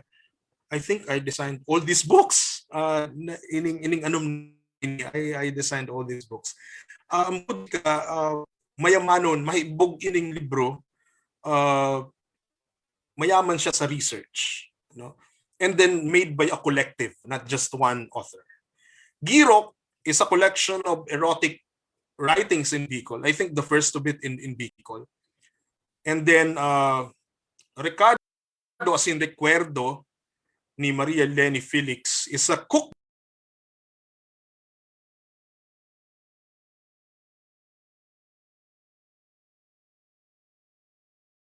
Yan, luto na yan.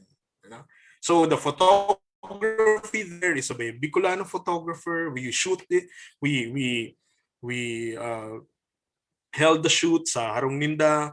Niluto. Nakakan ko po si mga dyan sa loob ng librong iyan.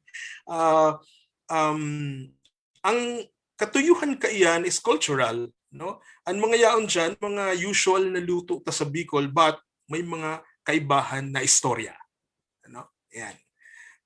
It is published by Librong Aninipot na independent man. Ano? Ang Girok is published by Kabulig Bicol Incorporated, Association of Writers. Burabod is published by Burabod Musika. Ako kalag-umay ni Borlagdan is self-published. Mother Eagle is a first script to Dr. Emilio Gagalak Rehis, na eminent Bicolano environmental scientist, is published by Sumaro sa Salog. No, it is a collection of writings on Dr. Rehis's efforts to environmental conservation in Bicol. And then Ang Santero con Santo Entierro is a long poem which I consider an epic by Dennis Gonzaga, the director of Partido State University Press, but it is independently published. No? So we are making important steps in Bicol as far as publishing is concerned, whether it's by established publishers or by independently published books. No? Dati, ang independent publishing, ang self-publishing is called vanity publishing. It gets, mas habang respect out of the reading, from the reading community. Pero ngunyan, I don't think it is my opinion that bako ng arog ka iyan, ngunyan. Because, for example, and I'd like to invite you to this Saysay, the Journal of Bicol History, which has made its issue number 1 last year, published by Saysay Bicol, an organization of Bicolano historians and history enthusiasts, to which I also belong. It is the only and one of the country's very few independently published but fully and strictly refereed international journal. When I made this slide, sabi ko kinadjay duman sa mga kaibanan ko sa Saysay, is this claim correct or inaccurate? Sabi ko, dain niya ako, sa hiling ko kaya niya ako sa hiling ko niya ako is this is a correct claim. Why? Because even if you're a Saysay member and you submitted an article or a research paper or even a review, and yet the referees, the reviewers, the editors said no, they ka mapapublish. Maybe because the organization is composed with really young individuals who are so full of idealism, that we are so strict about this. We are so strict about this. So Saysay Bicol, the first issue contained 4 articles, and Saysay has an board of advisors coming from various universities from around the world, including Purdue, including UCLA, University of Hawaii, sa pa, no? By historians, anthropologists, archaeologists, and we really want to make Saysay the leading journal of history that's dedicated to Bicol. So, for those of you who are within the sphere of this journal, we encourage you to submit articles. Ang 4 na articles digdi, may archaeology, and then may history, and then may church history also, and then anthropology and research. No? So for me, it's and then for Saysay members, and as validated by its board of advisors, Saysay is the only Bicol's only and one of the country's very, very few independently published but fully and strictly refereed international journal. It is independently published because Saysay Bicol as an organization is off campus. No, it doesn't belong to any school or to any academic institution or to any big organization. Ayan. Ayan ang satuyang situation sa Bicol. Ngunyan, paano nagpa-publish? This is the main questions that we are that we have this afternoon. Of course, the publication begins with ideation. It is the process of coming up with something to write about, something to share to the world. So the basic questions for this is that, is it new? The university, in the case of Bicol University, we have to remind ourselves that as a university, it is called to be a hub of knowledge. Dahil lang kita di ba? Dahil man lang kita nag-share new knowledge, bako lang kitang vessel, bako lang kitang, we also create new ideas to contribute to the world. So what benefits does it bring to the world, the community, the society? What is it all about? Anong idea mo? What is it all about? And then why do you think it is publishable? The biggest question here is, what benefits does it bring to the world? Is it new? Or nagkokopya ka sana? Nahiling mo sana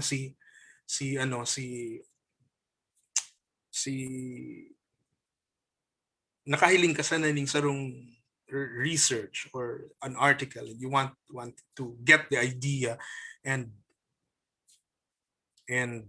come up with something similar to it. How can you make it new? How can we make it new? Because this is the concept of ideation. And what do you plan to make it publishable? How are you going to write it? Are you the author, or is the author composed of several individuals? Is it done by group?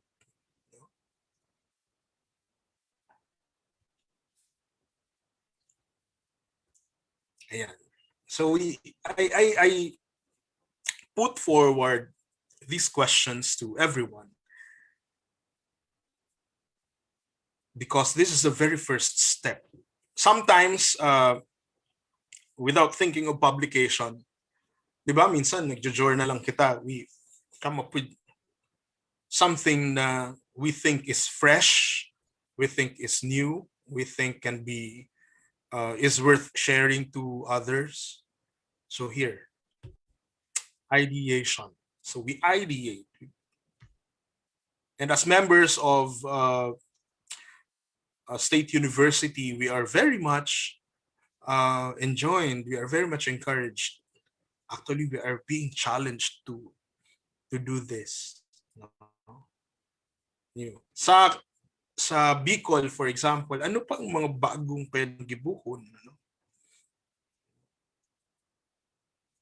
So let's think about that. One thing for me, halimbawa si mga may maritime schools. We have a lot of maritime schools in Bicol. But we have very, very few researches on maritime culture. Diba? The Piping of Bicol, for example, why did this come to me idea? One time I went to San Pascual, Burias, Masbate, and I traveled from Pasacao to San Pascual. The language in San Pascual town proper is the language that's spoken in Pasacao. But when you go to the barangays, they speak Hiligaynon, may Cebuano, barangay 3 kilometers away or even less. So my hypothesis is that the maritime movement, the travel by boat from Pasacao to San Pascual is an essential factor for it. So from there, kadahol nang nagralaog sa isip ko, yung mga not just language but also people. How does this affect us as a culture? Yun. So ideas, just ideas. I also want to come up with a comprehensive dictionary of the Bicol languages, but it needs millions. Di ba, Ma'am? Ma'am Angela, can we come up with a comprehensive dictionary of the Bicol languages? Ayan. Okay, so ideation. So what researches can we do? New researches, hindi lang basta researches, bagong research na pwedeng gibuhunta sa rehiyon. I think this is the challenge. This is where we can make things new, no? Kahit naman sa literature, 'di ba? Sabi ko nga ni Subago, pinakamasakit ang love poem para sa kuya. Kadakol nang naggibo, no? Kadakol nang naggibo. Si Elizabeth Browning na, how do I love thee? Let me count the ways. I love thee to the depth and breadth and height my soul can reach. So kadakol na kayo nagsurat, no? And even si kanta ni Marco Sison, no? Sa ni Sharon Cuneta, kahit idagat ay aking tatawirin, higit pa riyan ang aking gagawin. It's just the same. So ano pa? No? Ano pa? Make it Bicol. Maybe we'll make it new. Okay. That's one, of course, this is just one idea. Okay. And a lot of ideas around us. Okay. So mayroong igwa kita ning mga from arts to sciences, from social sciences to applied sciences, theoretical physics, for example. How do we look at things? No? Yeah. Volcanology, for example, or meteorology. A lot. Marine sciences. Yeah. Okay. Second stage is your manuscripts. Either may mga baliktad-digding process minsan. Halimbawa, from idea, I write because I'm a literary writer. So my ideas, I write them eventually even without offering them to publishers. No? Ang ibang publishers, suratan mo sindakang nasa isip mong idea and then they will reply to you, sige, okay, let's talk about it some more and then let's see what we can do. Okay? But for literary writers like me, from idea, I develop it to manuscript. So sabi ko, gusto kong the next project that I want to do is poems on sciences, which is a little difficult to do because I'm not a science person. I'm an art person. I'm a culture person. So, but I'm so poor and I suck at math, for example. But recently, late in my life, I've developed this interest in numbers, in mathematics, because of the documentaries that I watch. Na I realized that kung si mga teachers ko pa rin ito na ipahiling sa kuya si math, ako lang na ipadangog or na itukdo, kundi na ipahiling because I'm a very visual person, baka masarahalan ko man sa mga grades ko sa mathematics. No? So, what I did was when I came up with the idea of coming up with a collection of poetry na on like Pythagorean theorem, di ba? Yung mga formula ni Einstein or the law of gravity, mga araw kayan, I started developing them into various poems. So yan si proseso ko yan. But if you submit, for example, to, let's say, Penguin Classic, because Penguin Books are now accepting manuscripts from the Philippines by Filipino writers. In fact, there are several of us already that's been published by Penguin. I think Mary Ann Moll, our very own from Naga City, a Bicolana novelist, will be published by Penguin Books. Naghahalap na lang siya. Haluyon kaya ang editing, madugo. So, ang ginibo is nagsubmitting proposal and then Penguin gave her the nod and then sinurat niya si iba. Sinurat niya si mga chapters.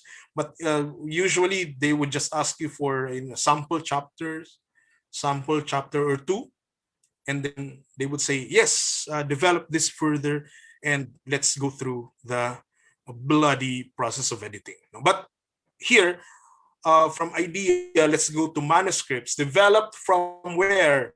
From the thesis, di ba? Ang pinaka for example, UP Press, kadakol ng mga libro sa UP Press na na-develop from thesis.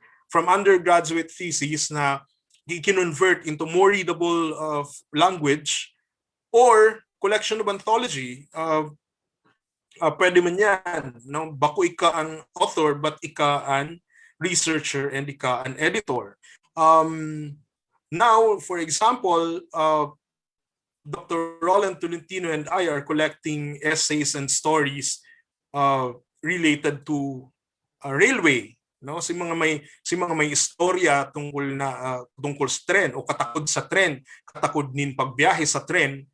Nagko-collect kami, kaya kung igo po kamo ning mga essays or stories na related sa tren, duman ka muna ka bisto ning dawan, pwede nindong ipadara sa muya, and we will include it in the anthology. Or it's a product of creative writing, creative process. No, if it's a collection of your own poem or collection of your own stories, then you can further develop the idea into a collection of your own writing.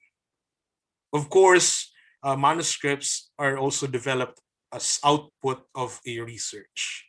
No, say for example, the book of Dr. Filomeno Aguilar Jr., itong peripheries na anthropological and historical research, they're outputs of his research that's been done for years. No? So yan, manuscript is basically your book in a Word format, in a MS Word format, or a Google Doc format.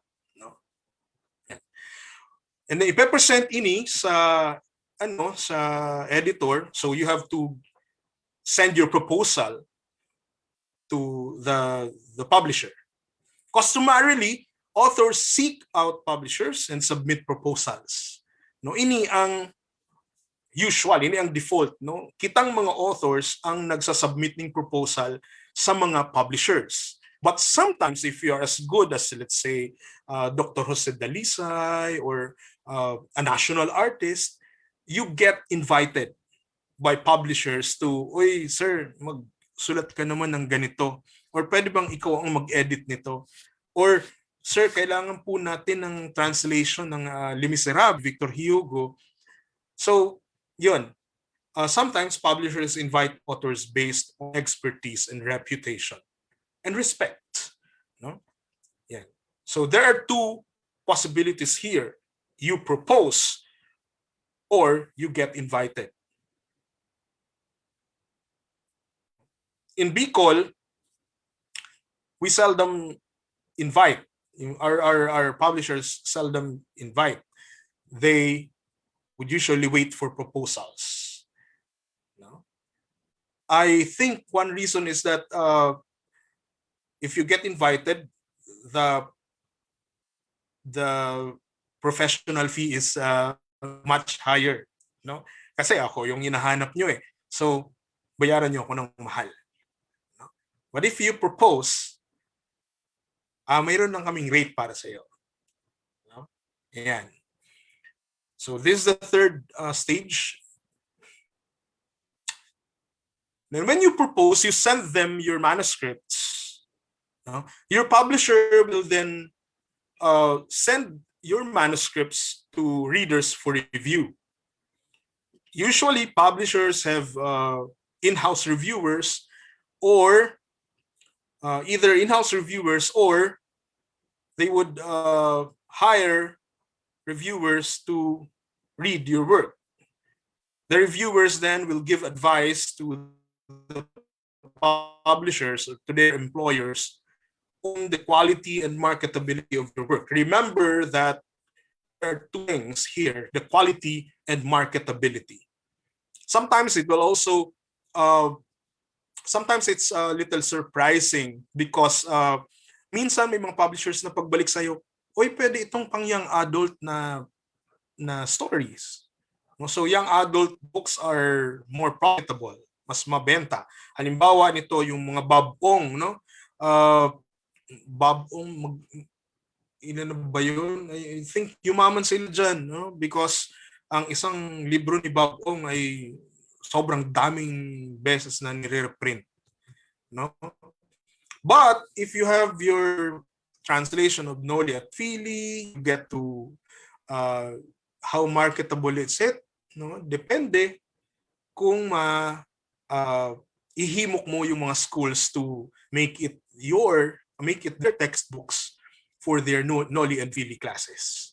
So seasoned publishers in this stage, seasoned publishers have go-to readers to review either yan, or they would invite readers or in-house readers and give advice on quality and marketability of your work. This challenges us into making our manuscripts marketable na bago po man i-submit sa publishers. Paano? Think of your audience. Who will buy this book? Sinong magbabasa nito? Sisa yung mabasa kay ini. So that in our proposal, we have to stipulate it duman. So marketability of the work. Okay. Who will benefit from this?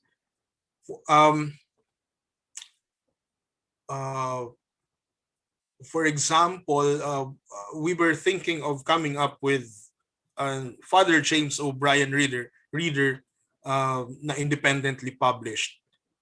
Now, the reader is highly marketable because Father O'Brien is a very popular teacher in Ateneo de Naga back in the 60s to 70s, and also very popular in Ateneo de Manila as the one who started Tulong Dunong program na nagdara ng mga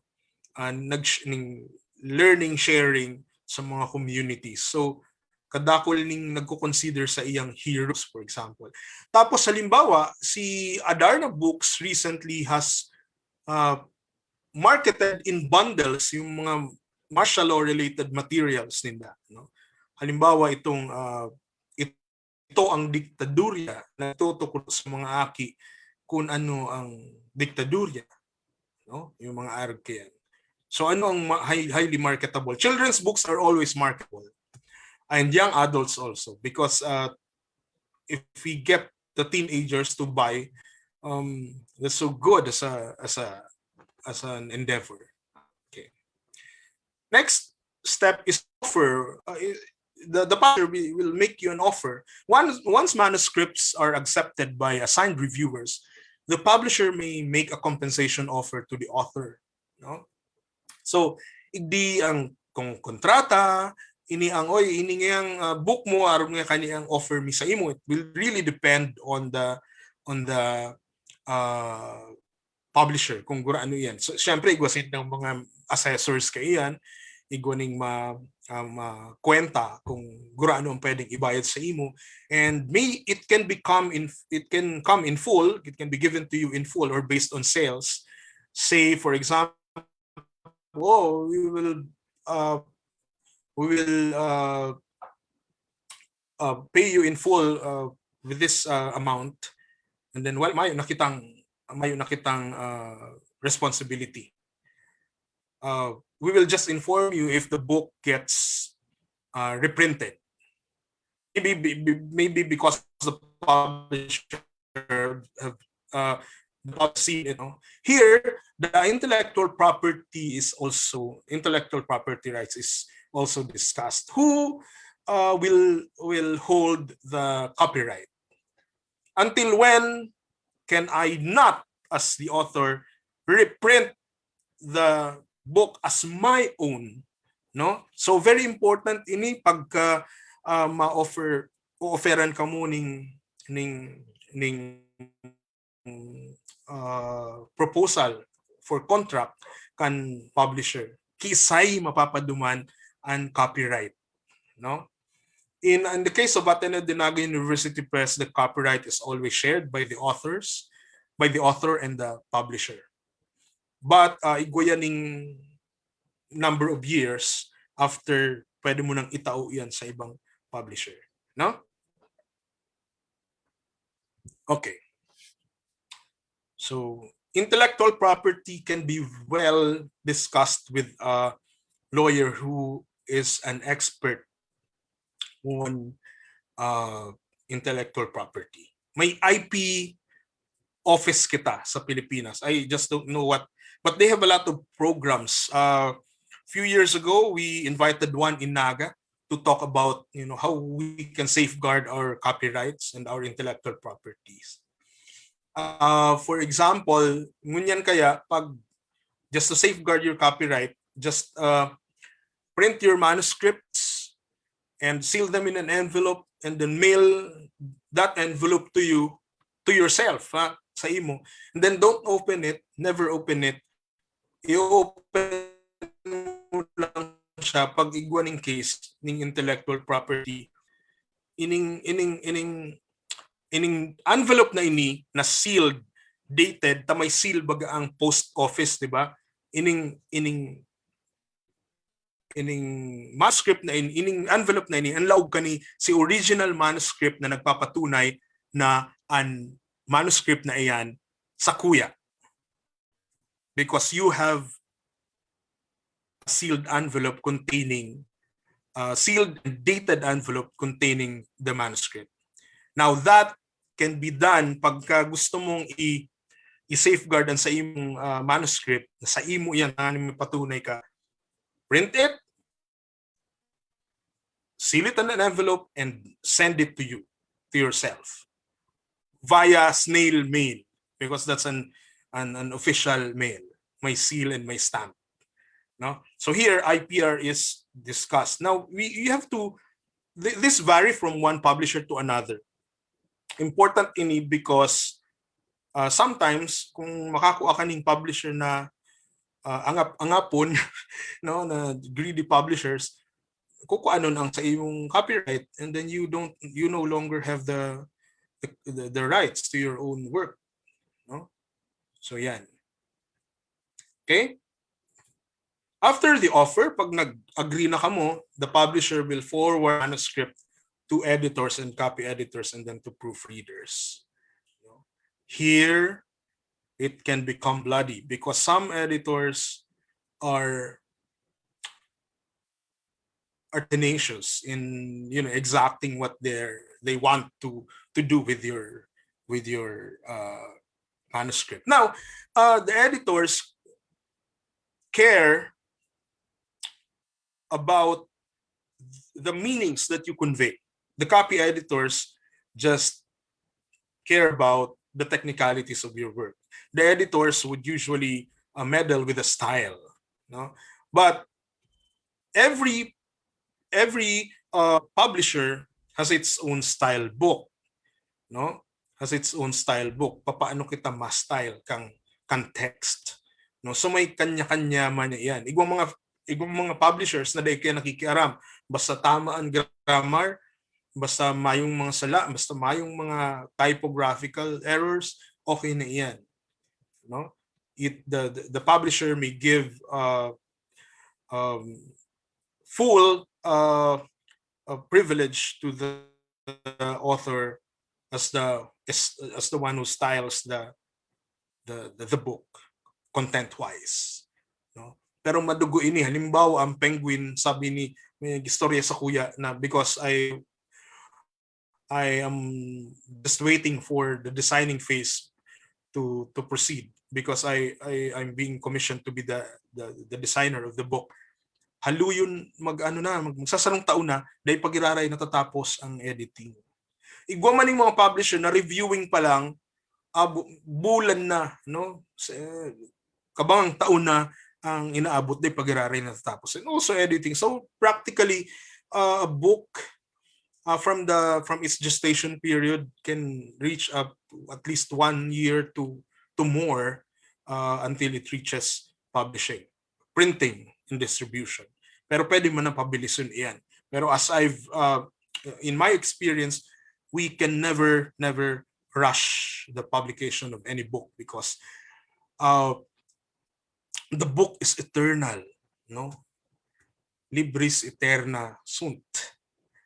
No? The book is eternal and the errors will be eternal too. What I've observed, for example, in my books, in the first book that I've had, the spelling are not yet, you know, too informed the way I've developed to, a language advocate that I am, na mas gusto ko arog na kaini-arog kayo ng spelling, for example, orthography ang Bicol. So minsan pag binabasa ko siya, pag binabalikan ko sa mga libro, may kinukuha akong sarong work. Pero gusto ko siyang i-reprint with the new spelling, pero sige na, ng arog yan, i-let go muna lang siya. So the publisher here, editing phase comes next, and it is followed by the design and printing process. Now, before things get designed, the publisher requests from the National Library the ISBN, the International Serial Book Number. It is a 13-digit serial number that's given to each book na nagkukuha kayo. Igwa man kayo mga libro na mayo, but if you want to get that a little more respect, especially from the international community, you get ISBN, or for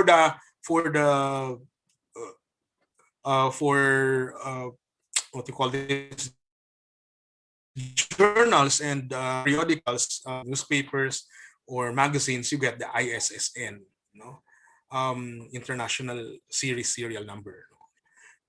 Yan. So i-request yan sa National Library. Igwa pa ning mga other requirements iyan. Halimbawa, nakiaram naman ngunyan ang NBDB, the National Book Development Board, which we actually question because para sa kuya as a bookmaker who manages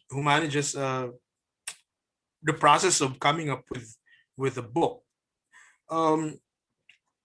nakadagdag lang siya sa burden na daiman ako nabibenefitan kan NBDB unless igwa siyang help na itaw sa kuya, then I would appreciate it. But because now, for you to be able to call yourself an author, you have to register with the NBDB. You have to visit their website or a publisher. So ngunyan, bago ka makakuha, before you're able to acquire ISBN, which is now being given for free by the bibliographic division of the National Library, you have to be NBDB registered. Igwa akong recently may mga dinesign akong libro na self-published na nahaluyan para digdi. The self-published books should have been easier to release, because self-published siya, maman siyang art, di niya man kay puwaning articles of incorporation, di niya man kay puwaning mga business documents, business-related documents, personally published man siya. Igwaning mga dainan nagkuhaning ISBN, but ako as a book designer, as a bookmaker, as an author also, I really recommend acquiring ISBN or ISSN. So the edited manuscript in the design process, after the author, the publisher, and the editors, and the copy editors, and then the proofreaders have interlocked and made a decision that this particular manuscript is good to go, it will be sent to the designer for page and cover designs. Yeah. The proofs are then printed, and then another sweep of checking for typos or an grammatical error, technical error. Tinihinihiling. And then later on,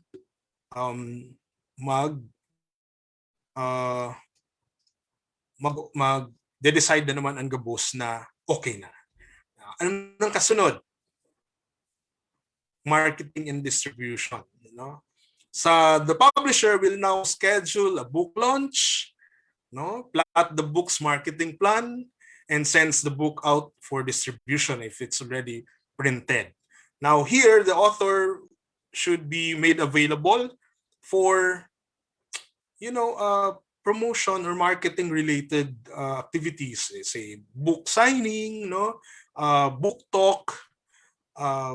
You have to present yourselves in conferences to present your book. What does the book contain?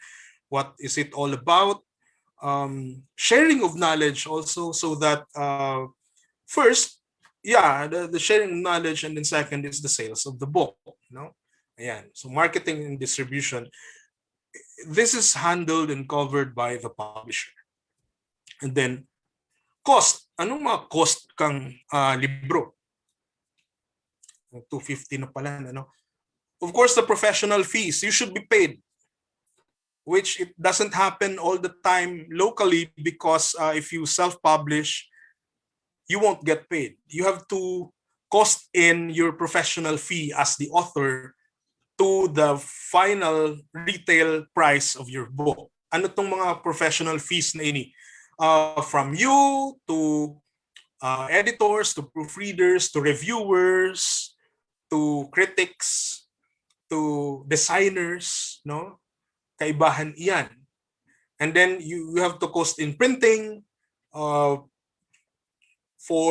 think for Saysay Bicol yata, 500 copies, we paid 75,000, mga arog kayan, because printing in Bicol is relatively cheap. But you have to choose the right printer, because the look of your book, the material of your book, and the design of your book will matter a lot in marketing. As a bookmaker, I believe that you can judge a book by its cover. Yan. And then cost in mo rin ang storage and transport, no? Sige kang biyahe, sige kang padara, GT Express or LBC or tracking services. They have to be naka-cost in, no? And then marketing and promotion, your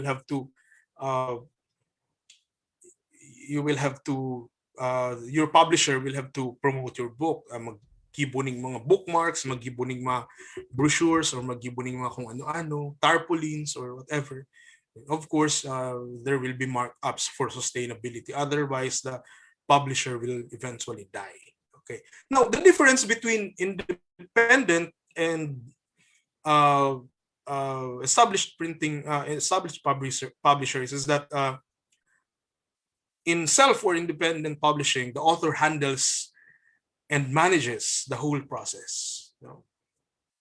Ika ang nagmamanage, including the distribution, including the sales. I would remember when I came out with Antisipasyon in 2007, pag maduman ako sa salong lugar, may dara akong 10, no? May dara akong 10 copy, tapos ang goal ko is to no longer bring those copies home. Kunday, magabat, tapos mamundo, baga, ka nakabenta. No? So, iwalat ko lang yan, pwedeng sa Sarong Cafe, and then patubuan na lang ng say, for example, 50 pesos or even 100, no, it's just fine. Just to be able to share what I've written to other people. Yeah. I think we will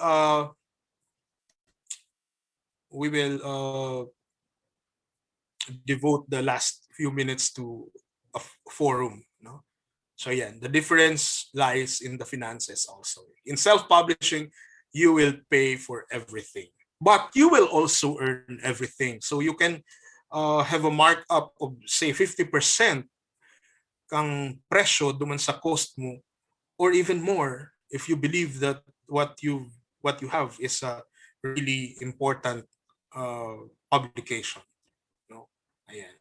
So kadakol ka ining nagigibo. Halimbawa kami sa Saysay Bicol, mas gusto mi na kami ang nagpa-publish. Ginigibo mi man na fundraising si publication. Ayan.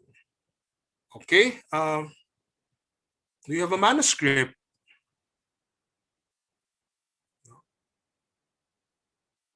And any questions, please? I hope you learned from whatever I've shared this afternoon.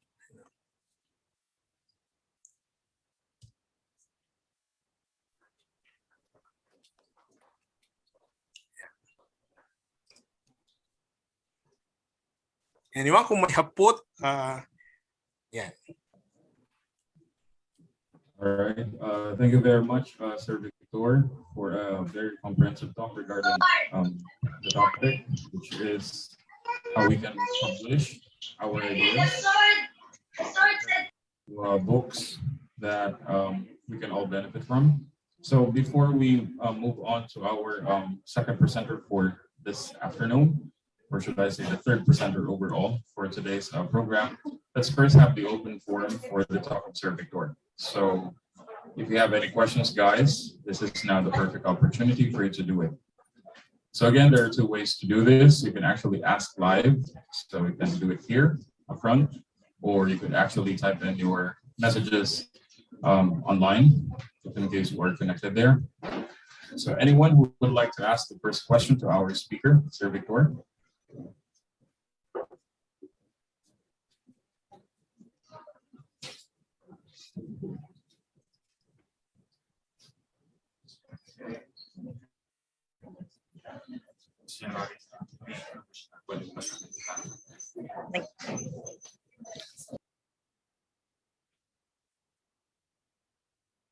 To answer any queries that you may have regarding his talk book. So anyone who would like to ask any question, you may now just raise your hand to be recognized, and the microphone is yours for you to ask it.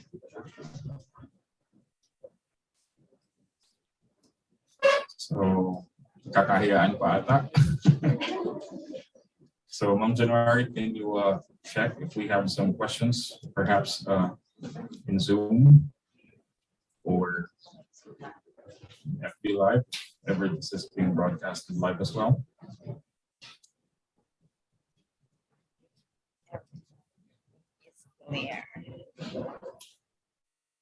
All right.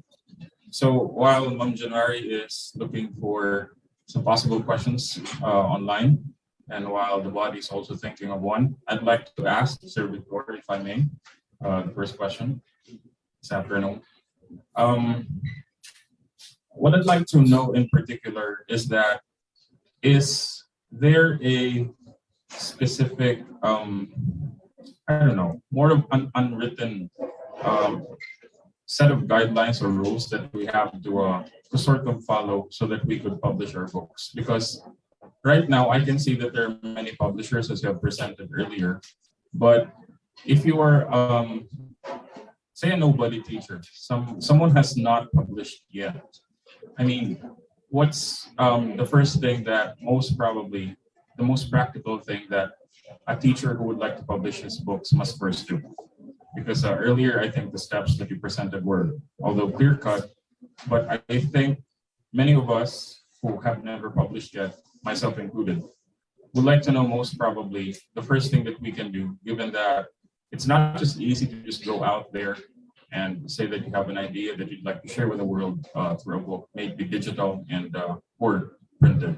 And probably a follow-up question to that is, do you have any recommendations or suggestions for those who would like to self-publish using the digital format? So that would be also. Yeah, it's an interesting question actually, because the shift to modalities,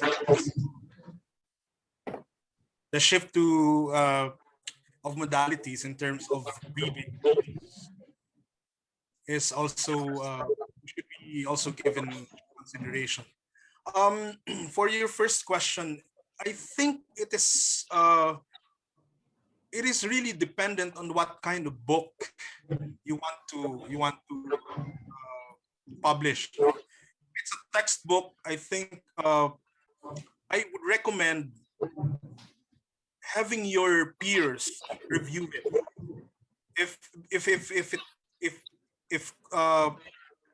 If cost is of consideration, kasi talagang mahal eh. Halimbawa, you will pay for reviewers, you will pay for comments, then maybe we can, the closest of our peers, yan ang ginigibo me before eh. That's what we would do before in Naga, in Bicol, for literary books that you want to publish. If they're textbooks, then peers. We can go to peers and ask them ask them of their honest comment if the book is publishable or not. Because that is I think the basic question, is this publishable or not? Second question is, isay ang mapakligayan? Who is the market? Who is your target? Some of us, a lot of books, unsold books in bookstores are vanity books na intended for personal reading man lang kan si author. Dahil siya nababakal, no, it doesn't get sold because no one's interested. So I think one aspect is one consideration really is marketability. So marketability can be answered by determining the target audience. Now, if you have enough target audience, then by all means proceed with the creation of the book. But ano ay yung second? The digital, no? For now, it is parang it's intriguing and it's interesting, but dakul man kaiyan nag-attempt, pero we are not yet done in Bicol. For example, if you're thinking here if you're thinking of fellow Bicolanos as main audience,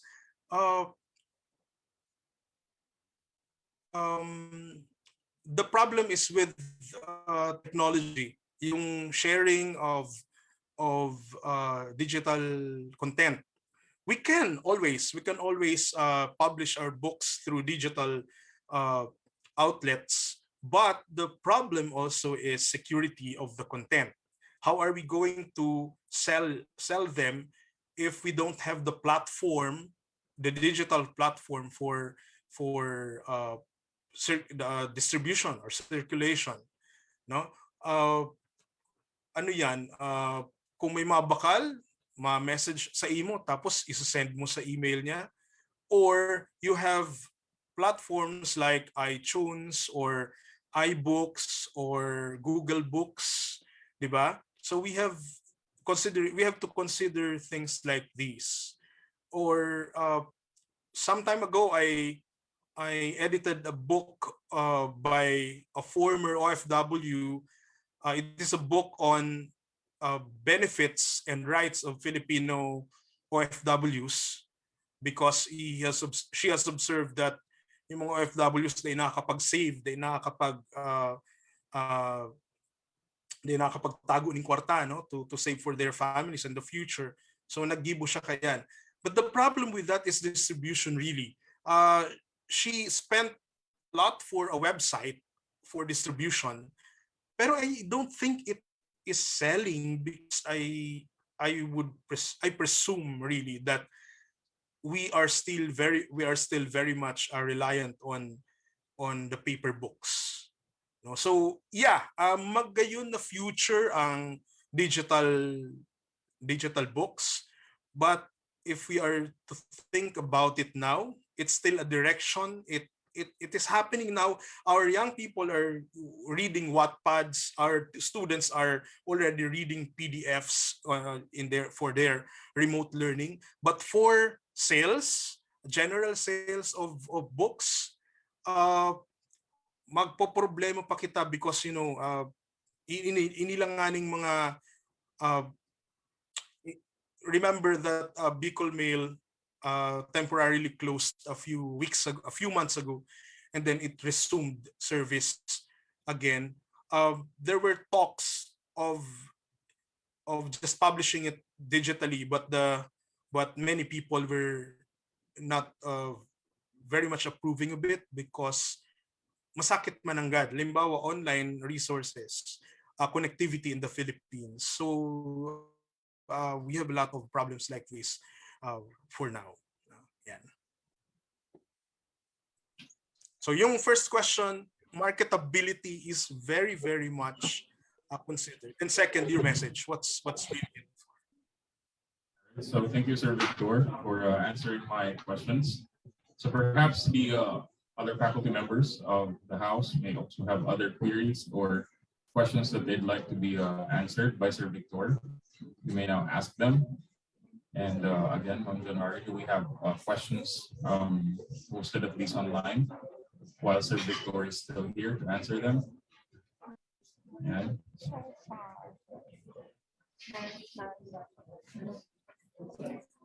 all right. So are you sure, guys, that there are no more questions left before we move on to the next presenter for this afternoon? Okay, coming once, twice. All right, so so thank you very much, Sir Victor. A big round of applause once again for our first speaker this afternoon. Okay, so before we move on, perhaps we should give first the certificate to our speaker, Sir Victor Dennis Tino Nierva.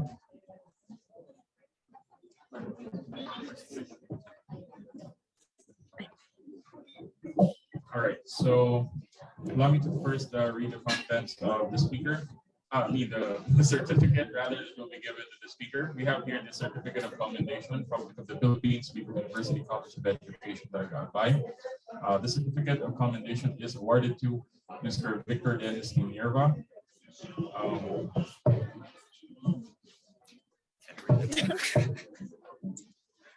In grateful recognition of his invaluable and noteworthy service as resource person during the From Inspiration to Publication seminar on book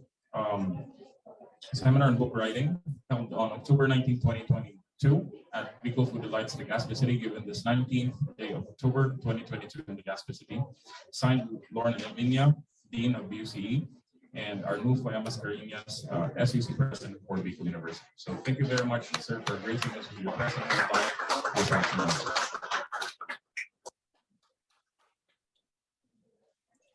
Thank you. All right, so let's now move on to our third presenter for this afternoon. But before that, I'd like to call in the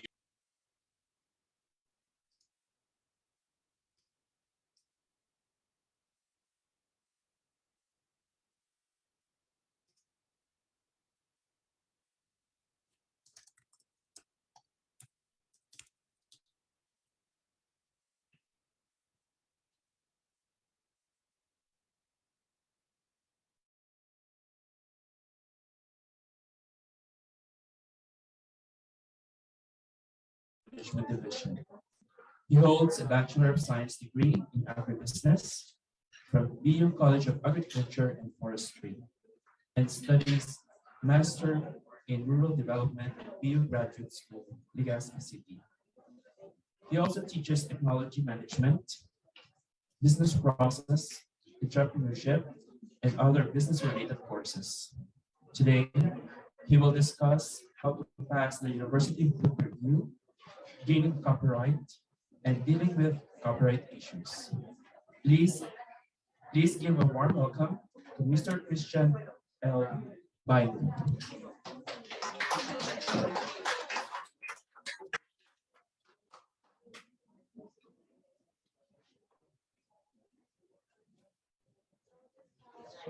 Hi, sir.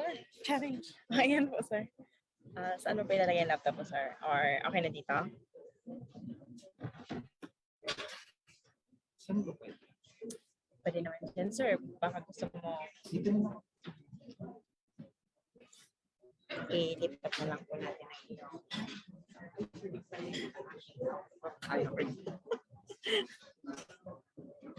sir, pag compilation ng video, kailangan i-transfer.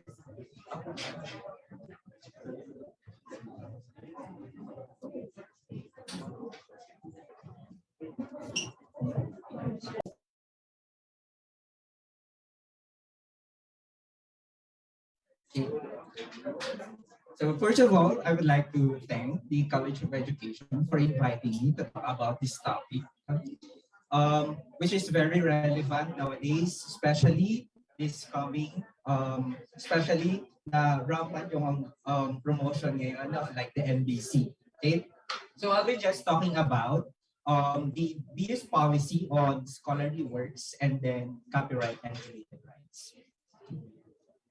So recently, we had the administrative order number 28, which says the guidelines on recognizing and accrediting scholarly works and on scholarly work grants. So the purpose of this is actually for NBC, for Bicol University.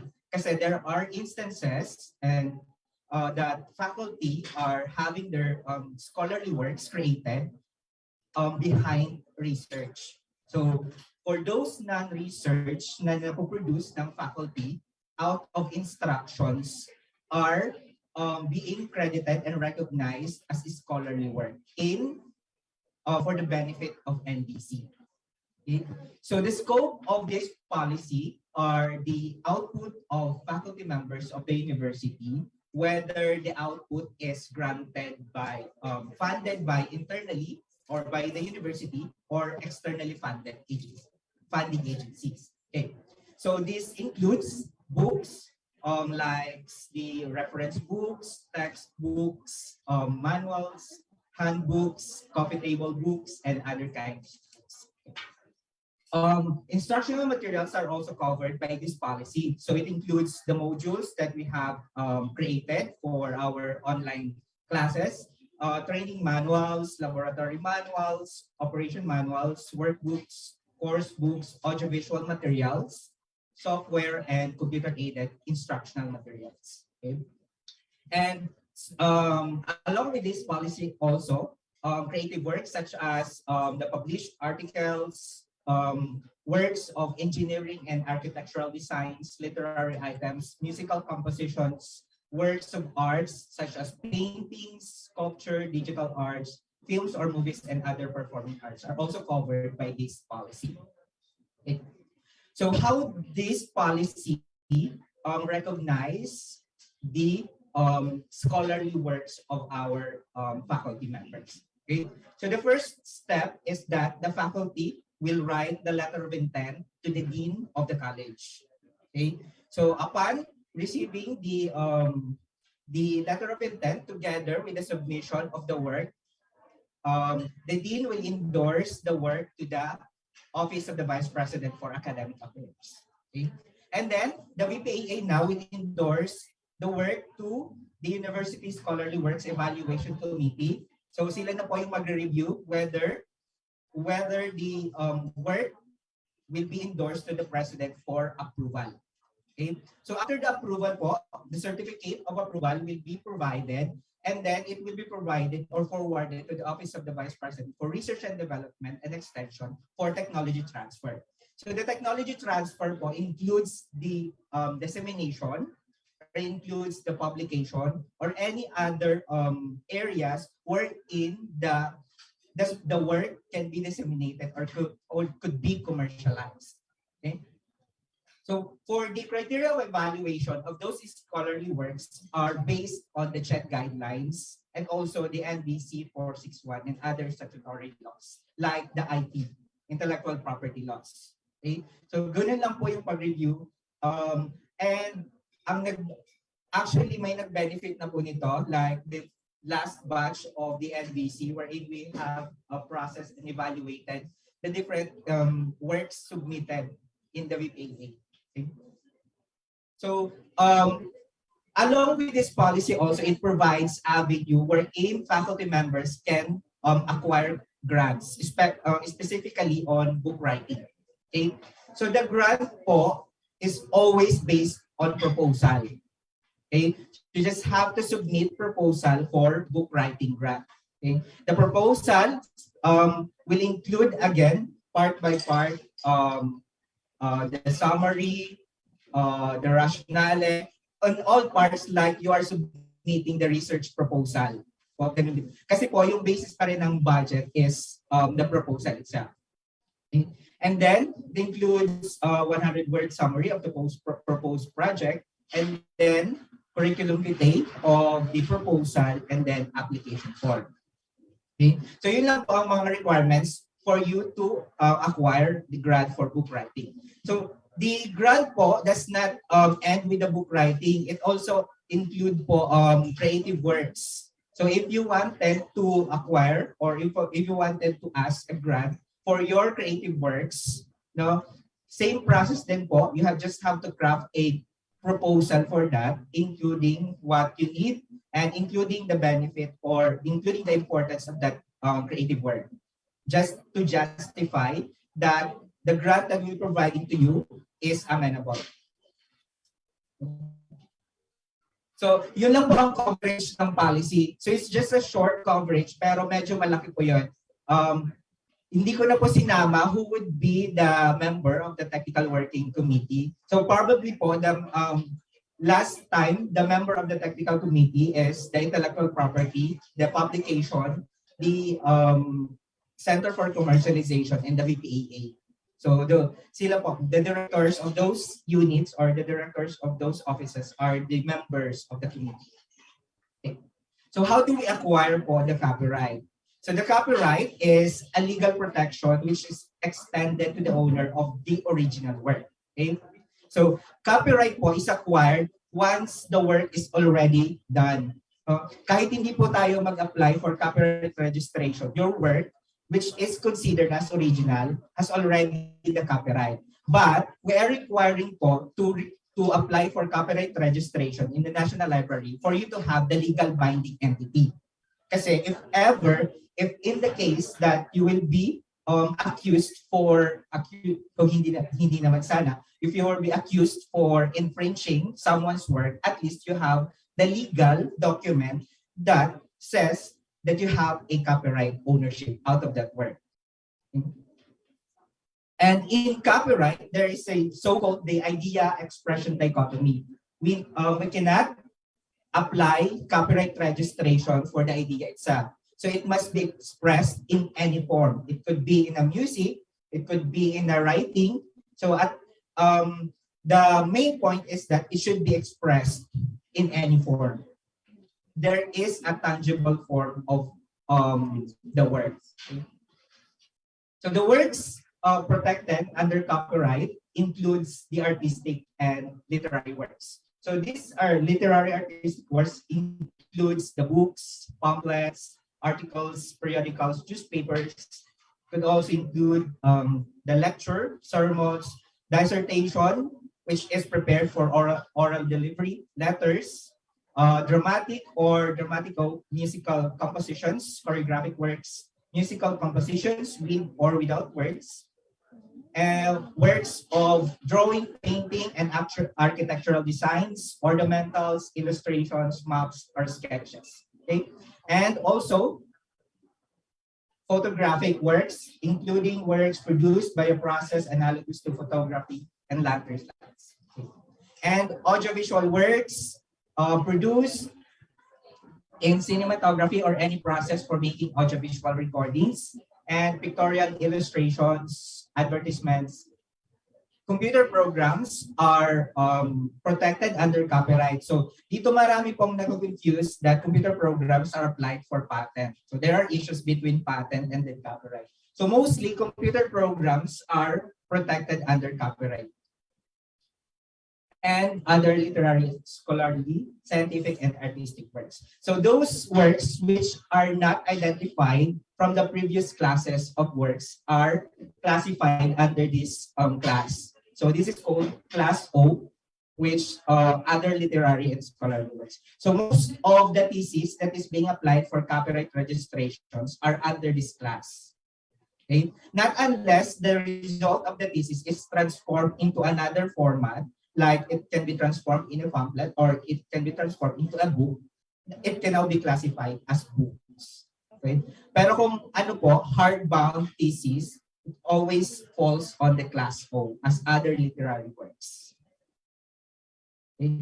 So aside from the artistic and literary works, we have also the derivative works. So the derivative works, in other terms, are adaptive works. No? So these are works that are adapted from a registered copyright works. Okay? So it will include the dramatizations, translations, adaptations, abridgment, arrangements, and other alterations of literary or artistic works. So it could also be the collections of literary, scholarly, or artistic works and compilation of data and materials. So most of the modules that we have crafted falls on this type of copyright law. So those are derivative works because some of those are adapted from books, which are books are has a copyright registration. Okay? So if there are copyrighted materials, we have also works which are not protected under copyright. We have the mere idea. We cannot apply copyright registration for procedures, for system or methods, for the concepts, principles, discovery, mere data, news and other miscellaneous facts, and official text, and any translations. So government works also are not protected under copyright. So there's no copyright that subsists to any government agency. So they cannot apply for a copyright registration. However, if there are outputs that a faculty or employee of the agency made for as a scholarly work, the faculty, if he or she intends to commercialize or disseminate the output, he or she needs to ask the agency. Okay? And the agency or the university can acquire copyright registration through assignment.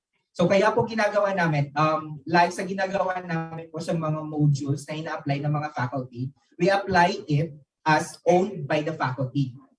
Okay? Kasi hindi po siya pwedeng i-apply as owned by the university. Okay? So kaya po, makikita nyo, like marami po dito sa College of Education, the registration, copyright registration is named after the faculty, hindi po after the university. So, ang ginagawa naman po, ang mangyayari po niyan is that if the copyright registration has a potential for publication, like publication in the sense of a book or commercialization, the faculty will be assigning the copyright registration to university. Okay? So that the university can now exploit the commercialization of the book. Okay? Kasi po, and as existing in the university, we don't have the mechanism to provide faculty or to support faculty in the production or reproduction of the book if meron naman pong available na book. No? Kasi there is no money out of that. Ang ginagawa natin, ang gagawin niyan po is that through licensing. So if ever that the faculty has a copyrighted book, no, ang gagawin ng university is to license the copyrighted book to a publisher. Okay? So there will be an existing agreement between now the publisher and the author on what extent of the rights he or she is going to transfer to the publisher. Yun po yung work. Then, so there are two types of rights which the copyright owner has. So it includes the economic rights and the moral rights. So the economic rights includes the reproduction of the work or substantial portion of the work. Okay? So the author or the owner of the copyright is the one who will decide whether to reproduce or whether to assign or to license the copyrighted work in a portion or the whole part of the copyrighted work. Okay? It also, the owner has the right to dramatize, translate, to adopt, in the adoption, in the abridgment, arrangement, or other transformation of the work. Okay? There's also the right for the first public distribution of the original and each copy of the work by sale or other forms of transfer of ownership. Then, the rental and public display of original copy, public performance, and other communication to the public of the work. So the moral rights includes the attribution as author. So whatever, if ever that the copyright is being licensed to a publisher, it always has, he or she has always the attribution as the author. Hindi po mawawala yung authorship when it comes to transfer of the copyright sa publisher. Okay? There's also the moral right for the alteration of the work, and then to object to any distortion and restrain the use of author's name with respect to their own creation in a distorted version of the work. So, how do we own a copyright? So, marami pong issue dito. There are different ways on how to own a copyright. Okay? So, if the work is original, literary, and artistic works, probably the ownership goes to the author. Okay? But if the work is a work of a joint authorship, co-authors are original owners also, and is governed by the co-ownership law. Okay? But in the instance that the work of multi-author, no, there is a work of a multi-author, which is the work can be divided into different sections and can be applied and can be considered as a single output, pwede po yun. They can register it as isa-isa with the different authors. Pero without the writing or without the agreement between the co-authors, probably the authors or the ownership of the work belongs to all the authors. And for the works created during and in course of employment, okay, the employee will own the copyright if it's not part of his or her regular duties, even he or she uses the time, facilities, and materials. So it's still the employee who owns the copyright. But if the performance or if the result of the performance is part of his or her regular duty as the faculty of the university, the employer has the right to own the copyright, or any agency has the right to own the copyright. Okay? For commissioned work, like the externally funded works, no, the ownership belongs or remains to the person who commissioned the work, and the authorship remains to the creator. Okay? So if there are works or if there are outputs that are funded by other agencies, the owner of the copyright is the funding agency.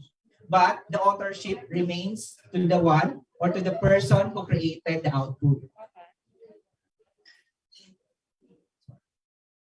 For audiovisual works, we have the ownership of copyright belongs to the producer, the author of the scenario, composer of the music, film director, author of the work adapted. And for the letters, which also ownership belongs to the receiver, and the copyright belongs to the writer. Okay. So, and last, for the anonymous and pseudonymous works, so we have, if there is no existing names for them, the publisher has the right to own the copyright as their representative. But in the case that they reveal their personality, pwede na nilang i-own yung copyright for them. Okay. So how long does a copyright is being protected? For the original and derivative works, lifetime and additional of 50 years after death. Okay.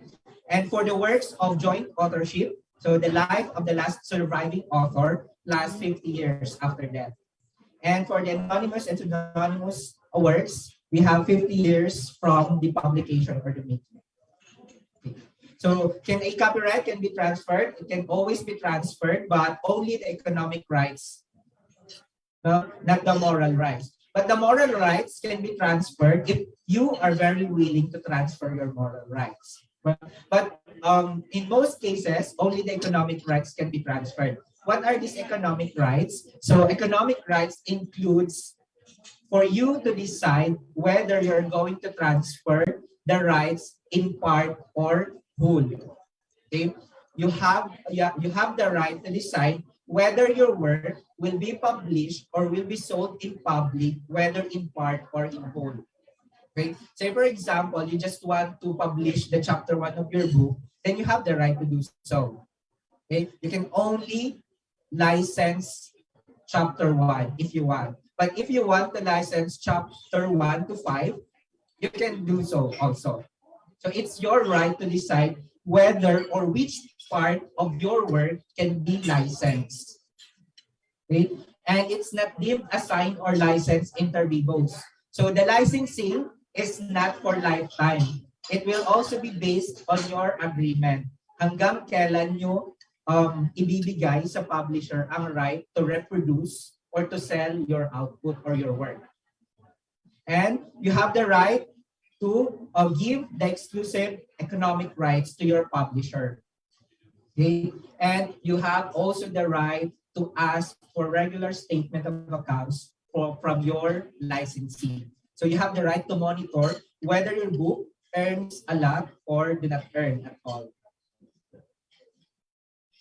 Sorry. So the most issues that we face in copyright is the infringement. Okay? So infringement is basically copying someone's registered work. Okay? So if you are considered as infringer, if you know directly you commit an infringement. Alam mo sa sarili mo mismo that you have copied someone's work. Okay? And also, you benefit from someone who is infringing already. And then you have now the knowledge that that person is already conducting an infringement. Okay? So how do we get away with infringement? We have the Fair Use Act.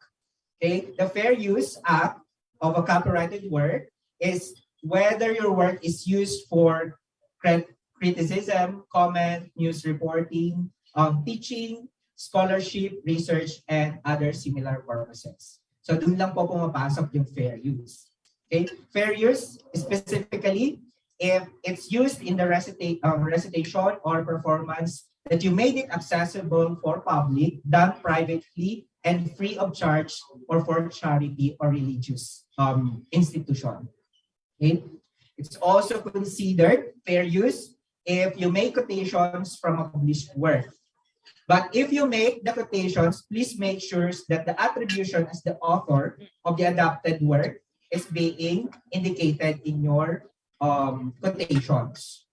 Okay? And also, if the work is used or reproduced or used in to communicate in public by mass media using the articles on current political, social, economic, scientific, and religious topics. Okay, so that includes fair use. Okay, and also if the work is used for public or literary, scientific, artistic works as part of reporting of current events using photography, cinematography, or broadcasting.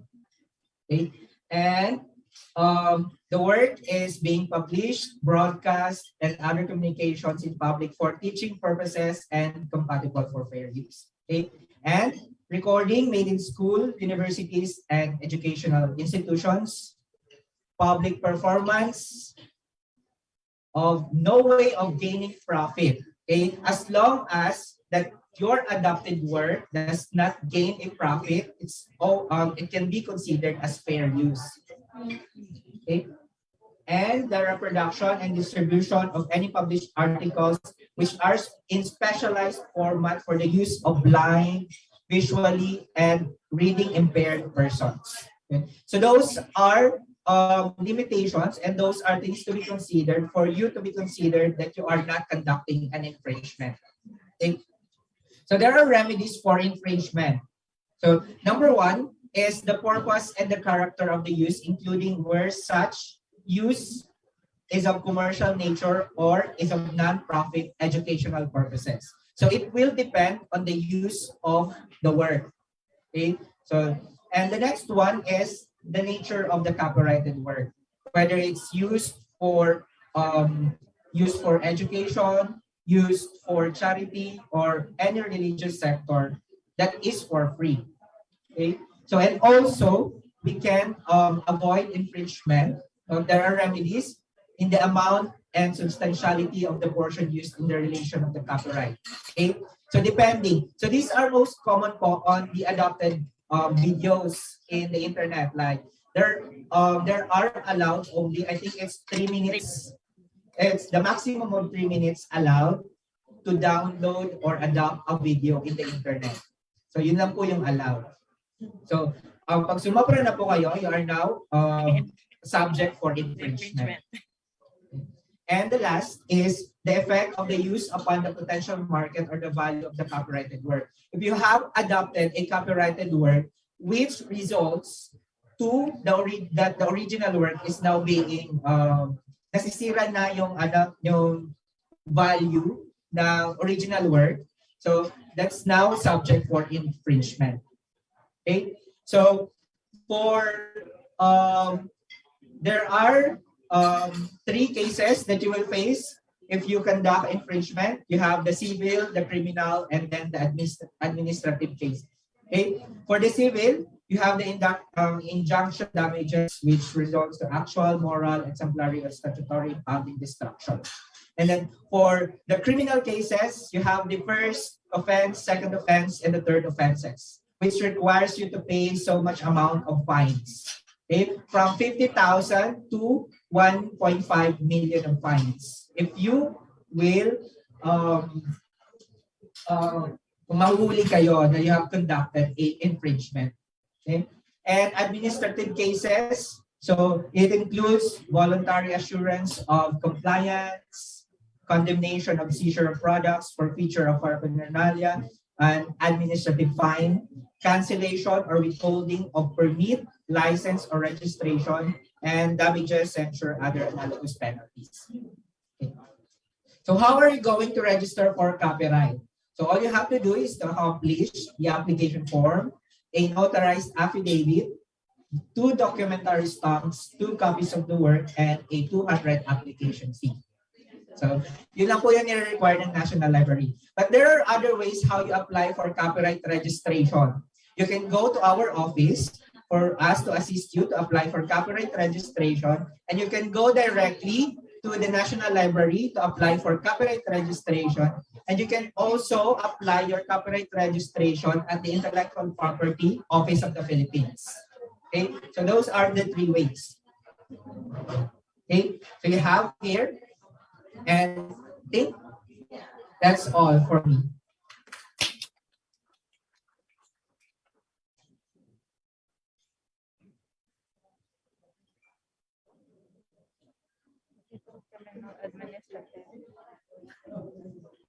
Okay, thank you so much, sir. So I think at this point, guys, we can now ask Sir Christian.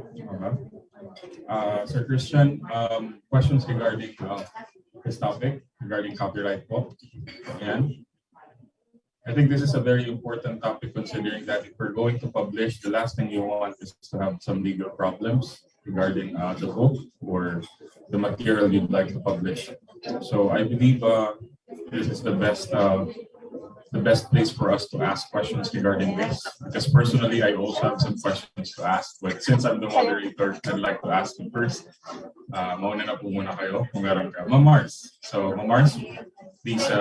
Thank you very much. Thank you also, Sir Christian. Very basic lang yung question ko. Marami po kasi kami dito sa College of Ed. May mga modules, may mga instruction materials na gusto namin ma-publish. Ang office po ba, ang BU po ba, open pa na i-publish ang aming mga works? Kasi if I remember it right, nung nag-accreditation po ito, hindi pa, nag-face-to-face pa, I presented my book. My book was actually published by a publishing company. So yung sabi po sa akin ng accreditor, ma'am, ang BU ba nagpa-publish nito? Bakit nag-publish pa sa labas? Hindi ba ito pwede i-publish ng BU? Then tapos ipag-delay sa mismo mga estudyante nyo sa university, kikita pa. So sabi po, noon po kasi Kuya Christian, wala pa po talaga.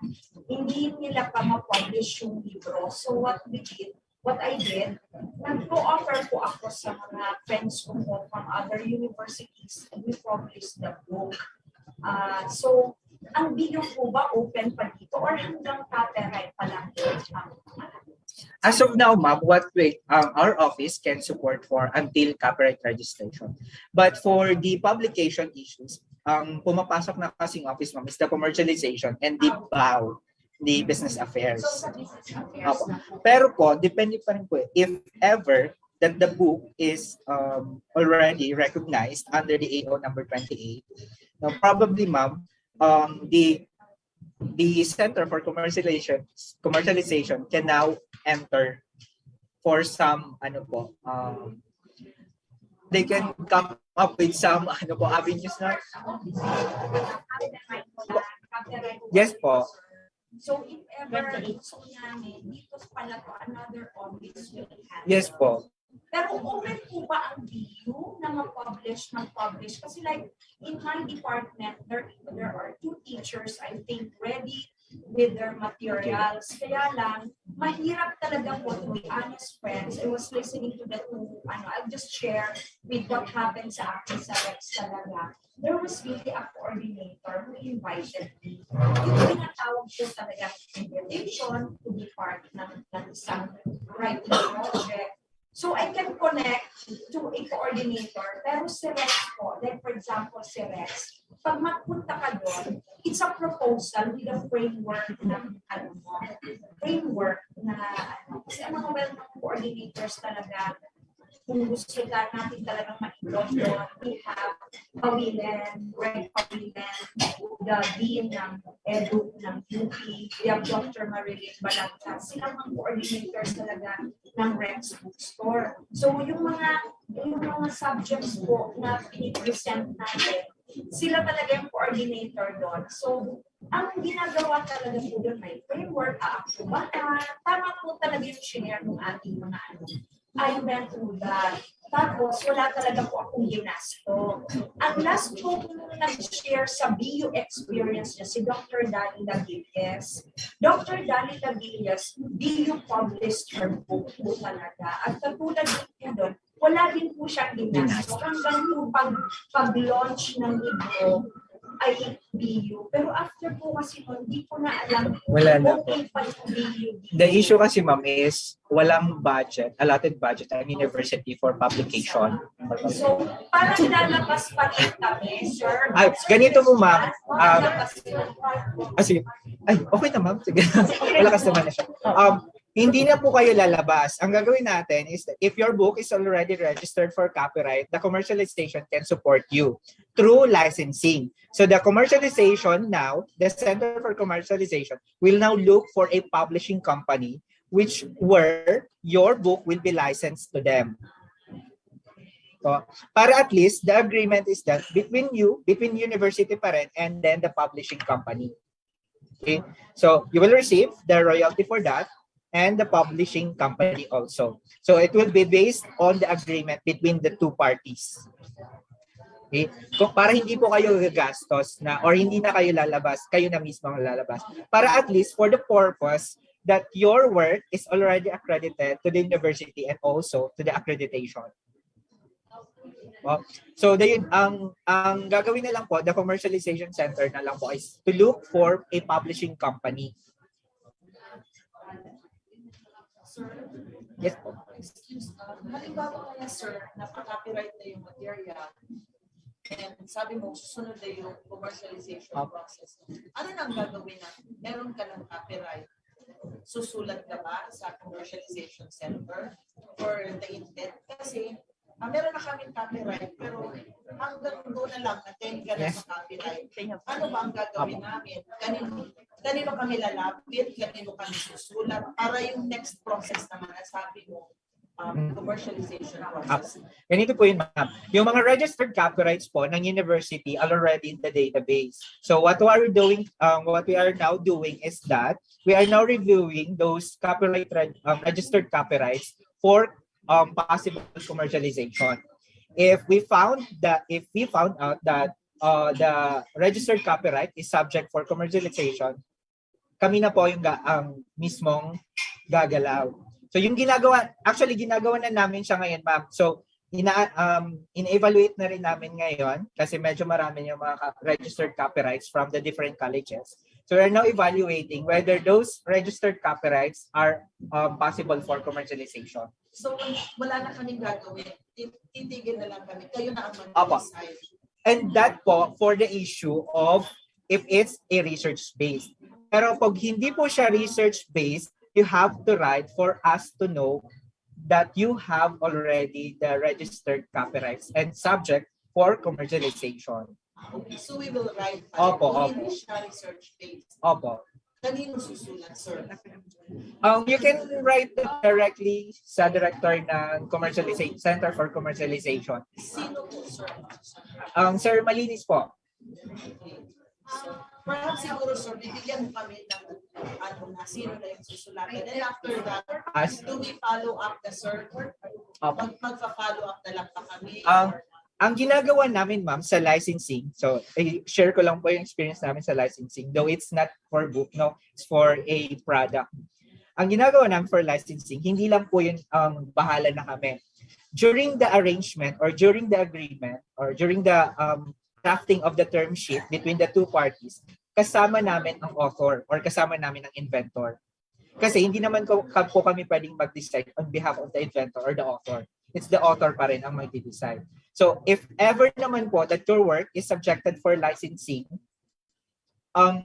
we will write you that there will be a meeting for arrangement of term sheets and the like. Now, hindi naman after if medyo sa tingin nyo po, if you have written our office for commercialization na medyo mantagal-tagal na hindi na actionan, you can follow up po. Pero okay naman po yun. Pero other than that po, basta research-based, we do everything for it to be commercialized. Pero po kung from outputs from the instruction, you have to write as po. And then, if it's not yet registered for copyright, ask for our assistance. And then, para at least, if ever naman po na if it's from the instruction and then registered for copyright, may database na rin kami and we can monitor that there is already an existing copyright for the College of Education. Okay. Ang ano kasi ma'am, for example, yung mga copyright po, mga instructional materials are not subjected for commercialization. So what we are waiting po, saka talaga, hinintay po talaga namin are books. No, kasi books po are for possible for commercialization. Tapos, sir, if I may share, yung libro ko nga po noon, noong 2007 pa po yun, yung FS1 and 2, pag iba na po nag-publish sa labas natin. Pero para po ma-acquire doon sa sa edu, dadaan ka rin daw po dapat sa university. Kasi mabuti daw po kung meron tayong bookstore na yung na daw nabibili. So kaya kailangan daw po dumaan pa rin sa evaluation ng university na pwede yung ipagbili or gamitin ng mga taga sa edu. Actually po, the policies, i-improve pa namin po yung policy, no? Because the policy was crafted ng madalian. With the issue kasi po ng publication, since the university has already a registered publication in the National Library, okay, the university can now has the right to publish books, books that is written by faculty. Pero hindi po yung nagagawa kasi wala talaga siyang allotment, budget allotment. Pero we are thinking of proposing. The suggestion kasi sir sa level 4 Opo. namin sa edu na the university should publish also the works of the faculty. So pag nag-level 4 po Nag-level talaga, yun ang isa sa magiging suggestion ng akin. So what we are is proposing sa commercialization is that the Business Affairs Office will be the one as kasi it will be considered as the income generating project if the university is willing to fund the publication of the books. Opo. Kasi sa amin, yung avenue sa commercialization po is that we will license the copyright to the other publishing agencies. And another avenue is that if the university will be willing to fund the publication of the books, it will be considered as the income generating project of the university. And for now, it's not still possible. So what is more possible for us is to license the copyright to other publishing agencies.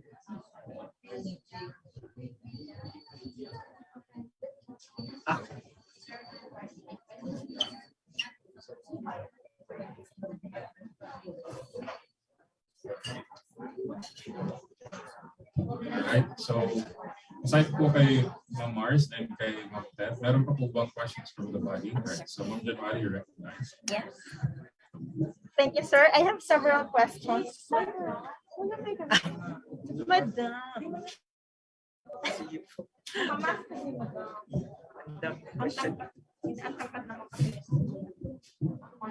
Hello, good afternoon, everyone, and good afternoon, sir. Thank you for that. Of course, very comprehensive and insightful discussion. I have just few questions regarding copyright. Because I understand that your office is in charge of specifically of IP, intellectual property. The first poster is this. For example, mga situational ito, parang nagpa-midterm. Where will the IPMD help ends? Kasi sabi niyo po kanina, parang you will help, for example, in the copyright. Tapos, mag-facilitate din na parang i-connect yung author sa publisher. Kasi wala pa po tayong sariling printing press, ang DeKalb University. Actually, tigba-browse ko kanina yung sabi ni sir, yung sa Parsu ng printing press, hindi ko siya mahanap. Pero yun nga po sir. So, yung IPMD, saan nagtatapos yung inyong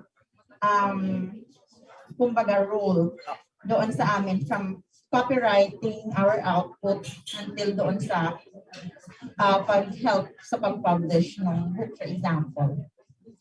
So if we were talking about where we will support, so our mandate is to help or assist faculty members to protect intellectual properties. So hanggang dun lang po talaga kami. But in the present mandate sa amin ngayon, and medyo sa amin ngayon ang technology transfer is that we are working together hand in hand with the Center for Commercialization. So hindi po kami dun. Right after that, the work is being applied for intellectual property and then registered for copyright. If it has a commercial value, and then we forward it to the Center for Commercialization. Okay, thank you po sir. Na-mention niyo po kanina yung about parang group authorship and then single authorship. Ngayon po sir, for example, usually sa research, nakaka-produce ng either book or monograph. Usually, sir, di po ba, meron lang dyan na 2, 3 editors or dalawa or isang main editors. Pero yung mga chapter, different authors. Usually, ganun po, sir, yung nangyayari. My question is, individual, pagdating sa mga ganyang monograph na publish, for example, ng SAGE na mention kanina, ang copyright po nila, sir, individual. How about yung editor? Di ba po sila yung nasa front cover usually ng output? Iba din. Iba din po yun. So it will depend on the agreement of the authors, between the authors. Now, kasi po, yung authorship will depend on the percentage of the contribution of each author. Okay? Sinasabi lang po dun sa joint authorship, what if the work can be divided into different parts, which the authors has an equal distribution of equal contribution to that work, pwede po yun hati-hatiin. Pero po kung editor, what's the percentage of the contribution of the editor po? Sa output. So if the co-authors are very willing that the editor will be included as co-author, pwede po yun. But individual sila mag-submit per copyright? Depende po. Kasi as editor, wala po siyang doon. Kasi kung hati-hatiin nyo na po yun, wala na po siyang work doon actually. Kasi if the work is being compiled, then kasama din yung editor. Kasi nag-edit siya. Pero kung very willing naman po ang each author for each work, nakasabay kasabay duman ang lahat ng pangalan ng editor, pwede po yun. So for example, for chapter 1, name mo po, Ma'am January, and then you are willing to isama yung editor kasi nag-edit din siya dun sa chapter na yon, pwede po yun. And then same for chapter 2. Kung si Ma'am din po, ang author for the chapter 2, and then nag-edit, yung editor din po, may contribution din siya dun sa chapter 2, kasama pa rin po siya duman. Ang issue for the joint authorship po will depend on the agreement between the co-authors. Okay? Opo. So, in the absence of the agreement po, the rule or the law for the co-ownership will prevail. Ito po, sir. Okay lang po, sir. Sige po. Okay. Ito po, sir. Common na po ngayon yung parang digital publication, mga small pub and all. Kapag published ba, does it equate na either digital or printed na copyrighted yung mga ano nila? Ay, hindi po. Necessary. Okay. Hindi po. So those are different po. If any published work can always be applied for a copyright registration. Okay. Thank you, sir. Kasi my question is this. Specifically kanina na-mention mo po, sir, yung mga infringement, fair use. Ito po, sir, for example, may thesis ka. You have your thesis. And then, for example, tig-share siya ng isa sa mga panelists sa kanyang, for example, YouTube site. We don't know kung nagkikita or hindi. Just an example po, sir, kasi na-mention siya kanina. So, tapos, sir, for example, halimbawa, mas naunang nag-publish. May mas naunang not publish. Mas may naunang nagpa-copyright for that particular. Kasi sabi mo po, sir, kanina yung idea, hindi siya yung kinaka-copyright. It's actually the, you mentioned yung output, yung expression, something. So, paano mo, parang, how can you claim that particular expression, for example, come from this original study or output or something like that? I know these are realities actually, sir, but so ganito po yung when it comes to the issue on the thesis, so if you're going to present your thesis in a panel, you have to secure the non-disclosure agreement. Okay? So you have to secure a non-disclosure agreement between your panelists. So that is why, to prevent your panelists to share it to others. Okay? If the panelists, without the existing of the non-disclosure, you cannot ask the panelists to turn down the YouTube video where he or she shared your thesis result. Okay? Not unless that your thesis is already applied for a copyright registration, then you can now ask that panelist to turn down. Or if not, kung medyo mayaman-yaman ka po, pwede mo naman siyang ikaso for infringement. Kasi po, when it comes to infringement, so Supreme Court po ang magde-decide whether that person is infringing someone's work. So malayo-layo pa po yung pupuntahan. Malayo-layo pa po. So it will entail so much cost for you. Okay. Pero ganun po yun. So parang yung ownership, kasi kanina nabanggit po, sir, yung ownership and then yung copyright. So parang kung sino, for example, yung unang nakapag-apply at na-approve, nasa kanila yon. It doesn't matter kung ikaw yung unang na-create noon. So legally speaking. So legally speaking, that's the rule in the intellectual property. Whether other types of intellectual property. So the rule in the intellectual property is the first to file rule. Okay? So say you have, sabihin na natin ikaw ang naunang nakaisip, pero may nauna sa yung nag-register, kawawa ka. Sir Christian? Yes po. What if meron kang, for example, inilin mo sa sarili mo. So, meron bagang data, so that, pag sabi man siya ako nang nag-register, but you were the first one talaga na meron kang work doon. So, at least yung date na yun will be used na. Pwede po yun maging pwede po yun gamitin as evidence. Pero, sabi ko nga po kanina, mahaba-haba po yung ang process na kasi the Supreme Court will decide whether the work is original sa iyo or the work is original sa kanya. Depending on the circumstances po. Pero that in that event naman po, you can claim that you have the right for that work. Pero yung law, it's the law pa rin po ang magsasabi whether you have the right over that copyright. Okay po, sir. Sir, last question. Sige po. Ano mo, sir, exciting kasi. So, ibig sabihin, you've mentioned or you've clarified that not all published product are actually copyrighted.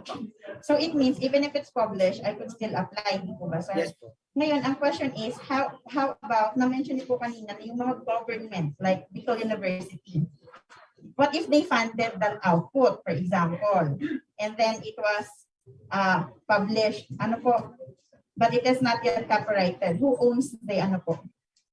Owns? Funded, na-publish ng author, not yet copyrighted. Saan po siya na-publish, ma'am? Sa journal?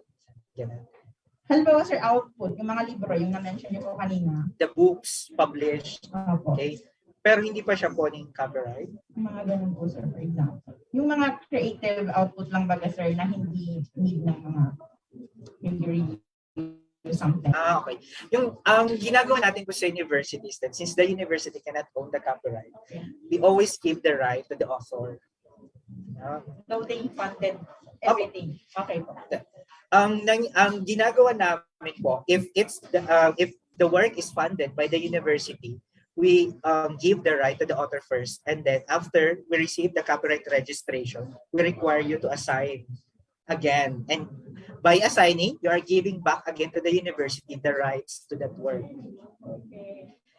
But only the rights, the economic rights for the purpose of commercialization. But the right is still with you, together with the moral rights, and as the right as author. The authorship. Hindi po yun nawawala.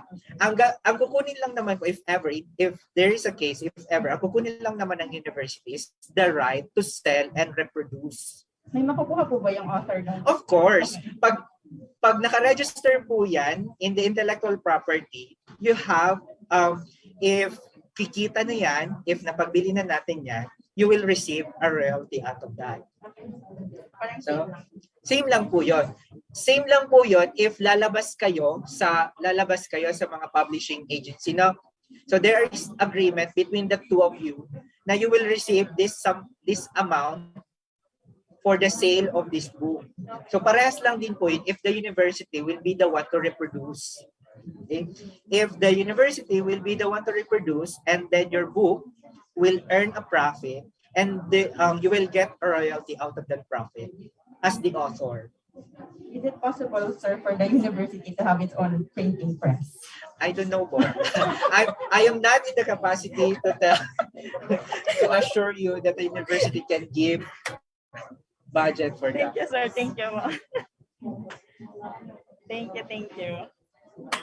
Ay, nako, sir. Thank you so much. All right, so are there any more questions for Sir Christian? Or forward? Thank you po kayo, ma'am.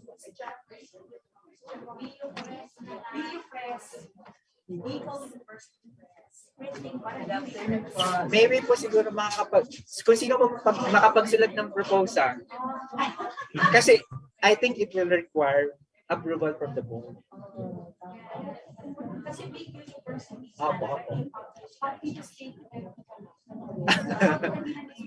Meron na po sila.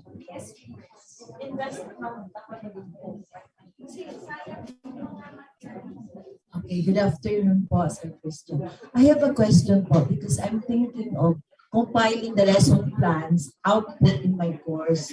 Sayang naman because kung ipapublish po ito, compilation, this would be a guide for pre-service teachers sa mga sample lesson plans sa pag-develop.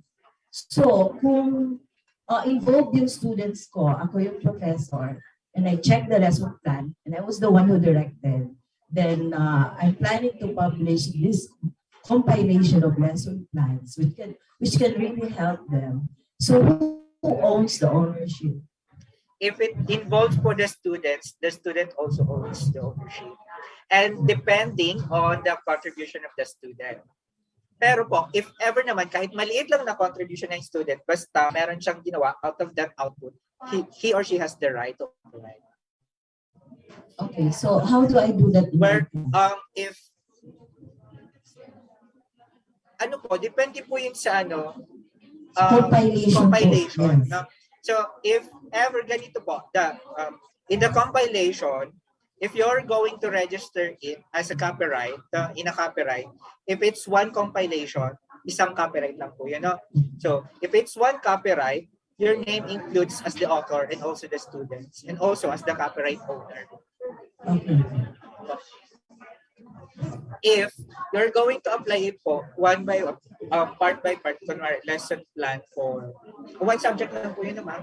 Sa facilitating learning. Kasi I'm requiring them to make learner-centered lesson plans and I'm planning this into final exam. And kung makakompile po ako kasi marami ang klase ko at my owners, my copyright, it's possible to be published kasi this will serve as guide to the pre-service teachers. So, anyways po, the publication naman po will depend if ever, if we will subject it for review in the university. So kung pumasa naman po siya, we can do the publication. Or if in outside agency, publishing company, that the book or the compilation passed through their evaluation to be published, then okay na. Basta po, the ownership is if the students has the contribution to that output, they're still part as the owner of the... Kasi iko-qualify ko naman sa yung mga included doon kasi as one go and I'm planning na to publish it. Whichever. So, okay, ayun lang po. So, thank you. Thank you, Sir Krista.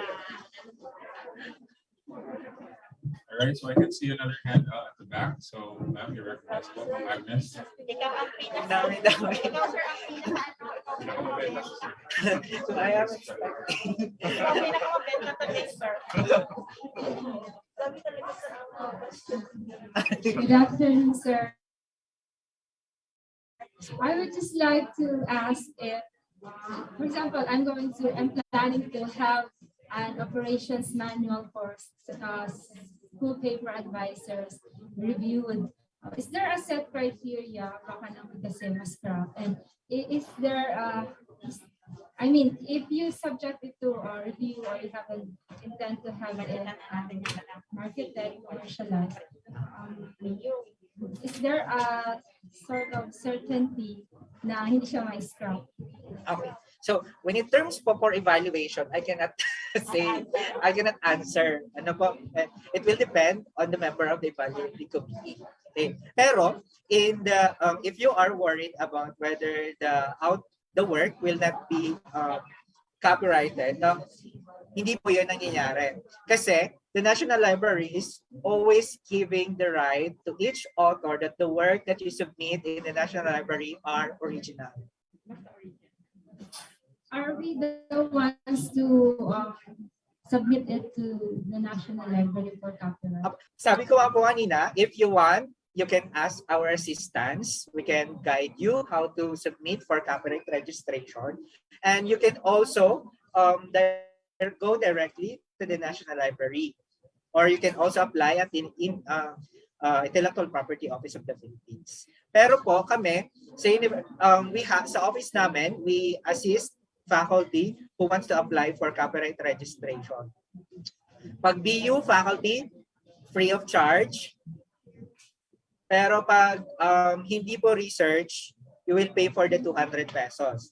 But if it's part of the research or extension, it's free.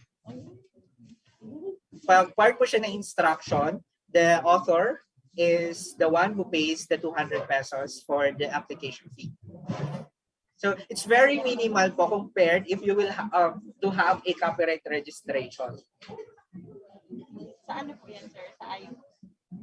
Sa National Library din, the same. The 200 pesos po, hindi po yun sa BU, sa National Library na po yun mismo. Wala po kami kinukuhang bayad sa university. Not unless kung mga taga-labas po. Pag outside the BU, we charge management fee of 300. So all in all, we collect 500 pesos. Okay? Pero po pag faculty ng Bicol University, faculty and students who wants to apply for a copyright registration, we only charge 200 pesos because the 200 pesos is used for payment for application fee at the National Library. 200 sir per output. 200 po per application. Sir, do you have to go there personally or? Sa office namin po, oh yes. I mean, Sa National Library po, pwede po kayong pumunta doon, walk-in, you can apply po. As long as na you bring all the requirements, pwede po yun. Kasi po pag hindi kompleto, pababalikin lang kayo. So all you have to do is to secure. If you have now the complete requirements for the application, you can go directly sa National Library. Thank you, sir. Sir, may nakalimutan pa. Sige po. Sige, sir. Na-mention po kasi ni sir kanina, ang ganda nga po nun, yung types. Hindi ko ba, sir? Opo, types. So, si unpublished thesis po, letter O. Tapos po, sir, may produkto siya, letter A. Pwede po yung i-copyright pareho or pipili lang po na ito? Pwede po pareho. Okay.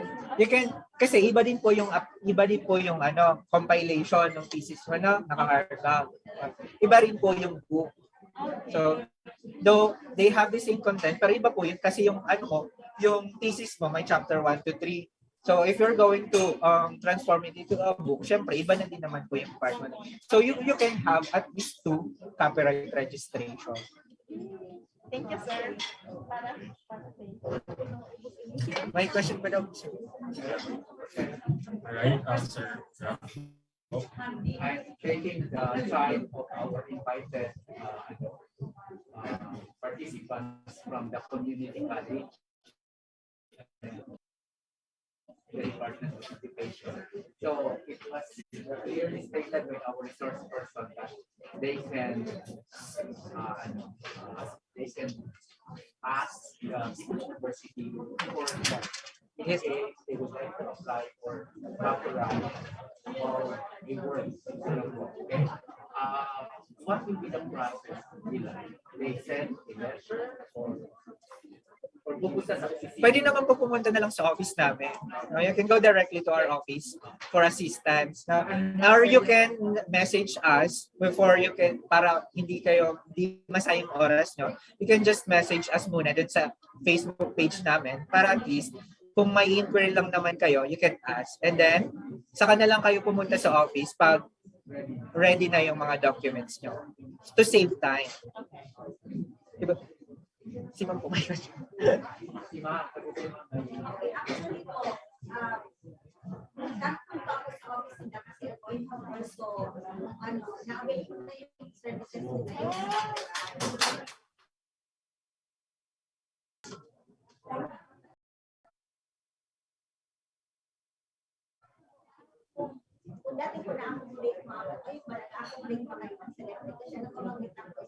Ay. Yes po. Ay, university na. Sorry. Hindi ko po kasi alam na may mga sorry po. I'm so sorry.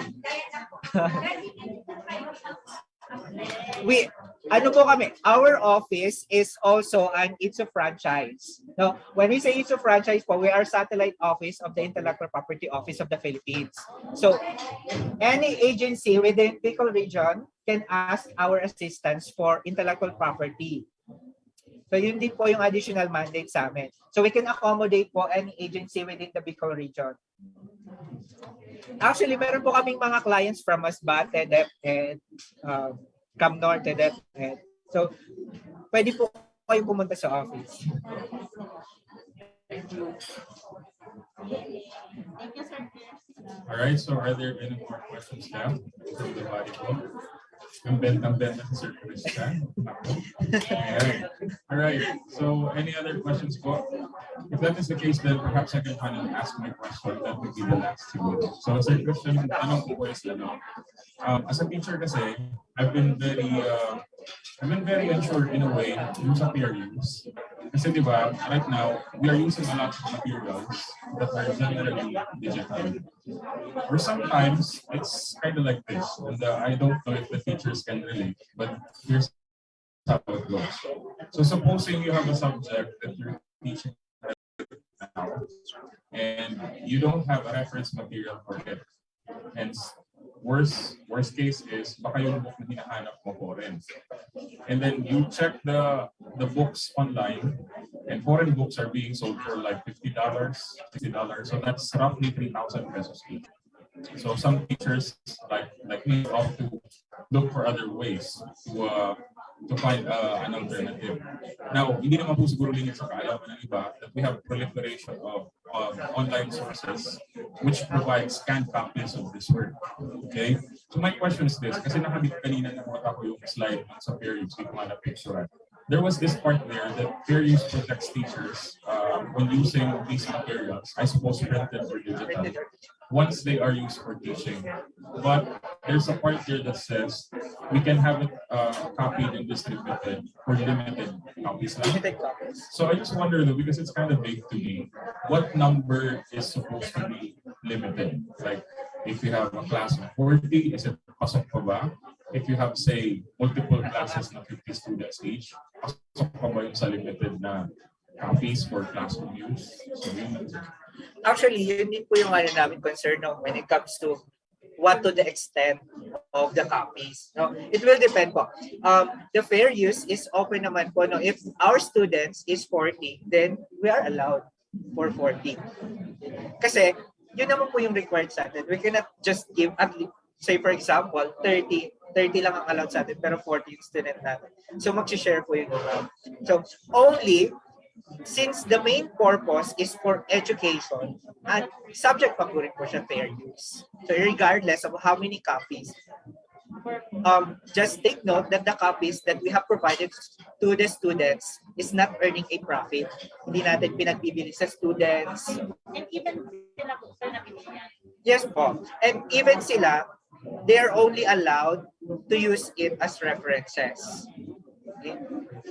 So they're only allowed to use it as references po. So they are not allowed to disseminate actually. But that in the case naman po ng infringement, as long as we are not monitored, it's okay. Pero that's ano po, we are not encouraging that. So pero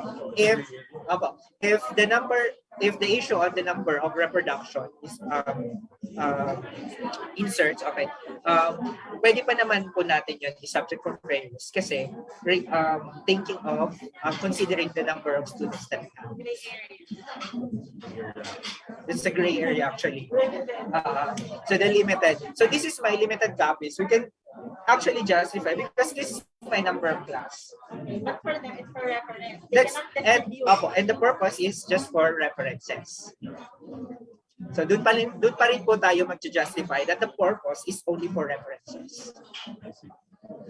Kasi in fact, mga sir, if you're going to look at the landscape, because of our smartphones, distributing copies of books printed or digital has become quite easy. Like, medyo creative that may time, you can just take a photo of the entire book, save it as PDF, and you can now just send it to your students via Google Drive link. Really want to be thrifty or practical about it. Actually, marami naman pong gumagawa. No? As long as the purpose is for references and for your own consumption. No? If you want it for your own consumption, it's okay. That's fair use because you're gonna use it for educational purposes. But if you scan a book and then you sell it, that's now an issue on infringement. Okay, so as long as that you do not distribute the work, okay, for your own consumption, it's okay. It's subject for fair use. So I guess that clarifies it, teacher. So we're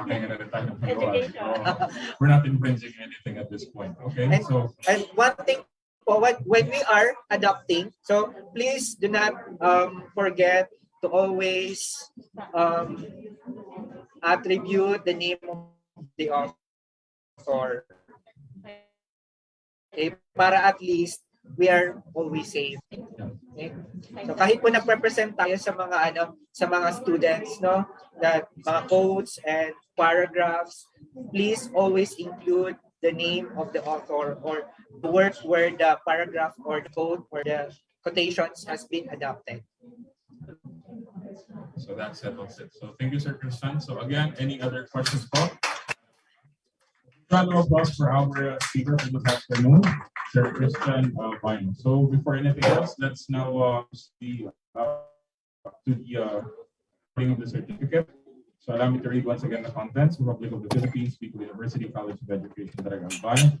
The certificate of commendation is awarded to Sir Christian Vino in grateful recognition of his invaluable and noteworthy service as resource person during the From Inspiration to Publication seminar on book writing held on October 19, 2022 at Beach of the Lights, Legazpi City, given this 19th day of October 2022 in Legazpi City. Signed, Dr. Lorna M. Enya, PhD, Dean of Bicol University College of Education, and Arnulfo Mascareñas, PhD, SUC President for Bicol. So thank you very much, sir, for grace. Marami talaga. Marami po. Sir, picturean ata sa Ma'am Angie. Angie, did we invite you? Join our speaker up front. Yeah, for some photo op. Yeah.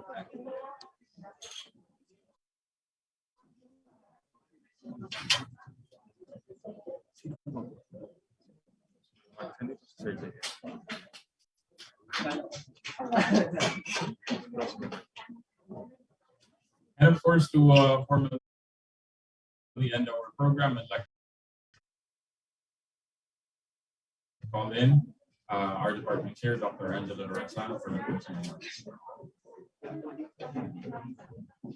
Ano, Madam Angie? It has been a fruitful day. Thank you for your presence and participation. I'd like to thank our faculty members from Ligao Community College, Polangi Community College, Anislag National High School, and Legazpi City National High School. Thank you also to the faculty of the Dean College of Education, ELC, MPE, STM, BUILS High School, and LALIMS, the department. My fellow organizers, may we have more seminars to come. And thank you to the coordinator for extension, Professor Rafael Buenya, and to the Communication and Public Relations Office headed by Dr. Emily Bautista and staff for the live streaming and documentation. Thank you for everything.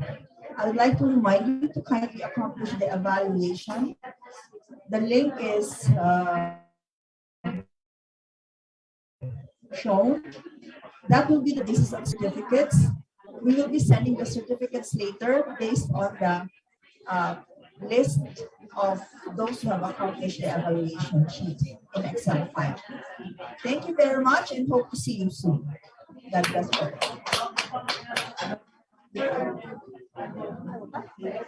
Yes, po, Madam. Congratulations po, Madam.